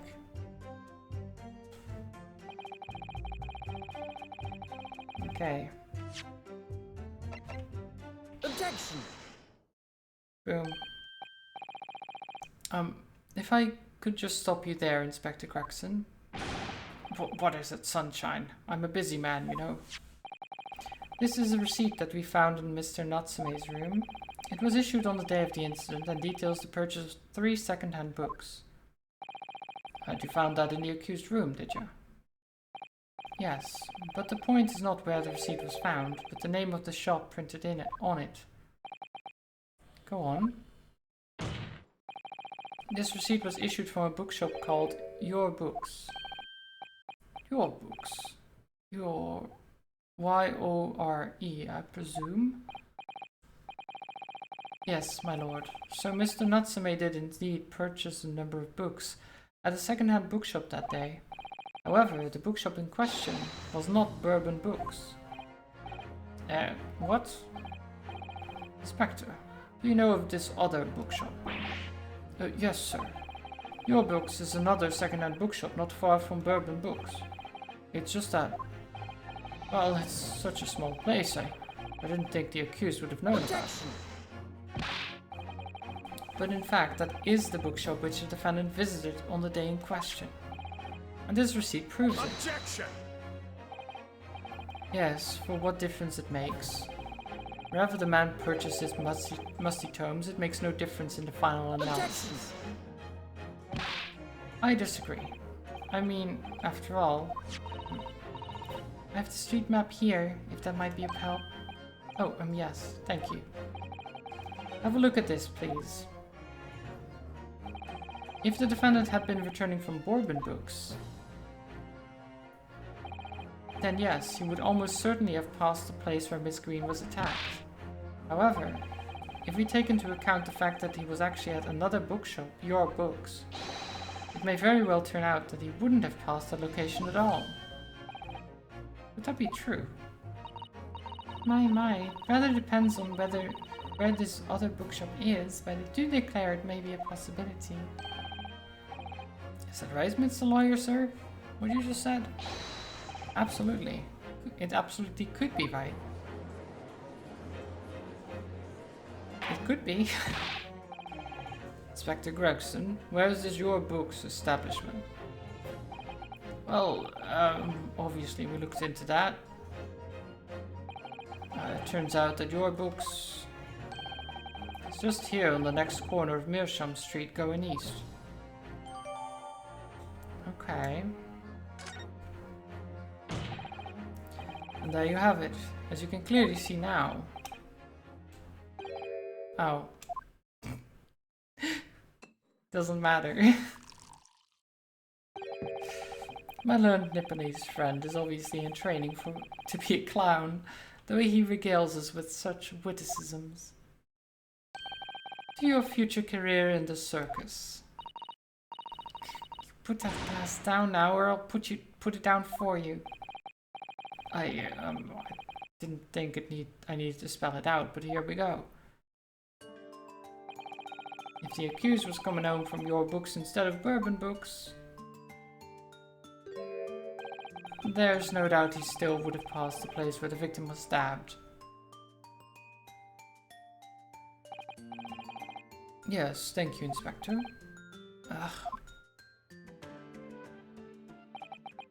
Allow me to reiterate for my learned, if somewhat slow Nipponese friend. Wherever the man purchased his musty tomes, it makes no difference in the final analysis.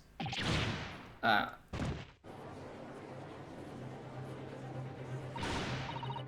I suspected, you can't fool me, and I don't suggest you try. What did I say? I've had enough of this now. Beg your pardon. Terribly sorry, but would you mind repeating that? Mr. Naruhodo, we mustn't give up. What? What do you mean? If the prosecution's assertion is correct, the members of the jury may very well decide that Mr. Natsume is guilty. She's absolutely right. We must think. We must consider the assertion just put forward by the prosecution very, very carefully. It claims Soseki-san must have passed the location of the incident on his way home, but... Oh god, do we actually have anything that could help us here? Not really.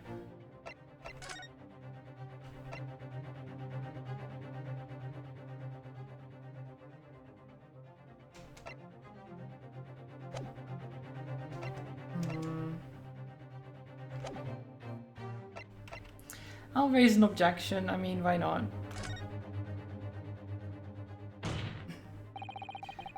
The assertion just made by the prosecution is fundamentally flawed. Explain yourself, counsel. Yes, my lord. You can see what I mean on this map. When returning from your books to his lodgings, Mr. Natsume could have followed the route suggested by the prosecution. However, that isn't the only conceivable route to take between the two places. If the defendant used these streets, look what happens. He arrives back at his lodgings without passing the location where the victim was attacked. Objection! Talking back to a clown is a fool's errand, of course. However, I feel compelled to point out that that route is what is commonly referred to as the long way round. Ah. On a cold winter's night, why would anyone choose to take a longer route home? Well, the answer is extremely simple. He wouldn't. In other words, the accused took the obvious route back to his lodgings and is the obvious perpetrator of this crime. Objection! But, yes, I've got it. Obviously, we must ask the man himself. Ask Mr. Natsume which route he took home. I have already informed the court of the accused's response to such questioning. He claims he has no recollection. That's right. As I said, the bloke seems to spend his time outside wandering aimlessly from A to B. That day was no exception. He says he doesn't remember where he was or which route he took home. I don't believe this.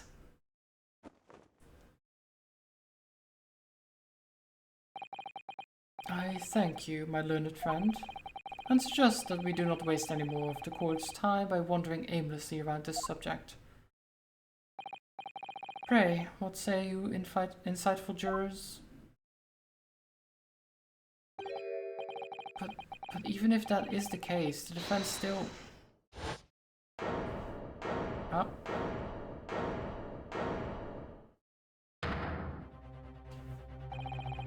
I agree with Lord Van Zieks, wholeheartedly and in every way. What? Don't believe it. Does this mean... We members of the jury are completely convinced now. Very well, in that case I hereby call upon all members of the jury to present your findings to the court. Guilty! Guilty. Guilty. Guilty. Guilty. Guilty! Well, sayonara.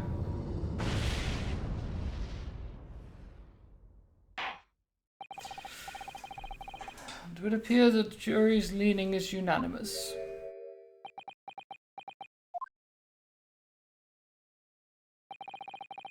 To the insightful members of the jury, I applaud your brave resolve. You serve Queen and country admirably. Mr. Naruhodo. No, not yet. This isn't over yet. I still have one last chance to sway the opinion of the jury.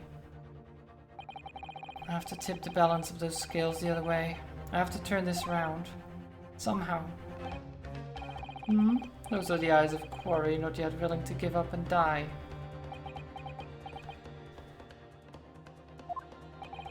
Nah, I don't need to save Zelda, that's fine. So I presume you intend to wield your rights again in this trial? Rights of the defense written into antiquated British law that should have been buried long ago? Call it antiquated if you will, but it's the defense's prerogative to carry out a summation examination if it so chooses. Very well, counsel. In accordance with the letter of the law, we shall proceed with the summation examination. Are the members of the jury ready, Mr. Foreman? Of course we're ready. I'm all too familiar with that Nipponese whippersnapper and his uncouth refusal to throw in his alley. Very well then. Ladies and gentlemen of the jury, you will each explain on what ground you have determined the defendant to be guilty. Okay. Here we go. For pity's sake, that little Nipponese oddity already admitted himself, didn't he? If he said that a woman in green collapsed before his eyes, why, it can only have been the victim. The man wouldn't have gone around the houses on his way back home, back from the bookshop, not in the winter. So the poor woman was attacked from behind, was she? How dreadful. I really don't care. Can't we just wrap this up now? I've got work to be doing. Your books. Yes, nice shop that. But Bourbon books? No, not worth a visit. Oh. With only minor exceptions, the reasons for finding the defendant guilty are all too clear. When the stabbing occurred, the only two people at the scene were the victim and the accused. And the accused himself has admitted to seeing the victim in her green overcoat sink to the ground before his eyes. Furthermore, we have heard from the inspector that the defendant then fled the scene. I must say, I would have ample grounds to convict this man already. Oh dear. Even the judge appears convinced of Mr. Natsume's guilt now. Why did he have to run away like that? And how are we supposed to believe in some phantom attacker that nobody could see? This is impossible. How can he possibly make a case for the defense? Mr. Naruhodo, this is no time for grumbling. If you want to force the trial to continue... Yes, I know. I have to turn the tide. I must make the jurors change their minds. Well, 4 of them at least. Exactly. You have no choice but to forge forward. You have the floor, counsel. Begin your summation examination. Yes, my lord. Stop.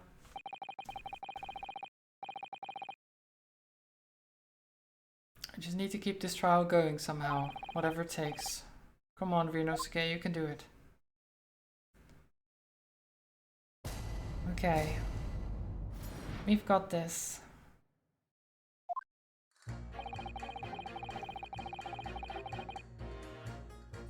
Admitted it himself, didn't he? He said that the woman in green collapsed before his eyes, but it can only have been the victim. The man wouldn't have gone around the house on his way back from the bookshop, not in winter.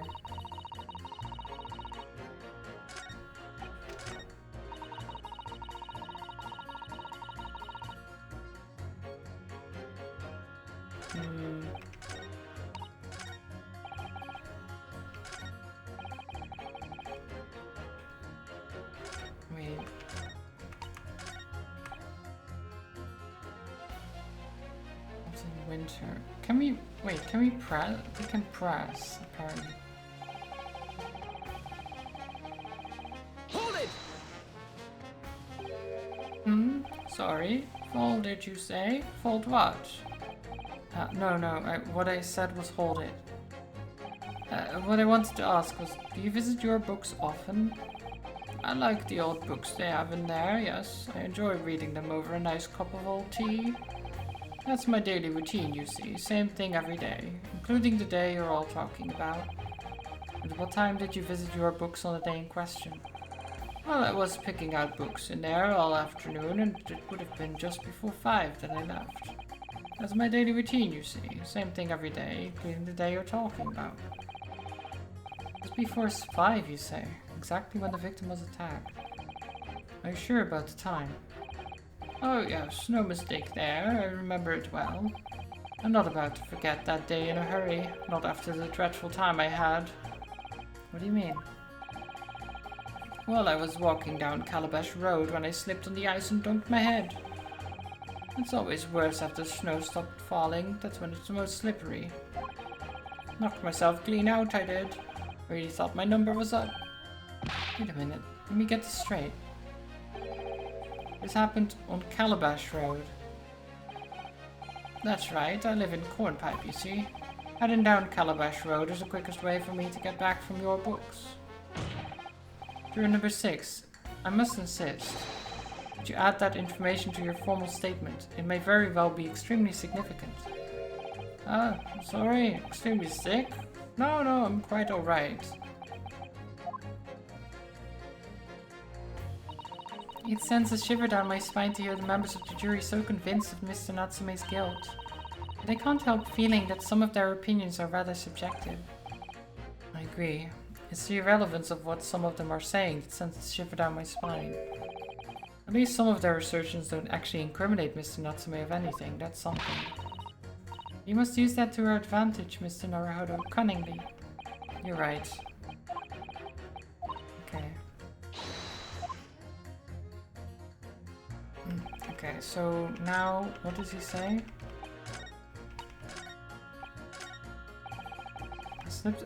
I slipped over that evening myself on Calabash Road, knocked myself clean out, you know? Okay, I guess we're gonna have to... Hold it! Let's try some stuff here. Aren't you... Yes, that's right. I was in the witness stand myself just 2 days ago. Yes, I had the feeling I knew your face. Or the side of it, anyway. If I remember correctly, you're a banker, aren't you? That's right. After the gold rush down under, I came back to London to work. And it was all going swimmingly until you started fuzzing around. Bruce Fairplay was a man of repute. Sorry? Don't think I've forgotten how you treated me the other day. You had me and that young hatter pegged as criminals. Oh well, you know, water under the bridge. Now there's all sorts of rumors buzzing about, and the police have been badgering me non-stop. If I could turn back the clock... Well, anyway, I don't know about the hatter, but at least I'm in the clear now. And free to make up my own mind about who's guilty and who isn't. Ah, thank goodness. I might struggle to change this man's mind, given our awkward history. Yeah, that's true. What about her? Hold it! Have a good rest of the lurk, Zelda. And thank you for stopping by. You're right that at the time of the incident, the defendant admits to having seen someone wearing a green overcoat walking ahead of him. Well, quite. That's precisely my point. Clearly that someone wearing green was the victim. And clearly that funny little Nipponese man with the disturbing moustache is the culprit.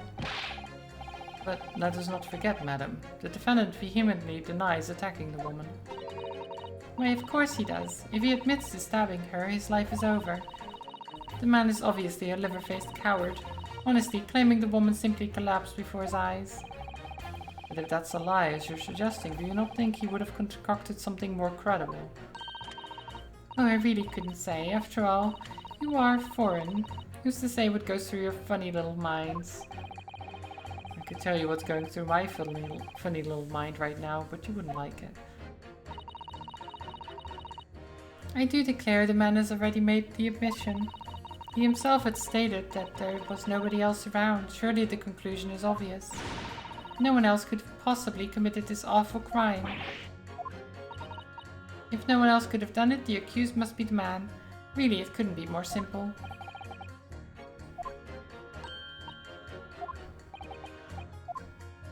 Yep, okay.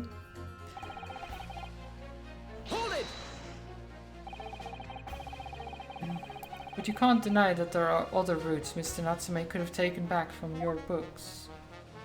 Oh yes, like you drew on the map, you mean? What was it, Calabash Road or something? Precisely. But it seems to me that what counts is whether the little Japanese fellow actually went that way or not. Well, yes, that's true. And at the moment, there's no proof that shows he did, is there? Well, yes, that's true as well. And as I understand it, the accused himself doesn't remember which way he went, does he? Well, yes, that's annoyingly true. Winter nights are dark and cold, so the way I see it, you'd want to get home as quickly as possible. Well, yes. Why is all this true? So really, the only thing that makes sense is that he went home along Briar Road. I'm supposed to be convincing you here. I've given it a lot of thought, you know? I didn't just make up my mind on a whim that he did it. I mean, if there was some logical reason why he might have gone to Calabash Road, the Calabash Road way, it would be different. I'd be happy to reconsider my position in that case. Honest, I would. A good reason. Oh god. Hold it! I don't know what to do with all this. Whatever is the matter, young man? You're the wife of Mr. Garridab, aren't you? The landlord who rents Mr. Natsume's room. The master's wife? Where do you get your ideas, sir? I'm the maid. The maid, you understand? She's keeping up that charade. Ugh, this is going to be awkward. Why didn't you mention this yesterday? That you'd been selected for the jury in this trial, I mean. Well, I was told not to mention it to anyone until the day of the trial, you see. It was in the letter I received. The instructions were very clear, so I'm afraid I have no choice. Anyway, Mr. Natsume, the defendant, takes lodging in your master's house, doesn't he? Yes, that's right, although he's only been in a little over a week now. And in that time, surely you must have taken stock of his character. Does Mr. Natsume look like the kind of man who would commit a crime such as this? Oh my goodness me, yes. He's just a sort. What? Spending all his time in that dark and dingy room, sporting that unscrupulous moustache. The man never speaks, and don't get me started on those shifty eyes. All the neighbors are talking about him. I've heard them, you know. People think he must be building a bomb in there or something. Oh dear, poor Mr. Natsume. How could people say such things about him? He's just a harmless bookworm, nothing more. Well, you just called him a worm, so... Okay. Not getting much out of them otherwise. Hold it! A man's life is on the line here, sir. This will take as long as it takes. Though we're clever with me now, son. My life's on the line too, and so is my family's. Huh? The likes of you wouldn't understand, but a laborer like me can't afford to take time off. If I don't work, I don't eat, and neither do the wife and kids. Oh, I see. That must be very hard. I go to the union every morning to find out what he's doing. If you're late and the work's taken, it's tough. This time of year, there's water and gas supply pipes bursting left, right, and center. You're after cheap labor to get the roads dug up to fix it. It's a hard slog from dawn to dusk, it is. So you were out digging with the roads on the day of the incident as well, were you? That's right. In fact, if I remember rightly, it was just around the corner from where it all happened. At a little bookshop it was. Meerschaum Street it was. Meerschaum Street? On the map, Mr. Naruhodo, there are only 3 named streets. You're number 5. I need you to add that information to your formal statement, please. What's the point in that? Can't we just get this business over with? Fine, I'll do it then. Okay. Okay. Let's pit him against this guy. Objection! Those 2 statements are clearly at odds with one another. At odds, counsel. Explain yourself. Please don't point. It wasn't me, I swear. What? I just want to get this done and dusted. Well, juror number 3? Me, sir? What do you mean? Juror number 5's words just now are extremely significant. Let's take a moment to consider the implications of what's been said on our map of the local area. On the day in question, Mr. Natsume visited this bookshop to purchase a number of second-hand books. And on the same day, we now know that there was works being carried out on Meerschaum Street, making it impassable. Which means that the defendant's route home could not have taken him along Meerschaum Street and down Briar Road. Oh, yes, of course. What do you think, sir? Well, yeah. Can't argue with that, really, can you? Must have had a good 2 yards or more of the pavement up. Every gentleman and gentlewoman that came along had to turn back and go the other way. But the only conclusion is this. The defendant must have taken the longer route back to his lodgings. Yes, I suppose he must have. I suppose that must be right, eh? Juror number 3, you said the following. The man wouldn't have gone around the houses on the way back from his on his way back from the bookshop, but we see now that he had no choice. Yes. My lord, Mr. Judge, sir, if I may. Yes? I don't think in all good conscience that I can say the man's guilty now. Yes, I'd like to see this trial continue so we can get to the bottom of what really happened. Nice. One down. What about you, sir? Who? Me? Well, alright then. If there's a hole in the prosecution's argument, it should be filled in, that's what I say. Nice. Okay. Just a bit more. Oh, well done, Mr. Naruhodo. That was wonderful. Well, you've managed to change a couple of minds at least. It strengthened our position somewhat. Yes, and it will prompt the other members of the jury to reconsider their stance as well. They'll be asking themselves if their current leanings are really right or not. Now, if you could just identify one more clue or discrepancy, that would make them stop doubting Mr. Natsume. You might be able to tip the balance completely. That's exactly what we've got to do.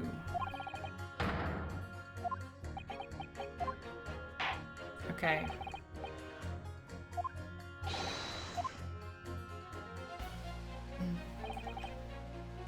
So...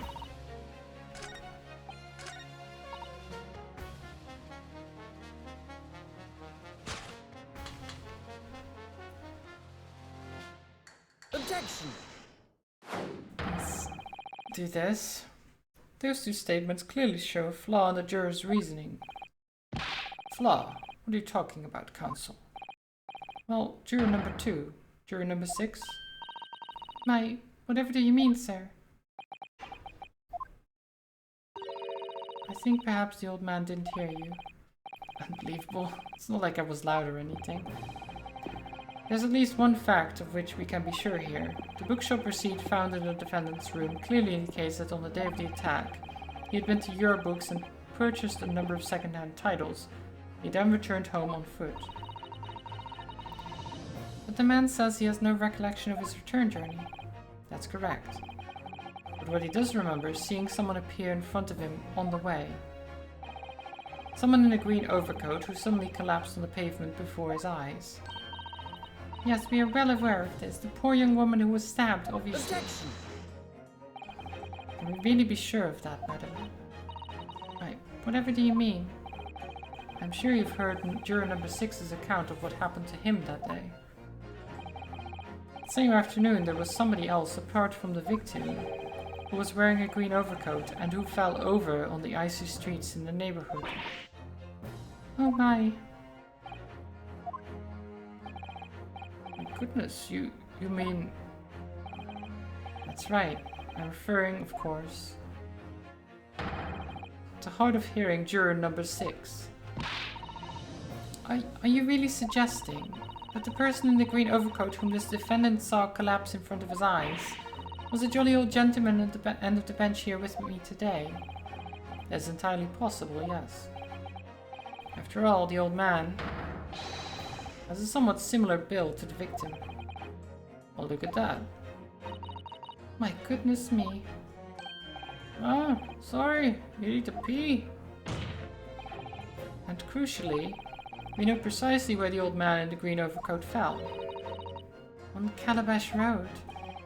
Therefore, if the person who Mr. Natsume saw collapsing in front of him was in fact juror number 6, it means the defendant must have taken the long route back to his lodgings. And if that's true, then clearly the crime scene on Briar Road where the woman was stabbed was not on his way home. Oh my. You idiot old man. If you hadn't been so daft as to roaming about there, we'd have boxed this off hours ago. But really, what were you thinking wearing such a befuddling coat? What did you say to me? Is it a crime for the elderly to walk the streets these days, Is it a crime to slip over on the ice? Is it a crime to keep up with the latest styles to wear a beautiful green overcoat, is it?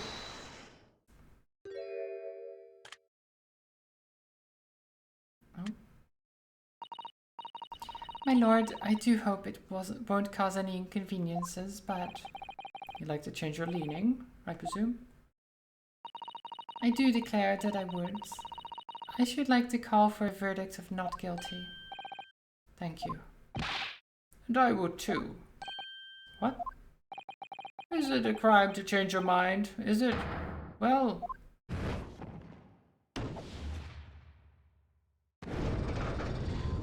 Nice.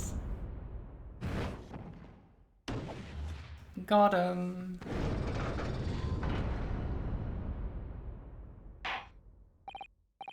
Well, that summation examination has concluded with a rather large shift in opinion. The eyes 2, the nose 4, so the nose have it. Not guilty, they say. Which means we no longer have a consensus among the members of the jury. The trial will continue. Objection! Oh?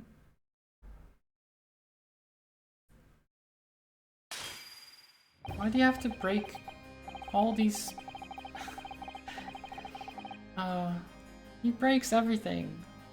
Could it seem churlish of me to drink from my hallowed chalice moments after raising an objection? Only to crush it in disgust. Pray forgive the discourtesy. Lord Van Zieks?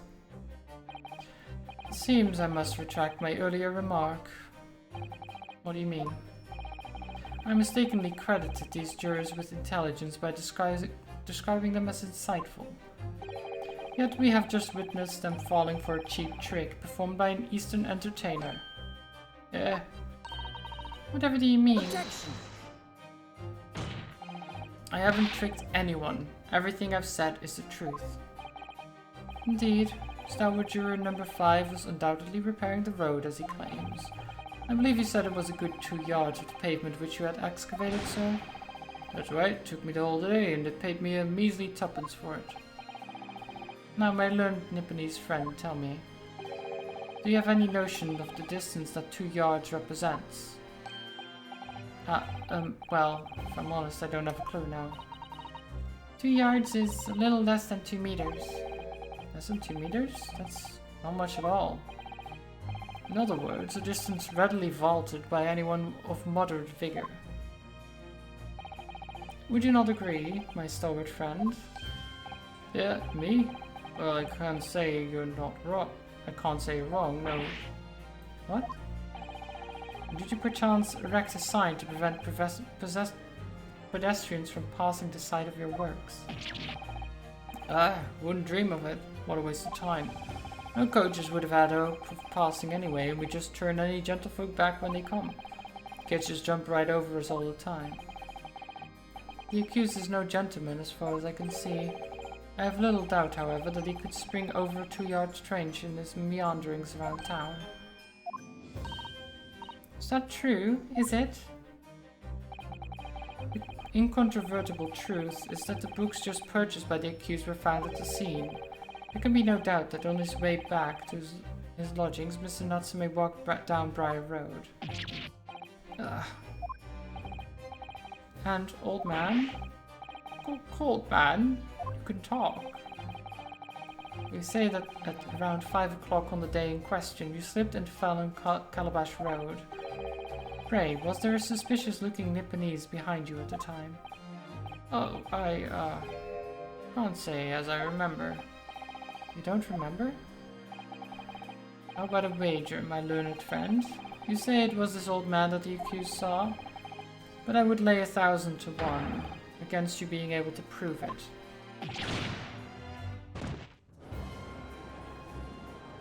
Well, I mean, he's not wrong. Order, order. Lord Van Zieks, explain yourself. My lord?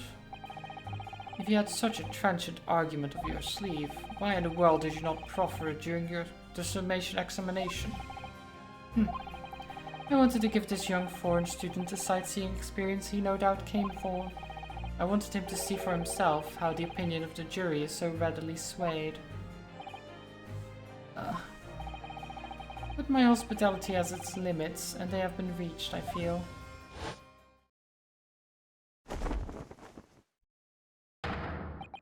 So, my learned friend, today's sightseeing tour of London is now over. What? What are you talking about? My lord. The prosecution requests permission to call its next witnesses to the stand. Granted. Bailiff, bring forth the witnesses. Its next witnesses? Mr. Naruhodo, do you not remember? You've been told on several occasions that there were eyewitnesses to the incident. I remember, one of them being a Scotland Yard policeman, no less. I'm afraid that's likely to be the prosecution's next witness. Oh god. Can I do the entire thing in one go? Because my voice is getting tired. Keep believing to the very end, until this battle is over. Oh. Witnesses, please state your names and occupations for the court.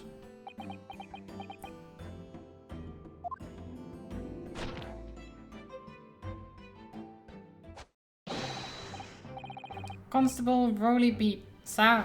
Nothing to repeat on the streets, sir. Report on the streets, sir.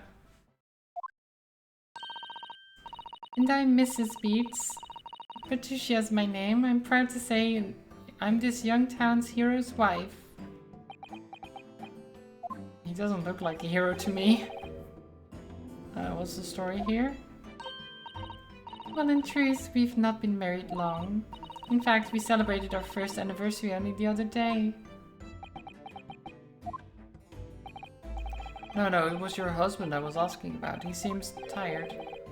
Hardly surprising. Whilst being an honourable occupation, patrolling the beats is the most demanding work in the world. Oh, really? I'm sure I've heard that before, actually. They patrol boarding houses, blah blah blah. They do a lot, I know. There are a number of items on that list that don't sound much like policing duties at all. But even when he's on off-duty, a constable is expected to investigate and resolve any crimes on his beat. But the London Bobby is a man of honour. And a man of slumber. On the day in question, this man and his wife were walking down Briar Road in the opposite direction, and they witnessed the incident as it occurred. Is that not correct, Mr. and Mrs. Beat? That's right, sir. Isn't it, Rowley? Constable already beat, sir. Nothing to report on the street, sir. Oh, what a great witness he's going to be. I'd like to hear your formal testimonies now, please. You will tell the court exactly what you saw on the afternoon of the incident. Yes, sir.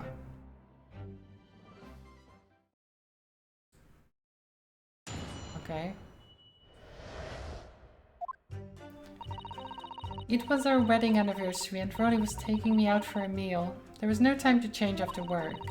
Anyway, two silhouettes appeared out of the fog on the pavement in front of us. All of a sudden, one of them just collapsed on the floor, then the other scattered something before running off. We ran straight over, of course, and then went for help at a nearby police box. It was definitely the Japanese man in the dock. Rudy and I both saw him clear as day. What?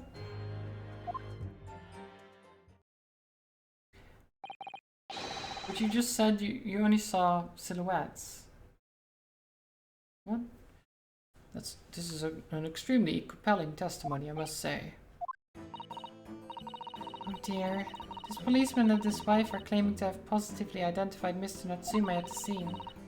If their testimony is true, the alternative course of events that you established in the summation examination will be quashed. It's death knell, in fact. Because that alternative was never viable in the first place.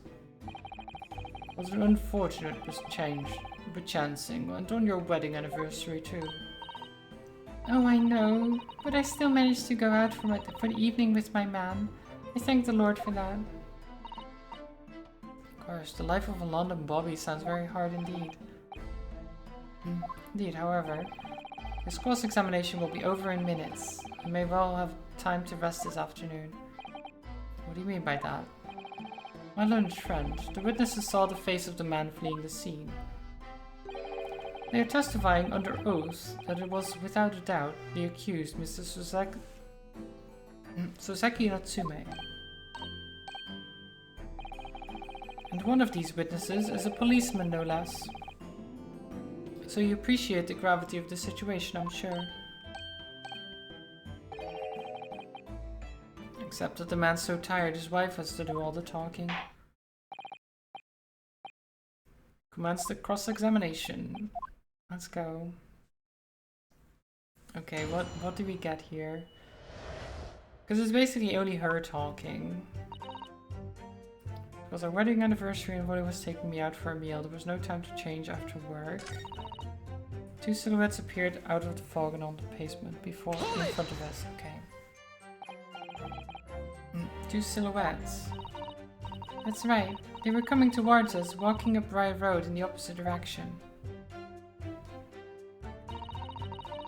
It was a rather plump figure, followed by a scrawny, thin-looking man. It does sound exactly like the victim as pictured in this print, and like Mr. Natsume. Unfortunately, it does. And you're certain that at the time there was nobody else nearby? Yes, quite certain. It was dark, but there are streetlights on Briar Road, you see. What I don't get is that, if that's true, why did the defendant not say that he saw people? Like, he must have, like, if he's coming towards them in the opposite direction, right? And the person falls over and he runs to where he needs to be, he would run right through them, right past them. Like, there's no way you wouldn't have noticed them at all.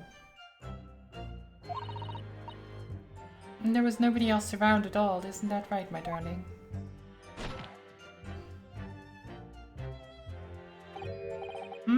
Well, oh yeah, that's right, of course.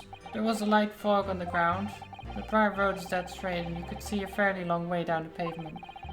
And then there's the street lighting as well. I didn't see any other pedestrians. Before sleep takes a firm hold, your answer please, Mr. Beat. Are you quite sure of what you've just said? Yes, sir. As a copper who spends all day every day keeping watch on the streets, I'd swear to it, sir. I'm as sure as my love for Patricia is true. Oh, Pat. Oh, really? Well then. We're still maintaining there was no one else around other than the victim and the attacker. It's beginning to seem like there's nowhere to run. But it didn't stop Mr. Natsume, did it? He fled the scene all too convincingly. Okay.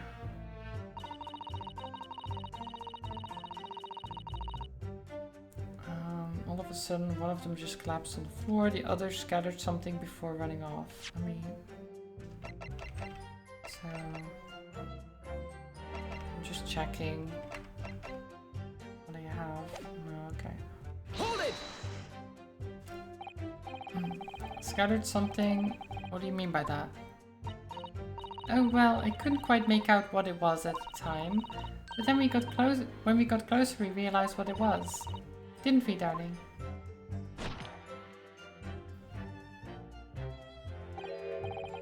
Well, oh yes, that's right. It was some old books. I see, old books. Yes, sir. The culprit had dropped a number of them all around where the victim lay on the pavement. Indeed. That's clearly pictured in his photographic print. Hold it! Oh. I wrote Japanese, is what he said, right? Let's not forget that it remains to be established that the defendant was indeed the attacker. But we saw him. It was the man in the dock, without question, sir. The moustache, the hunched back, the cat-like eyes, the taut mouth, the snub nose. Everything. Any more insults you want to throw in? That's right. He looked down at that poor defenseless woman with those terrifying, intense eyes, and then suddenly threw his books onto the pavement and ran away. I see. This is tough. They seem as though they're telling the truth here. May I remind the court that this unambiguous testimony comes from a policeman and his wife. Now please, continue. Yes, sir. He ran straight over, of course, and then went for help at a nearby police box. Okay. Was it your husband who went to fetch help? No, I went. I may not be a police officer myself, but I am the proud wife of Val, after all. Isn't that right, my darling?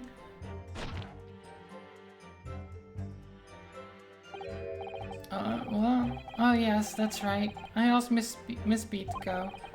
I was off duty by that point, but a Bobby's never truly off duty, of course, so I felt obliged to stay and guard the scene. Very laudable, Mr. Beat. Preserving the scene of a crime is a task of considerable importance. That's why I sent Patricia, you see. I told her where to find the right police box. Forgive my ignorance, but what do you mean exactly by the right police box? Depends on the crime's location, you see, as to who deals with that.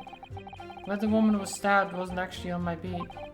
So I told Patricia the way to the police box for the beat the incident fell under, so she could go and report it.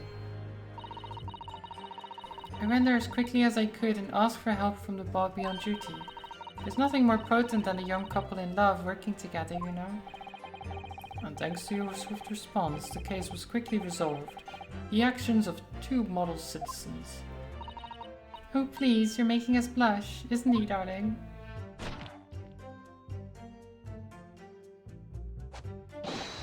Yes, sir, what Patricia said, sir. Oh. God, it's honestly impressive. I wish I could just sleep like that all the time. Let's move on, shall we? It was definitely that Japanese man in the dock. Hold it! Okay. But surely you wouldn't have been able to see his face by the light of the gas street lamps, would you? We absolutely could. As Londoners have exceptional eyesight, I'll have you know. Combat, hello, welcome. I hope you're doing well. Right. The light from the street lamps was more than enough. And my husband already told you that the fog was only light, didn't he? Ah, yes, and what of the fog? Famous for it across the globe, I believe. But it's an absolute menace to those of us who have to live with it, of course. Oh, it is, it is. When it's thick, you can't even see the hand at the end of your own arm. You are nice. I'm glad to hear it. I'm good too. My voice is kinda, you know, not doing well though after almost 5 hours of this. It's good though. Yes, alright, I take your point. Now, could you stop shaking your husband about? The constant fog makes our eyes very sharp, you see. That's why we can tell you for sure and certain that it was that little Japanese man we saw. Can't we, darling?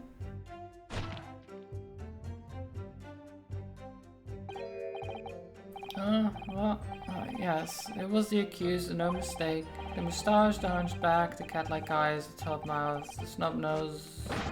Unmistakable, sir. As far as this couple's testimony is concerned, there can't be any question. It was the Seki-san they saw running away from the scene of the crime. So that's it, is it? That's their entire testimony? What do you think, Mr. Naruhodo? I hate to admit it, but on hearing the testimony, it really does seem as though Mr. and Mrs. Beat saw what they saw. Mr. Natsume running away from the scene on Briar Road that day. Yes, I feel the same. So if that's true, where does it leave us? The members of the jury are sure to call for a guilty verdict after this testimony. Oh no. What do we do? If Kazuma-sama were here... What are you trying to say? I think he would try to find a contradiction somewhere else within their testimony. What do you mean, somewhere else? Their statement about seeing Master Natsume is unequivocal. Calling that into question won't help. But if you could identify some other part of their testimony which appears to contradict the facts, you might be able to discredit them, to make the jury doubt if the pair's memory of the day is accurate. Right. Put simply, we must focus on finding a discrepancy in the statement somewhere. If we don't, I'm afraid the trial may reach an early and unfavorable conclusion. Okay.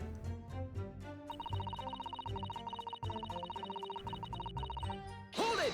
Let's press this. No time to change after work, you say. Are you also a member of the police, Mrs. B? Oh no, sadly not. It's a job for strapping young men only. Women, children and the elderly can't even apply.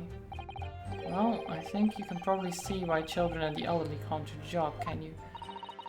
I think Roddy looks ever so handsome in his uniform. It suits you down the ground, doesn't it, darling?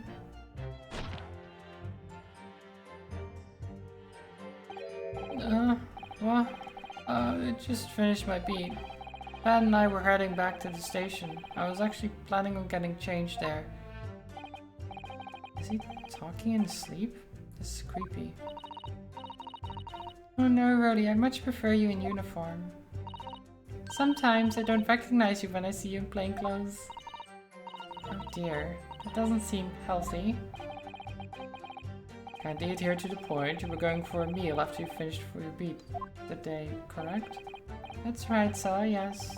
Although I was fit to drop, to be honest, after spending the whole day on my feet. But policing is my life, sir. As long as I'm the proud owner of this, I'll serve my city and my queen to the end. What's that now? My warrant card, sir. Proof that I'm a London copper. It has the noble founding principles of the force written on it as a reminder to all of us policemen of our sworn duty. To patrol the streets of London town and to uphold the peace of the common man. Sir, and for such a noble cause I cover 20 miles every single day without fail and without grumble. Because I know that the plodding of my boots is all Londoners need to hear to feel safe and secure. So fighting crime doesn't appear to come into it then. But sir, just on that one particular day I was looking forward to celebrating my wedding anniversary. Mrs. Beat put up with a lot being married to a bobby like me. I wanted to show my dear wife how much I care. Oh, Pat. Oh, Rolly. Oh, what a charming couple. Their young love is such a joy to behold. If a little over the top, perhaps. Okay.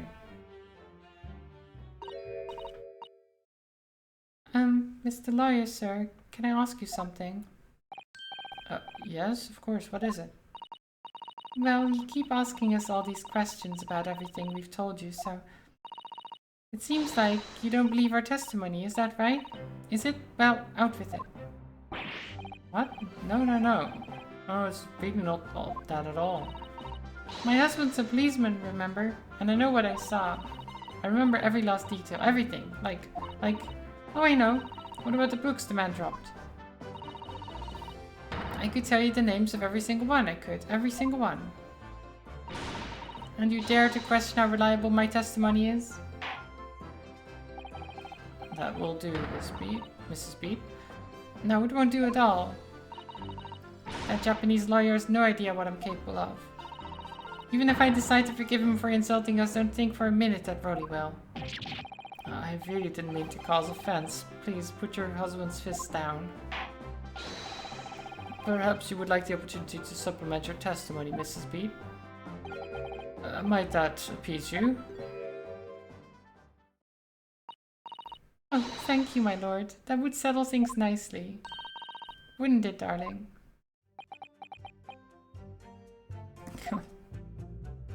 Don't think he cares much. Wait, 4 books? Hold it! 4 books? Yes, we know that there were books dropped at the scene of the crime, as you say. Those purchases by the accused at the nearby second-hand bookshop on the day in question.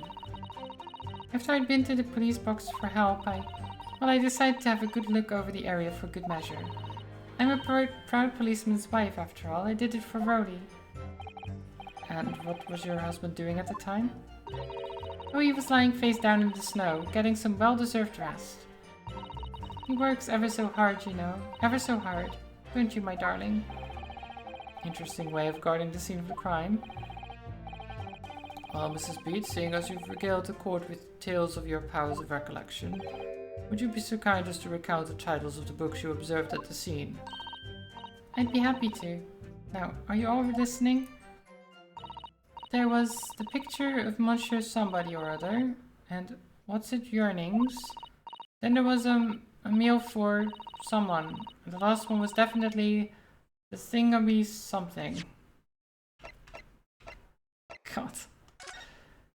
Picture of Monsieur Lecoq, a meal for Gaborio and Canterbury Yearnings. Thingamy something. You see? Yes, I see there are 1 or 2 holes in your memory. Oh well, they were along those lines, I'm quite sure. There were indeed books found at the scene with those titles. Titles along those lines, as you put it. Well, what did I tell you? So I think it's very mean the way you've been implying that my testimony can't be trusted. Don't you agree, darling? Anyone who upsets my Patricia will have to answer to... will have me to answer to. Don't pull your gun out. Terrifying. Yes, she really is.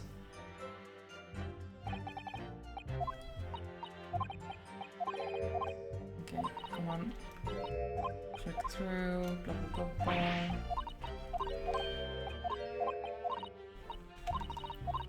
Okay. Come on.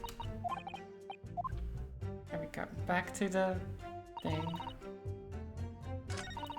So I have to...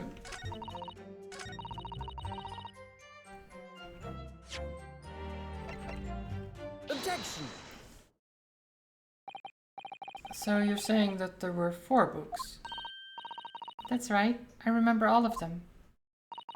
The picture of Monsieur Somebody, What's It Yearnings, A Meal for Somebody, and The Thingamy Something. I'm sorry, Miss Speed.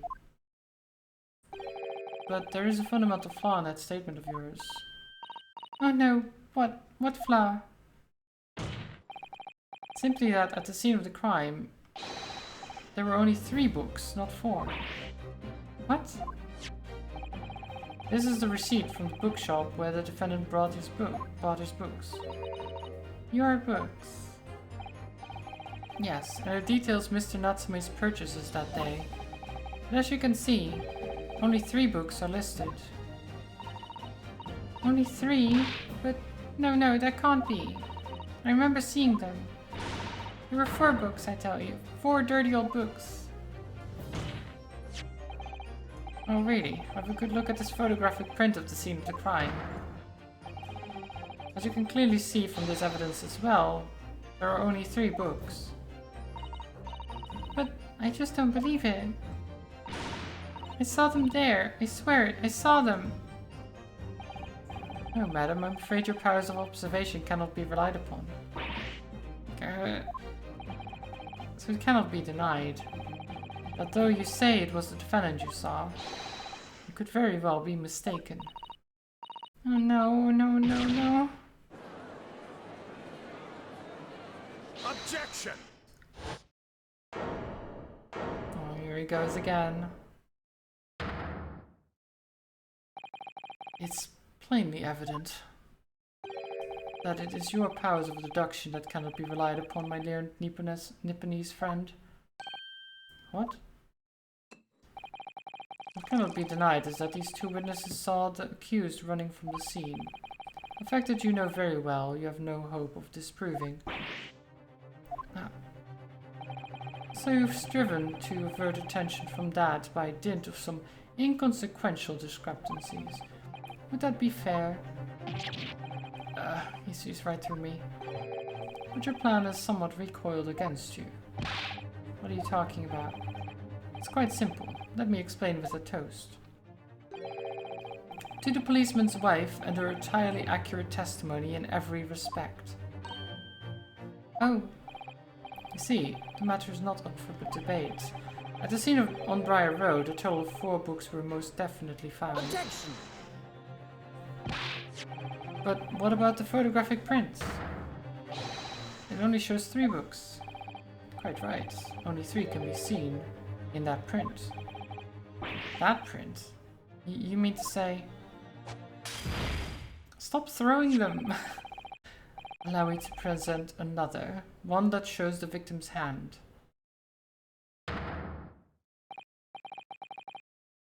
The Lion's Pride. That's the book from the oh god, what's his name? I already forgot. Garadab. That's his book, right? The one he was talking about. I don't believe it. It's the 4th book. As you will observe, the 4th book was hidden from view in the original print by the victim's torso. No. No! Not again. Order. Now, you see? Look at that. Look. Yes. It's just like I said, isn't it, my darling? Yes, sir. Patricia's always right, sir. Let us study the receipt for the books purchased by the accused on the day in question. Mrs. Beach, the titles once again, if you please.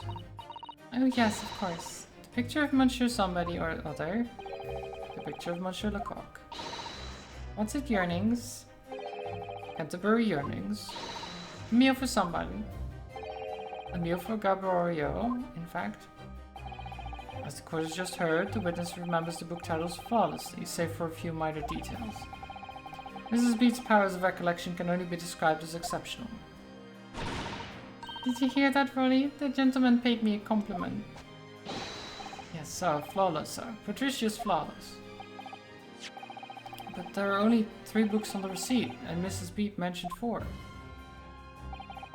There's nothing surprising about that. Clearly the 4th book is that which is shown in this photographic print. I'm sorry, counsel, but does that not seem odd? Why should the 4th book be omitted from the receipt? It's not odd at all, my lord. As the photograph clearly shows, the 4th book was found in the victim's clutches. In other words, it belongs to the victim. The victim was holding her own book. Wonder what became of that 4th book. Obviously, it wasn't overlooked by the investigating officers at Scotland Yard. I have it here as evidence. You will submit that and the aforementioned photographic print to the court, please. Nice, okay. You got that. Crime scene photograph 2 and the book.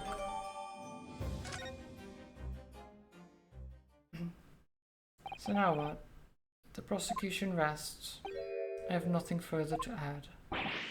What? You seem surprised, my learned friend. But your resistance until now has been in vain. Entertaining, yes, but futile. The spurious longer route to the accused lodgings that you tried to establish in your summation examination, and the attempted discrediting of the witness's powers of recollection in your cross-examination. Futile? I walked right into this, didn't I? You see, everything we've said is true. Isn't that right, my darling? Yes, Pat. Marry me, Pat. But perhaps the ladies and gentlemen of the jury would like to reconsider their positions?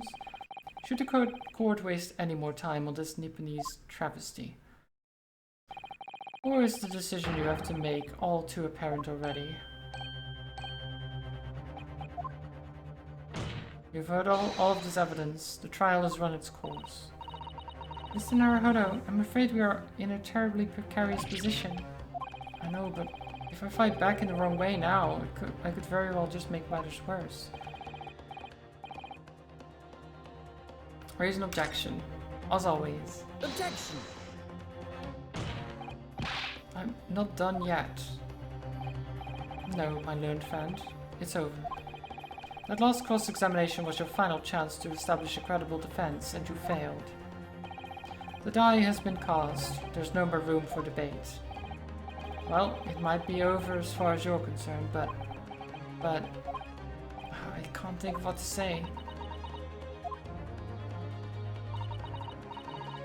If I may, Lord Van Zieks, it seems somewhat boorish to close down the debate at this point. Your insignificant little Eastern Isle must be a lawless hole indeed. For a lowly judicial assistant to have the audacity to intervene at a moment like this. Oh. I am, to my shame, still a very inexperienced lawyer. So you will have to forgive me, but I consider my assistant's advice essential and their opinions invaluable. Mr. Naruhodo. One of this land's great guiding principle is tolerance, so the court will hear you, madam. Go ahead, Mr. Zato, please. Very well. Pray, what insight can you give us? What have we all overlooked in this matter that you see fit to pursue further? Well, the court has been presented with new evidence, but only after the last cross-examination finished. I see.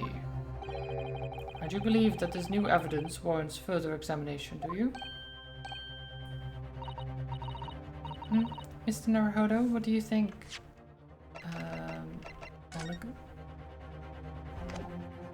Can I look at this book? The Lion's Pride. It's a book entitled The Lion's Pride. I'm afraid I don't know any English literature at all, so it wouldn't be something I've heard. Wait a minute. The Lion's Pride? That's strange. I think I've heard of a book by that name before, very recently too. It's a title I recognize too, Mr. Naruhodo. Oh, look at this. The book has been badly burnt. You're right. You'd never be able to read it in this state, especially not the latter pages. What a terrible waste. Judging from the scorched edges of the paper, I think the damage must have occurred very recently. A book recently damaged by fire. Why does that seem to raise a red flag with me? There we go, okay. That's important.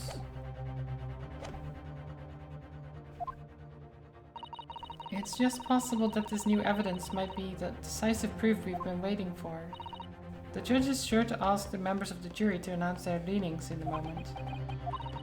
And of course, he's sure to ask you to explain what the crucial piece of evidence is and why. So we must take this opportunity to examine the newly presented evidence as thoroughly as possible. Okay. The defense wishes to present evidence, my lord. Very well. The defense may present one further piece of evidence.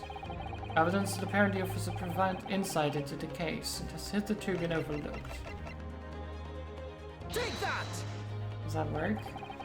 The evidence in question is what we can see from the newly presented photographic print of the crime scene. The fourth book found in the victim's hand. Objection! We have already discussed the fourth book at length.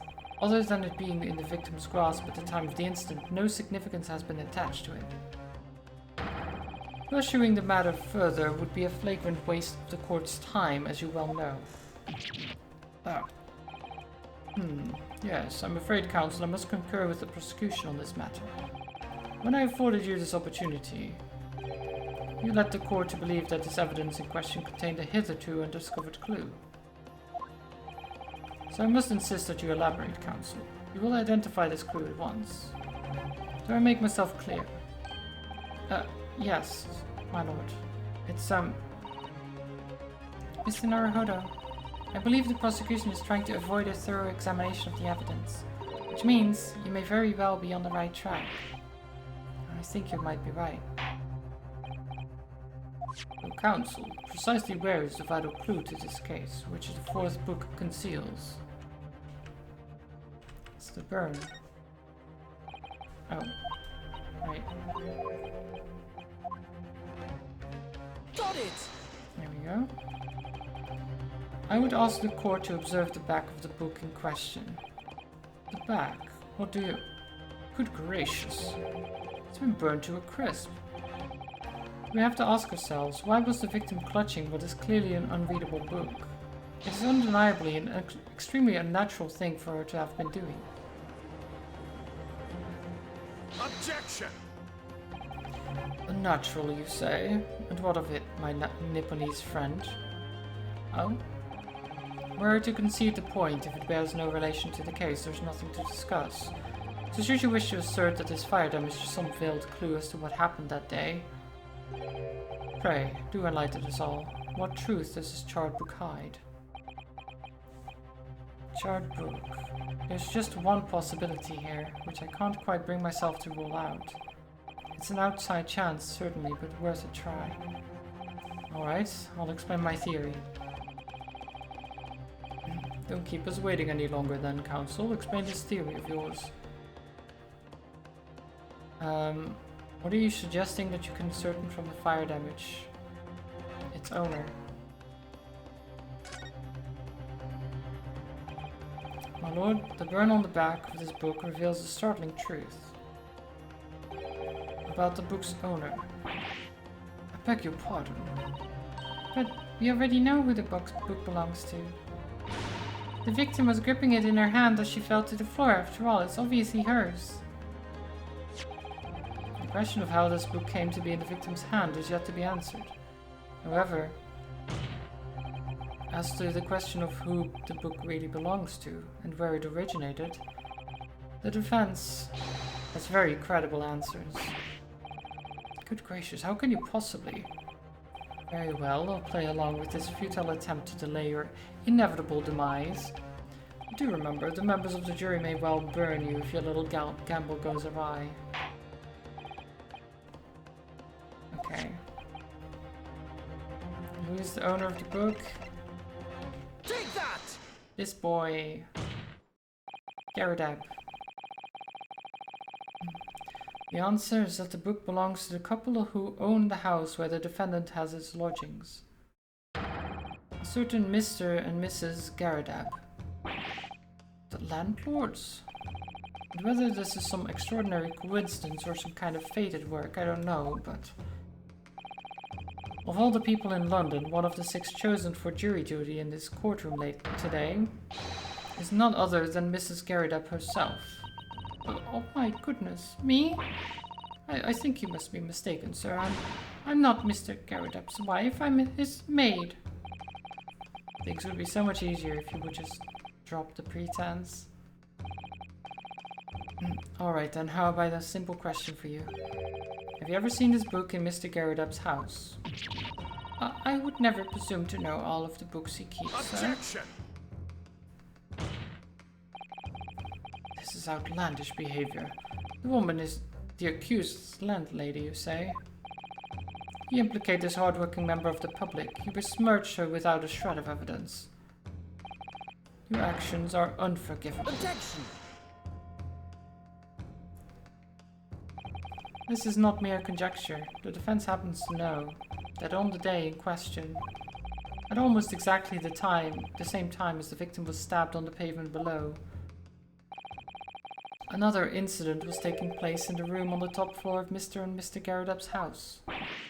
Good lord, what sort of incident, Counsel? A fire, my lord. Fair to say it was. Happened in the blink of an eye, you know. The whole place filled with smoke, couldn't see barely a thing. Didn't take long for the fire to spread, of course. Worst of it, I lost my favorite book called The Lion's Pride. The Lion's Pride. By Jove, the very same title that is the subject of this debate. Oh dear me. Objection! This is risible. All you've told the court is that the book by the same name was involved in a fire. In which case, it would be reasonable to assume that it was burnt to ashes. And entirely unreasonable to infer that it magically removed itself to the scene of the crime. Perhaps it would make more sense if I told you that the cause of the fire was marital discord. Without going into details, it appears that Mr. Garrett was considerably enraged. Apparently, she continued to attack Mr. Garrett even amid the flames. Oh, how awful! I can't even imagine being so horrid to the one you love, can you, Ronnie? Absolutely not, sir. My Patricia would never raise a finger against me, sir.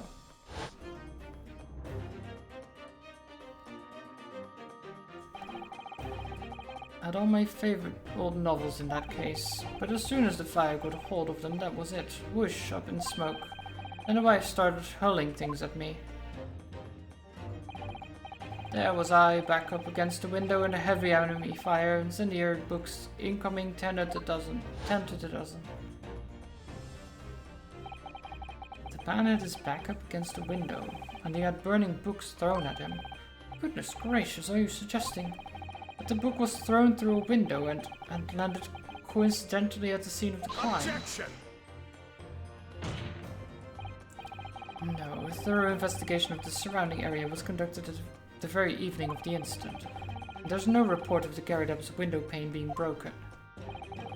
That's quite true. We also saw no signs of broken glass when we visited the Garridub household.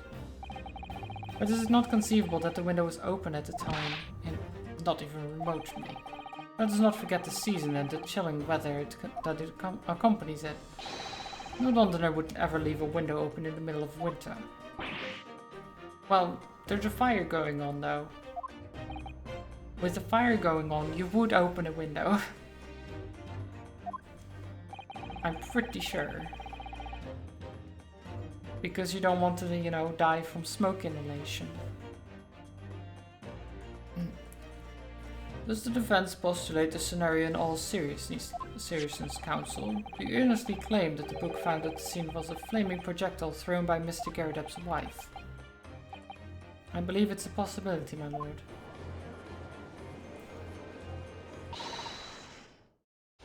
That's quite enough. Oh.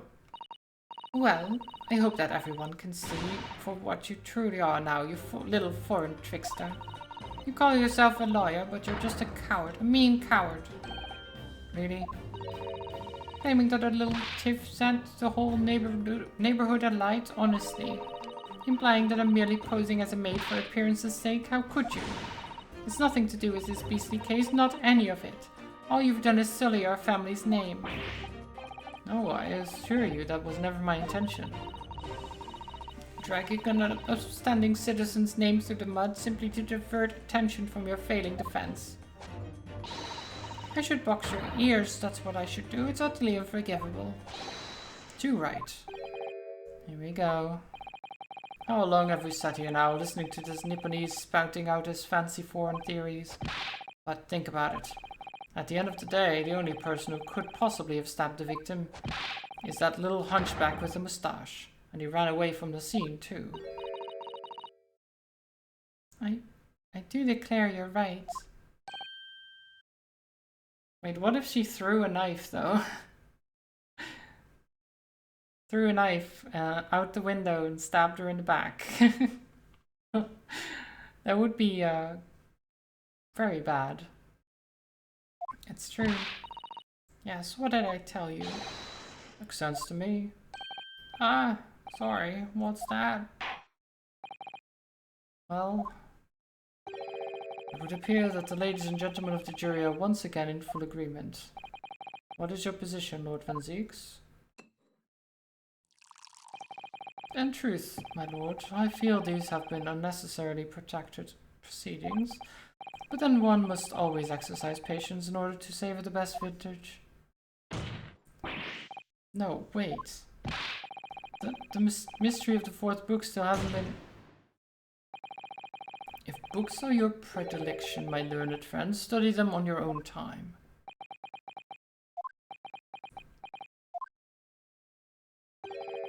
What? No, forgive the discourtesy this time? In that case, ladies and gentlemen of the jury, you will now state your individual decisions regarding the defendant's culpability for the court to hear. Guilty! Yep. Guilty. Here we go again. Guilty. Guilty.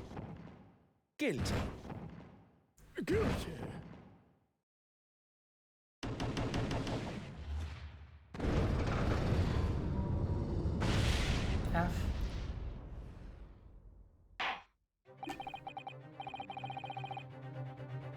Thank you for that unambiguous response. That's twice now, it's over. Mr. Naruhodo, don't give up. Mrs. Ado? Have you forgotten? The battle isn't over yet. You're not suggesting... Of course, the defense has the right to another summation examination at this point. You could still convince the jurors to change their minds. You have one more chance. My lord, the defense asks to exercise its right to a summation examination. Huh. You believe you still have tricks up your sleeve? I don't intend to trick anyone. I intend to uncover the truth. As long as there's a chance, I have to stay strong and determined. Oh, to be continued. There's still that much more to go? Oh god, okay. Maybe I need to end it then. If there's still that much more, then I probably need to go get some food. I mean, it can't be that much more, but it's enough that I probably need to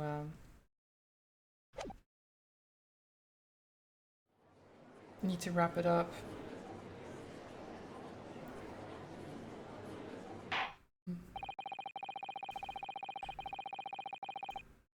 I've considered the defense's counsel request for further summation examination of the jury, and I have determined that the court must uphold the defense's judicial rights to the procedure. Okay. So we have that to look forward to next time, I guess. We'll see how it goes. Hopefully it goes well. But yeah, that's gonna be it from me. Let's see who I can send you over to. Oh,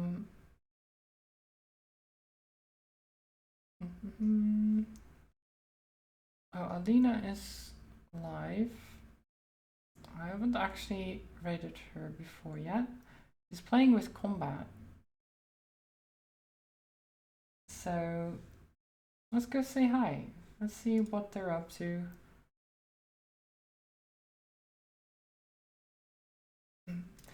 Yeah, as always, thank you everyone for watching. I hope you had a good time. My voice needs to rest and I need to get some food. But yeah, I hope you all have a wonderful rest of the day and week. I will be back on Saturday with Dragon Quest Monsters. Should be really fun. Hopefully I'll see you then. Go say hi to Alina for me. Send some love over there. Maybe give her a follow if you're so inclined. It should be great. Maybe. I don't know. It's Lethal Company. Bit of a spooky game. So very different. But yeah. Have a good one. And stay cozy. Stay hydrated. Stay safe. All those things. Have a good one. Until next time. Bye bye.